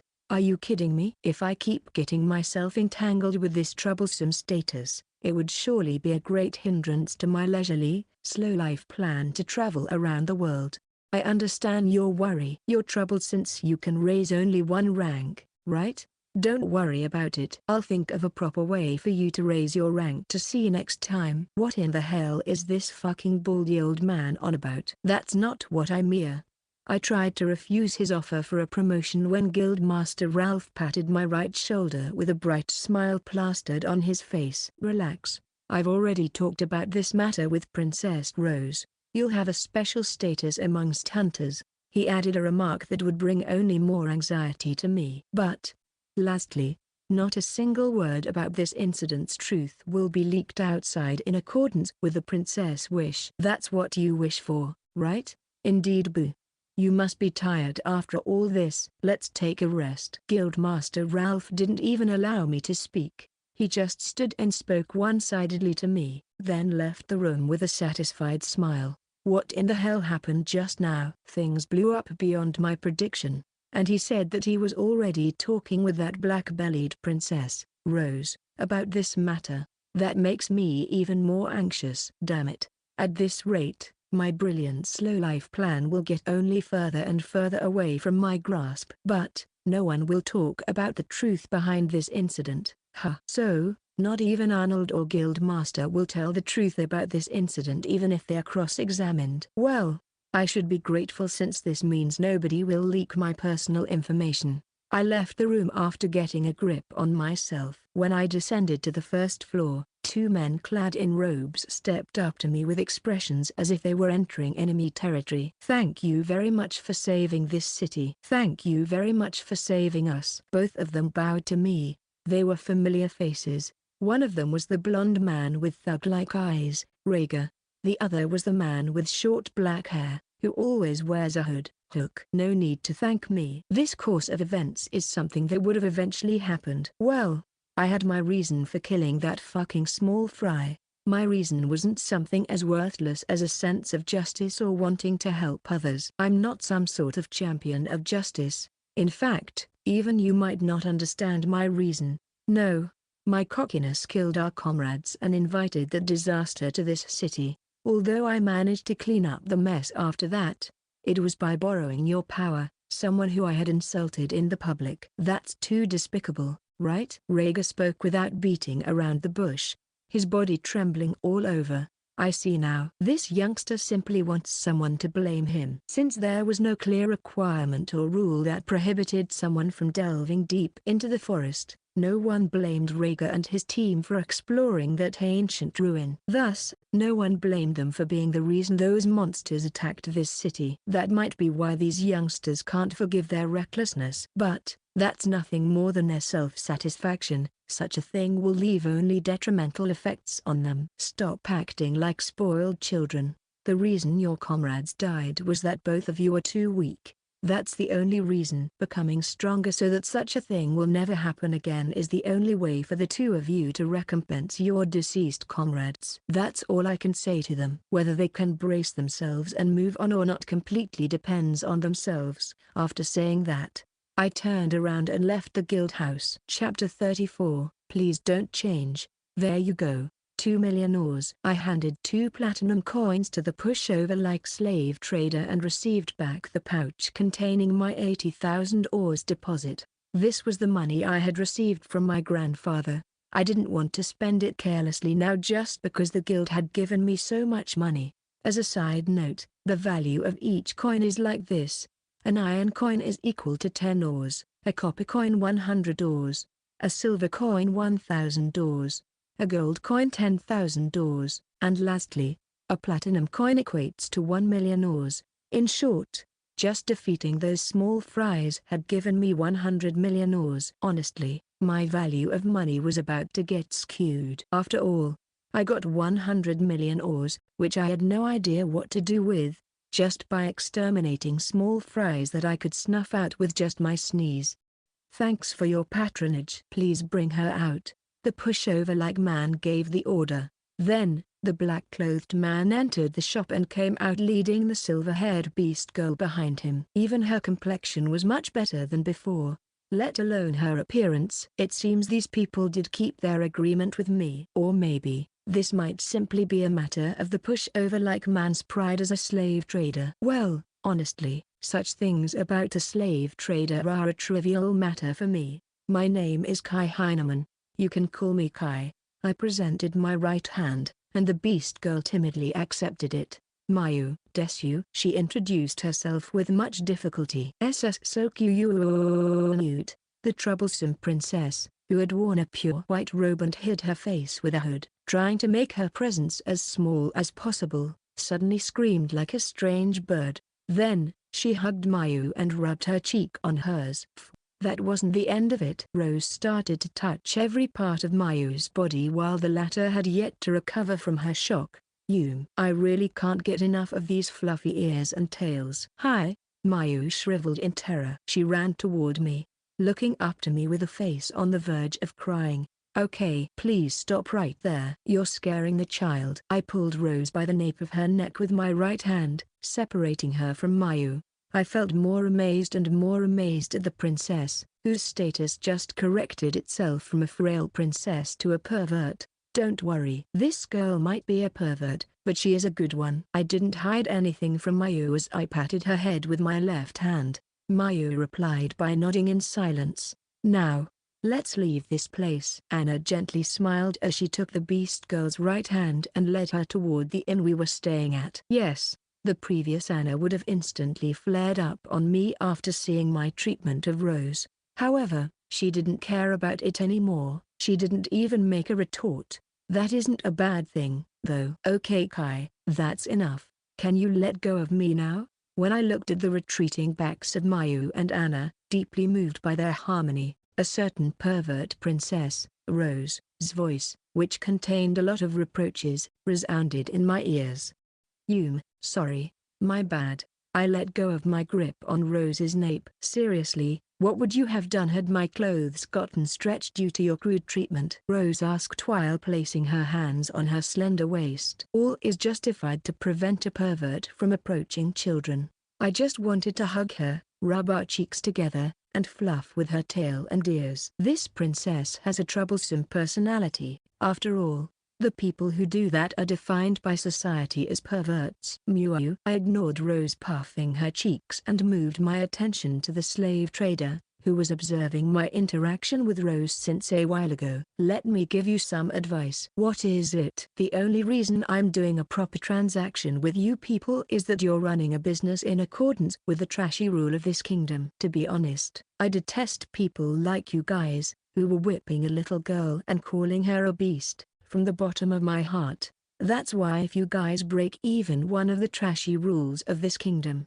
As I stopped for a moment, I could hear the slave traders gulping their spit as they waited for me to finish. As the tips of my lips rose upward, I looked at them with a sinister smile on my face and continued. I'm gonna smash you guys to pieces. Don't even think that you'll have an easy and peaceful death. I declared so with a voice that sent a chill running down my own spine. All the slave traders' faces became devoid of color. That's only natural. We absolutely won't cross the line. The pushover-like man spoke with a shrill voice as if my words had turned his inside out. Never forget about this. You're barely keeping your head intact right now. After saying that, I turned around and left the place. I had given them a stern warning. What would happen next depended on them. I had learned in a criminal psychology book I found in that dungeon that the people who run such a business were treading on an extremely dangerous path. Although they might escape after this, they wouldn't change their profession. What's the matter? I asked as Rose was looking at my side profile with a merry expression on my face while walking beside me. As I thought, you're the only royal guard for me. Add temp, will ya? I'm definitely gonna find a replacement soon. Rose smirked and revealed a mischievous smile. Despite all you say, I'm sure that you're gonna stay by my side until the end, as long as my creed stays the same. She spoke as if that were a fact. "Stop judging as you please. I'm not a weak-hearted fool. I'll immediately find a successor and dump this godforsaken role to them. I'm definitely going to quit and explore the world. This decision would never change, and I'll make sure that it comes true no matter what." "Really? Even though you must be really happy becoming the knight of a beauty like me." I heaved a deep sigh upon hearing Rose's nonsensical remark and her elbowing my abdomen. Then, I opened my eyes and said, "A true beauty won't proclaim herself as a beauty." Appearance-wise, Rose was indeed a beauty. But, anyone who saw this unprecedented personality of hers would surely re-evaluate their judgment. To be honest, Anna, who had turned into an obedient woman, had a higher score in my opinion. Kai, that's a rude remark to a lady, you know."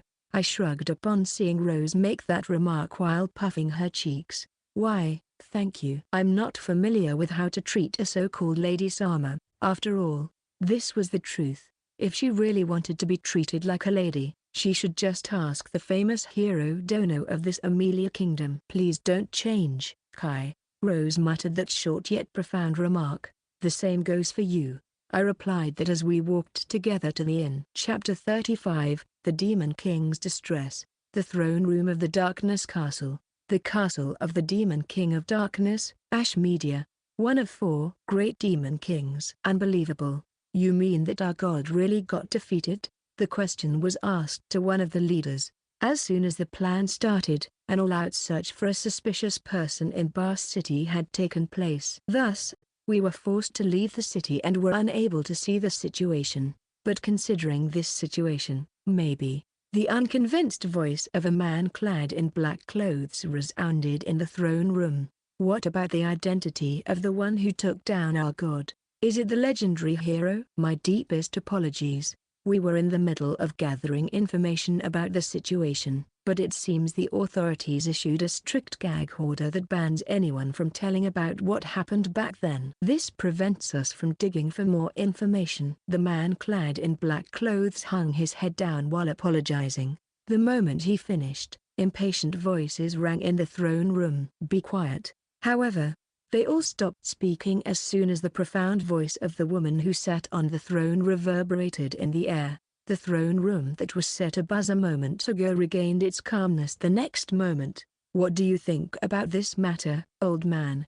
A beautiful girl with blue skin and clad in jet black vestments threw that question to a small, blue-skinned old man who stood by her side.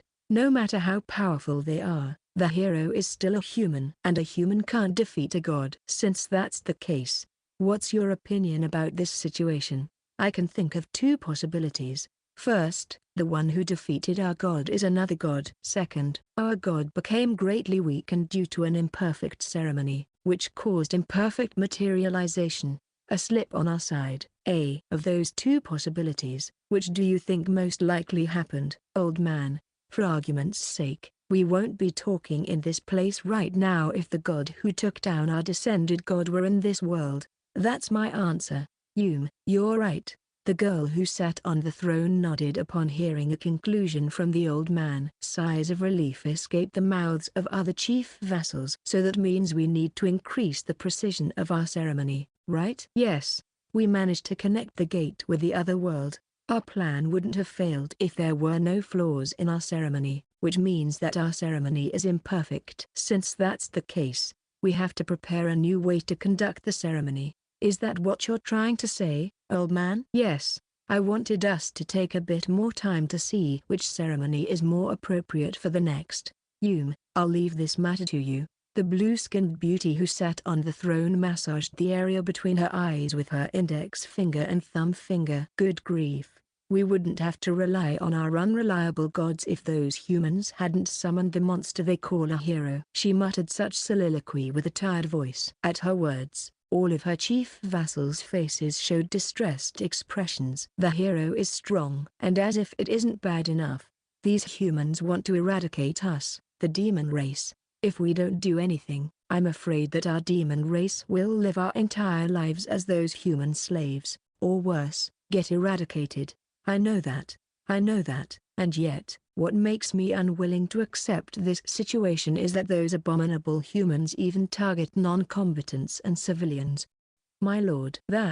Stop right there, old man. We repeatedly agreed about this. The blue-skinned beautiful girl then looked up at the ceiling and closed her eyelids.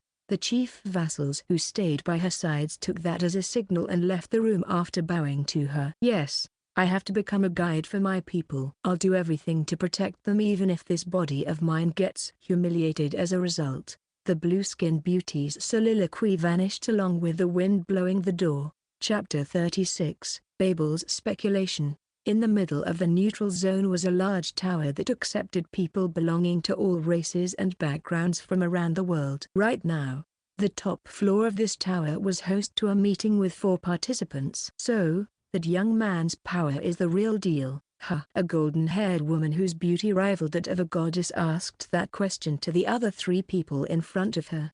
It seemed like she was half in doubt as she leaned on her gorgeous chair. Her ears were long, and she had worn a white robe with embroidery of an immortal divine bird woven with gold thread. Yes, his martial arts prowess surpasses even that of my master. The man wearing a bandana and giving off the air of a swordsman, reported while clenching his right fist. Since we fought against him, I have the same opinion. The slit-eyed man in a black robe, Sigma, had the same opinion. I've received a report from Ralph, who witnessed his strength firsthand. Although this sounds like nonsense, there seems to be more to the situation. Millefeuille, please tell them your opinion about that young man. The golden-haired woman then turned her attention to the silver-haired girl. He's our country's, the strongest transcender in the history of this world, Millefeuille declared that without a shred of doubt. Transcender?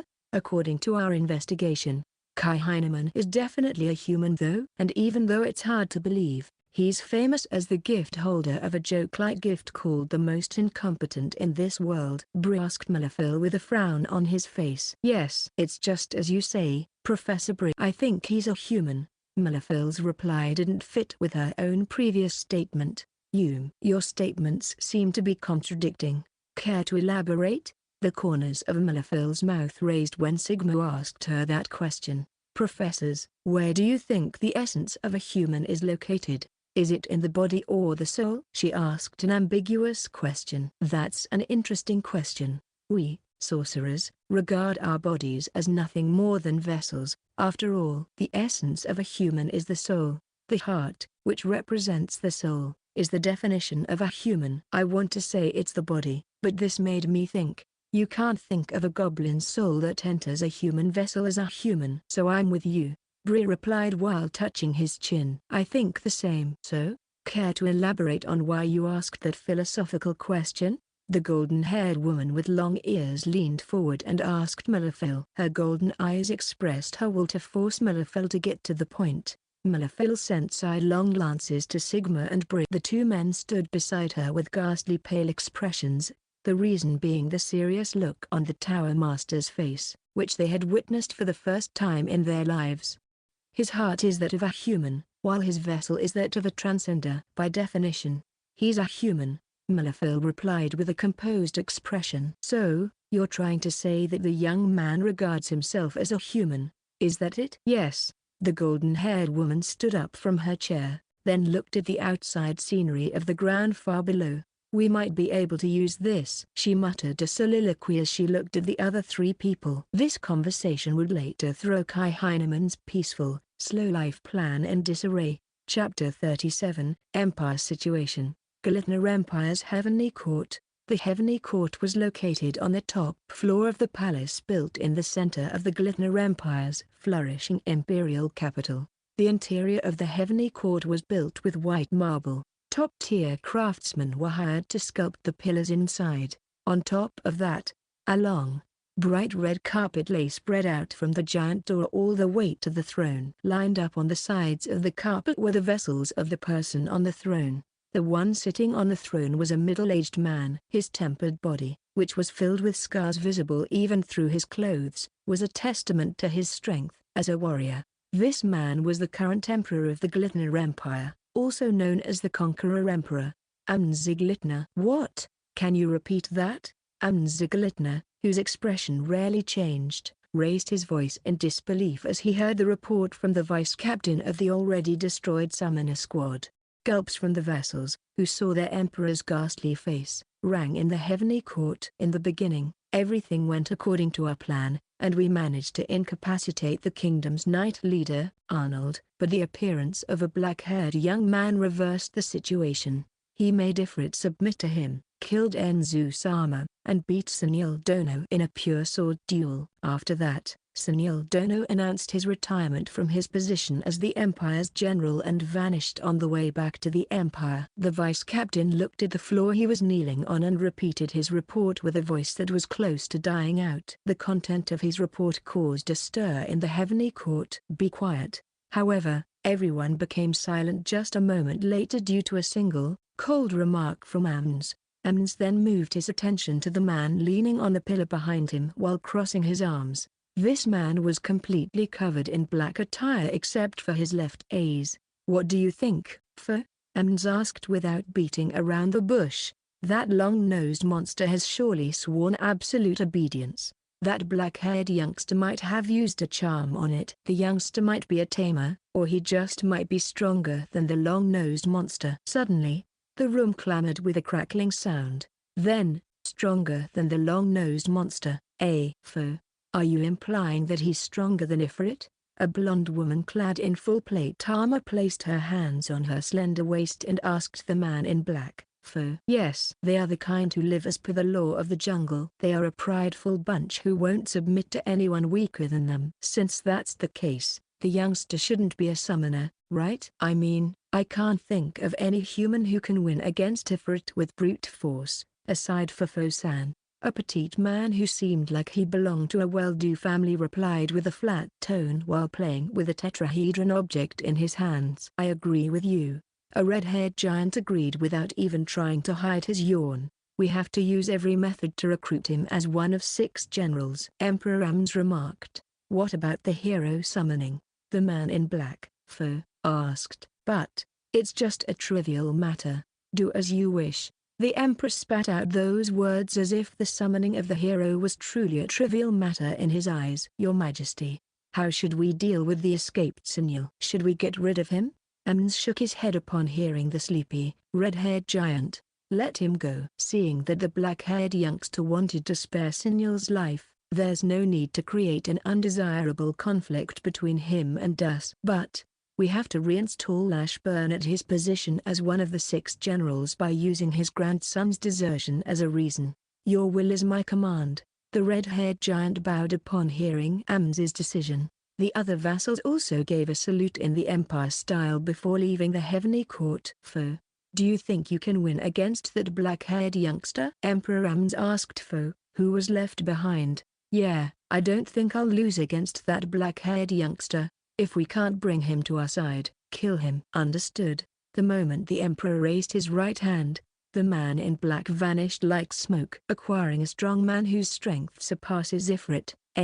If we manage to recruit him, according to Fo, our empire will gain 2 weapons who can single-handedly wipe out the existence of the demon race from this world. Once we accomplish it, the great land beyond that will fall into our possession. The delighted laugh of the conqueror emperor, who was left alone, resounded in the heavenly court. Chapter 38. Longing, sighed, Riku Salvatore. Riku Salvatore was walking with a heavy gait toward the round arena. Waiting in the arena was his opponent in the final round of the tournament. Riku's opponent, Zack Prower, was leagues above him in terms of strength and was also one of the champion candidates of this tournament. Nevertheless, even though the previous Riku, the one before that match, might have eagerly stood on the arena, the current him didn't feel like doing that. The reason was that match. It had slapped him awake and made him aware that there was a sky above him. Kai Heineman. There was no reason to investigate, but Riku had realized Kai had been hiding his true strength when he was still in Lama. Although Riku's master, Shiga, claimed that Kai's victory during the elimination match was due to cheating with an item, Riku knew that the problem wasn't in physical strength. Slapped awake by Kai's remark, Riku had finally understood the one fact that not even his master realized. An unsurpassable wall lay between Kai and the other participants of that match. including Riku. Compared to Kai Heineman, Riku and the other participants were no different from toddlers who just learned how to crawl around. And it was the same case for Riku's opponent in this match, Zack. Zack had reached a height in martial arts that far surpassed Riku. The spectators cheered as Riku climbed up the arena. Riku had managed to reach the final round of the tournament purely by luck.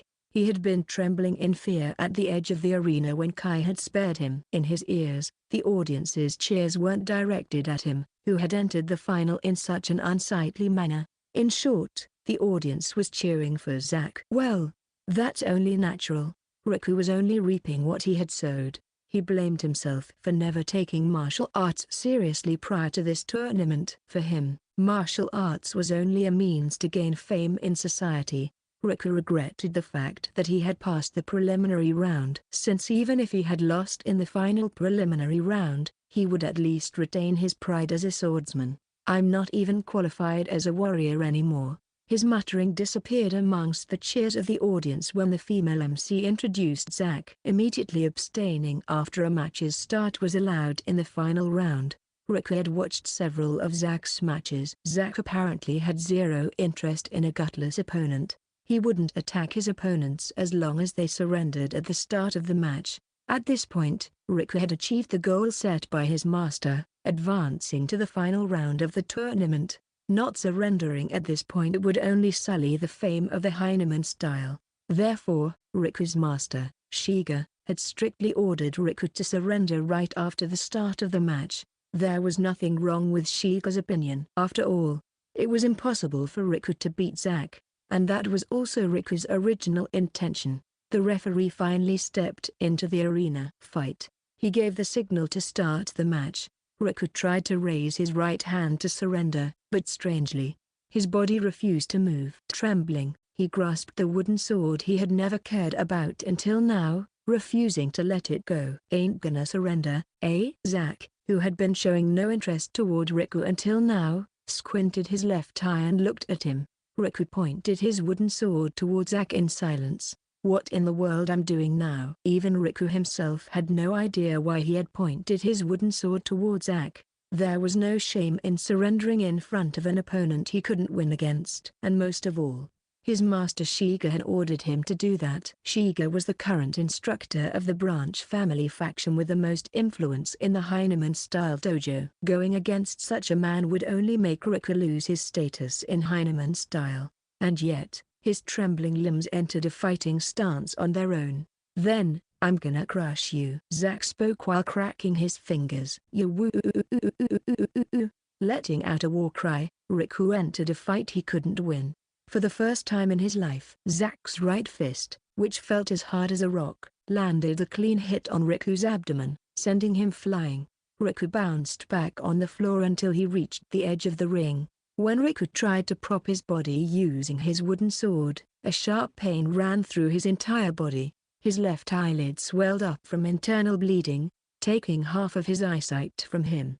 "Riku, stop showing such an unsightly figure." "Surrender now." The hoarse voice of his master, who kept shouting the same order from the audience seat since a while ago, rang in his ears. "Oi-io. He still wants to have a go despite being so weak. He's so weak that even I can beat him with one hand." "Your master is right. Surrender quickly since you're just being an annoyance."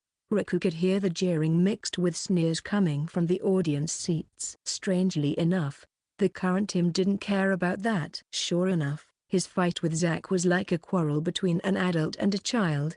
It couldn't even be regarded as a match. Riku thought that the him before that match might have felt the same way if he were watching this match from the audience seats. "Riku, stop smearing mud on the Heineman style's name." "Shut the hell up.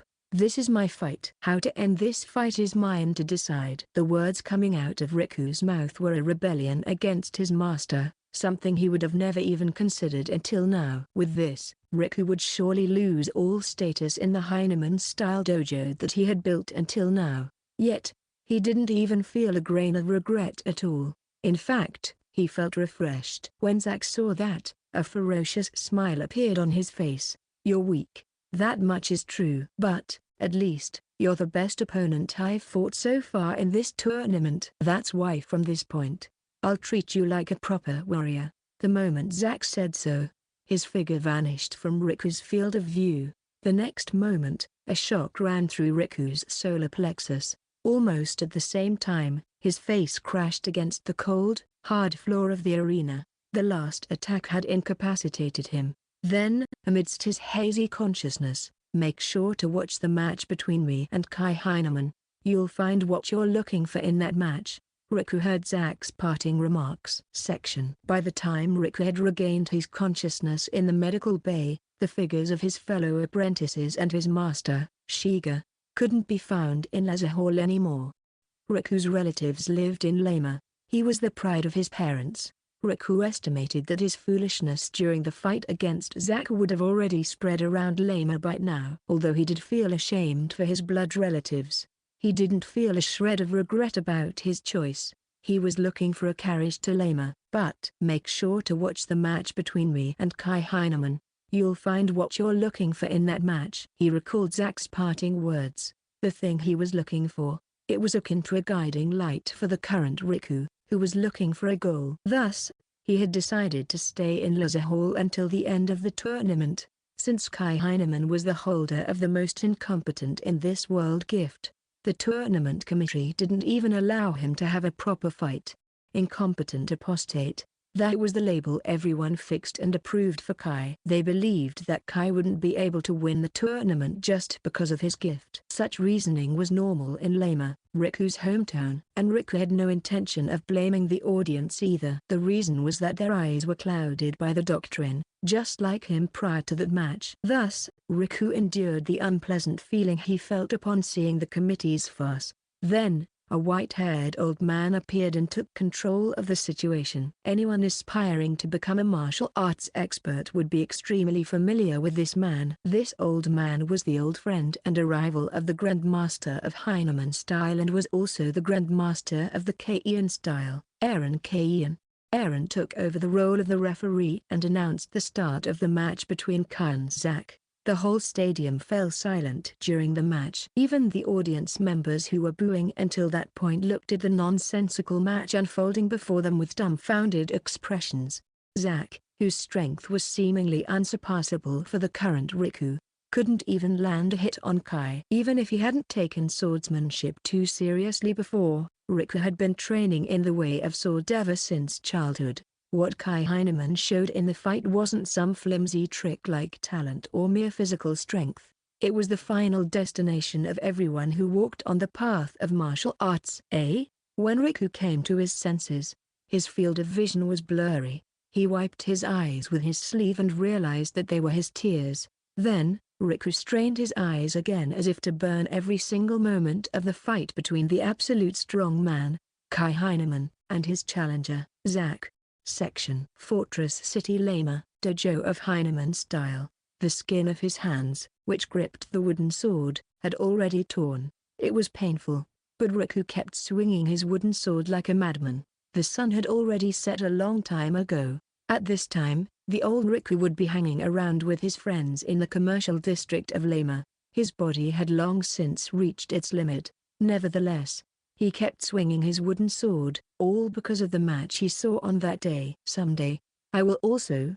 The fight between Zack and Kai had left a long-lasting impression on aspiring martial artists. Whether it was skill, physical abilities, or mind, Zack was top tier in all of them. But Kai's level was even higher than that. No, maybe higher was an understatement. Kai Heineman had already broken the limit of humanity itself. Thus, Riku's goal wasn't Kai. His goal was Zack, the man who had challenged the martial god called Kai Heineman.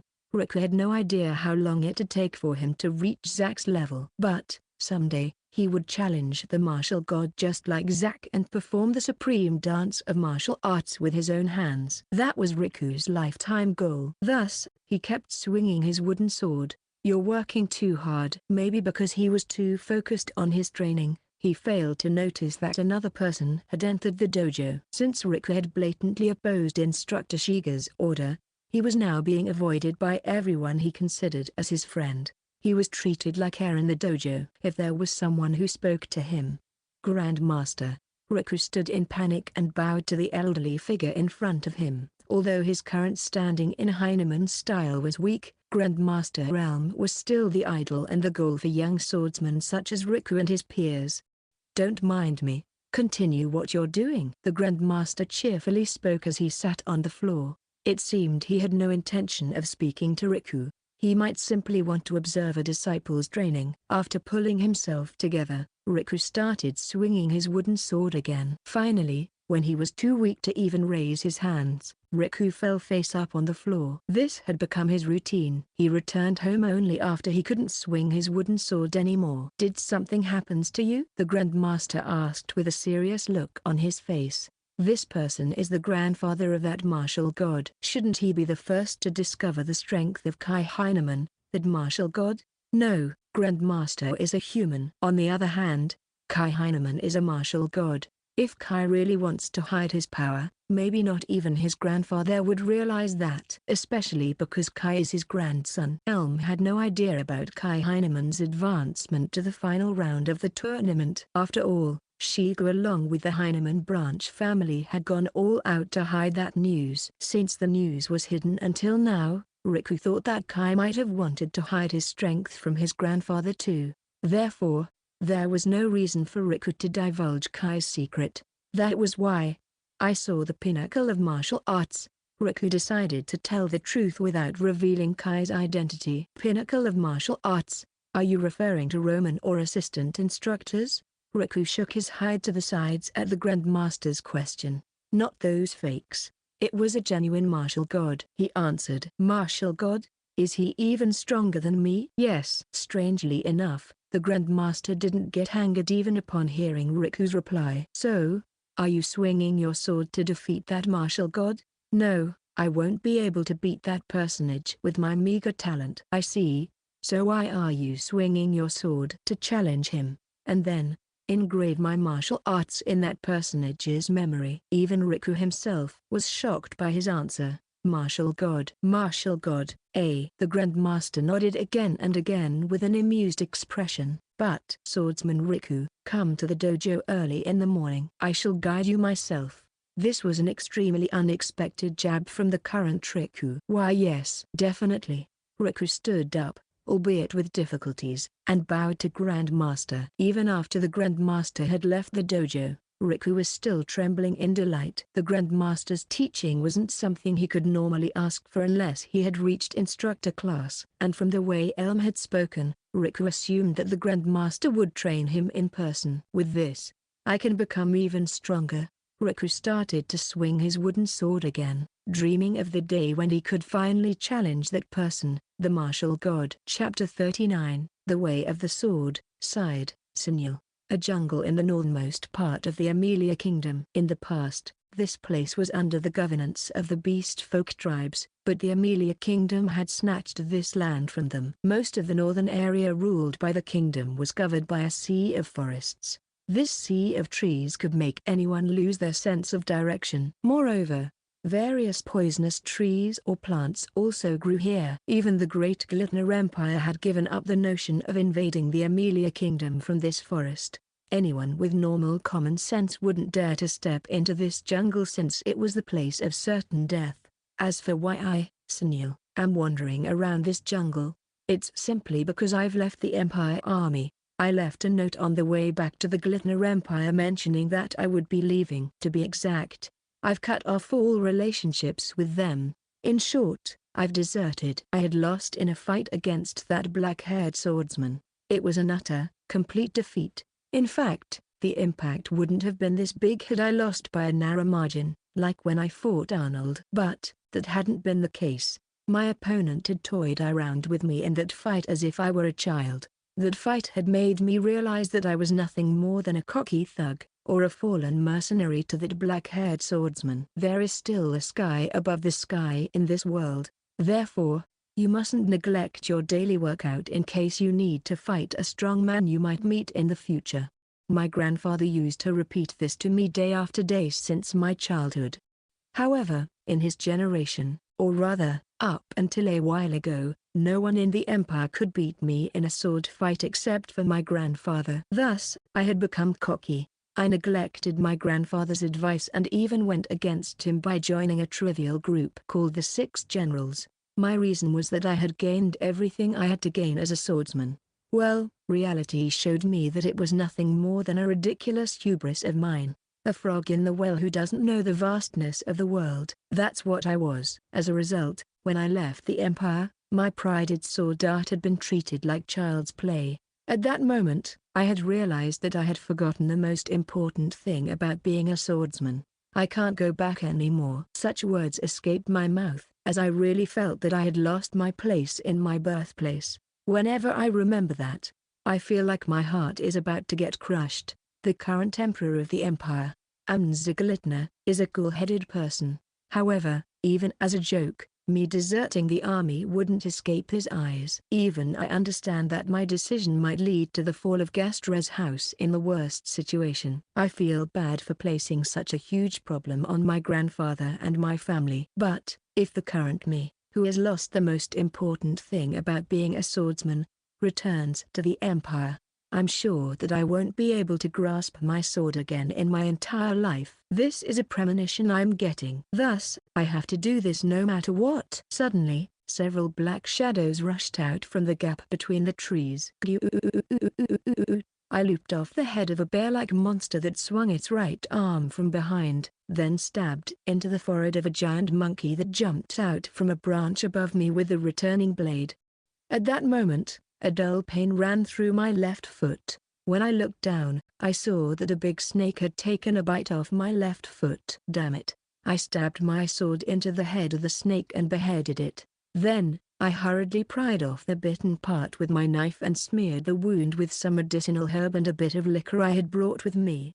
Such a failure. That was a poisonous snake. What a joke. Someone who brazenly claimed to be the strongest swordsman until a while ago will die because of such a ridiculous reason. Maybe I'm nothing more than a third-class swordsman. My vision started to fade, and my body sweated like a waterfall. Paralysis poison, eh?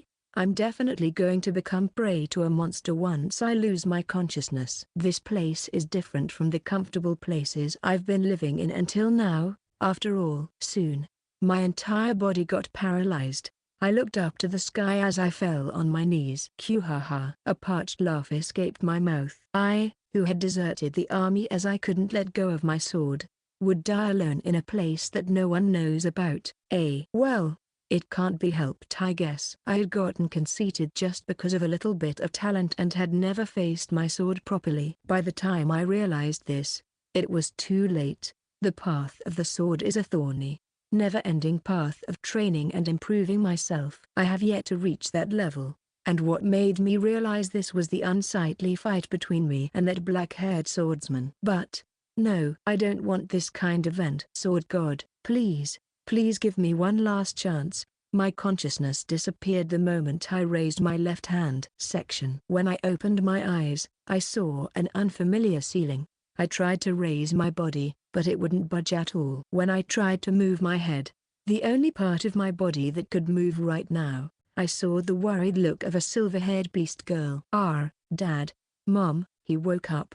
The silver-haired beast girl looked overjoyed when she saw me waking up. She left the room in a hurry as she called her parents. A while later, a silver-haired beast woman and a huge, blonde beastman with an unshaved beard entered the room. Are you an Emelian? The blonde, giant beastman asked me straight away. Upon a closer look, I realized that my limbs were bound by ropes on the bed. There was a chance that my answer could determine my life and death. Anyhow, I felt like I had already lost my life when that snake bit me. Let's struggle a bit more to survive this precarious situation. No, I'm from the Empire. The silver-haired beast woman twitched. That's a natural reaction. The Empire is well known for its invasions of other tribes after all. From her perspective, I'm the beast folk tribe's enemy. What's the reason you visited this land? The blonde, giant beastman asked me a troubling question. About that, I just somehow ended up in this place. Somehow?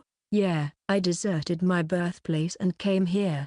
The steep face of the silver-haired beast woman and the blonde beastman loosened a little bit. Why are you escaping from your homeland? It's desertion. I feel disgusted by what I did until now. Do you have proof of that? Ain't have anything to prove but my words though. I see. The giant, blonde beastman touched his chin. But understood. Sorry for the trouble.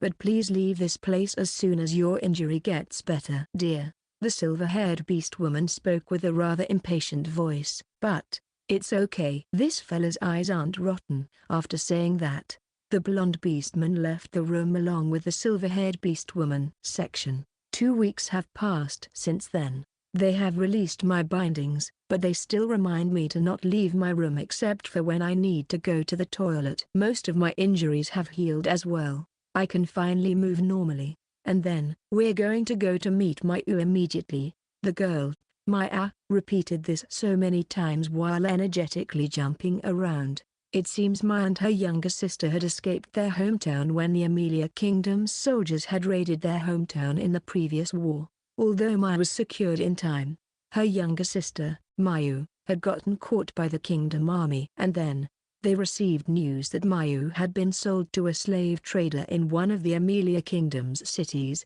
Barse. Rather than that, you two managed to break out safely? I asked so while looking at the giant, blonde beastman, Gauss, and the silver-haired beast woman, Alulu. Apparently, the one who had raided their tribe was the army of a big-shot noble in the kingdom. Breaking through their encirclement wouldn't have been a simple matter, naturally.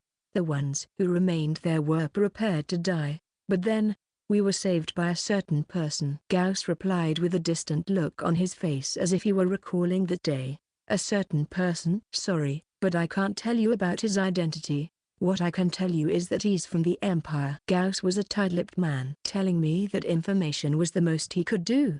However, such a piece of information is trivial for me. I honestly don't care about it. Is that the reason you saved me? Yeah, at least, we know that not every human is evil. That war reminded us of that fact. Anyhow, the ones who got spared from that encirclement were the ugly betrayers of our tribe. It seems they got betrayed by their fellow tribesmen too. So, we told a human merchant that we're willing to pay for Mayu. She should be under the care of a slave trader in Barse City. We're going over there to negotiate with him. Acquaintance. The one who saved you guys? To be exact, that person's subordinate. In fact, he was the one who had provided us with this place. I see. Only a small number of existences can break through the encirclement of the Amelia Kingdom's army. So maybe. Suddenly, the sound of incoming footsteps interrupted my train of thought. The next moment, the door was vigorously opened. The merchant has returned. A young beastman shouted. Really? Gauss sprinted out the moment he heard that news. Alulu, Maya, and I then followed him. A sea of people were spread out before us, and in their middle was a man in his golden age, sporting a nice beard. The man straightened himself. My deepest apologies, he said while bowing to the Goss family. Mayu has been bought.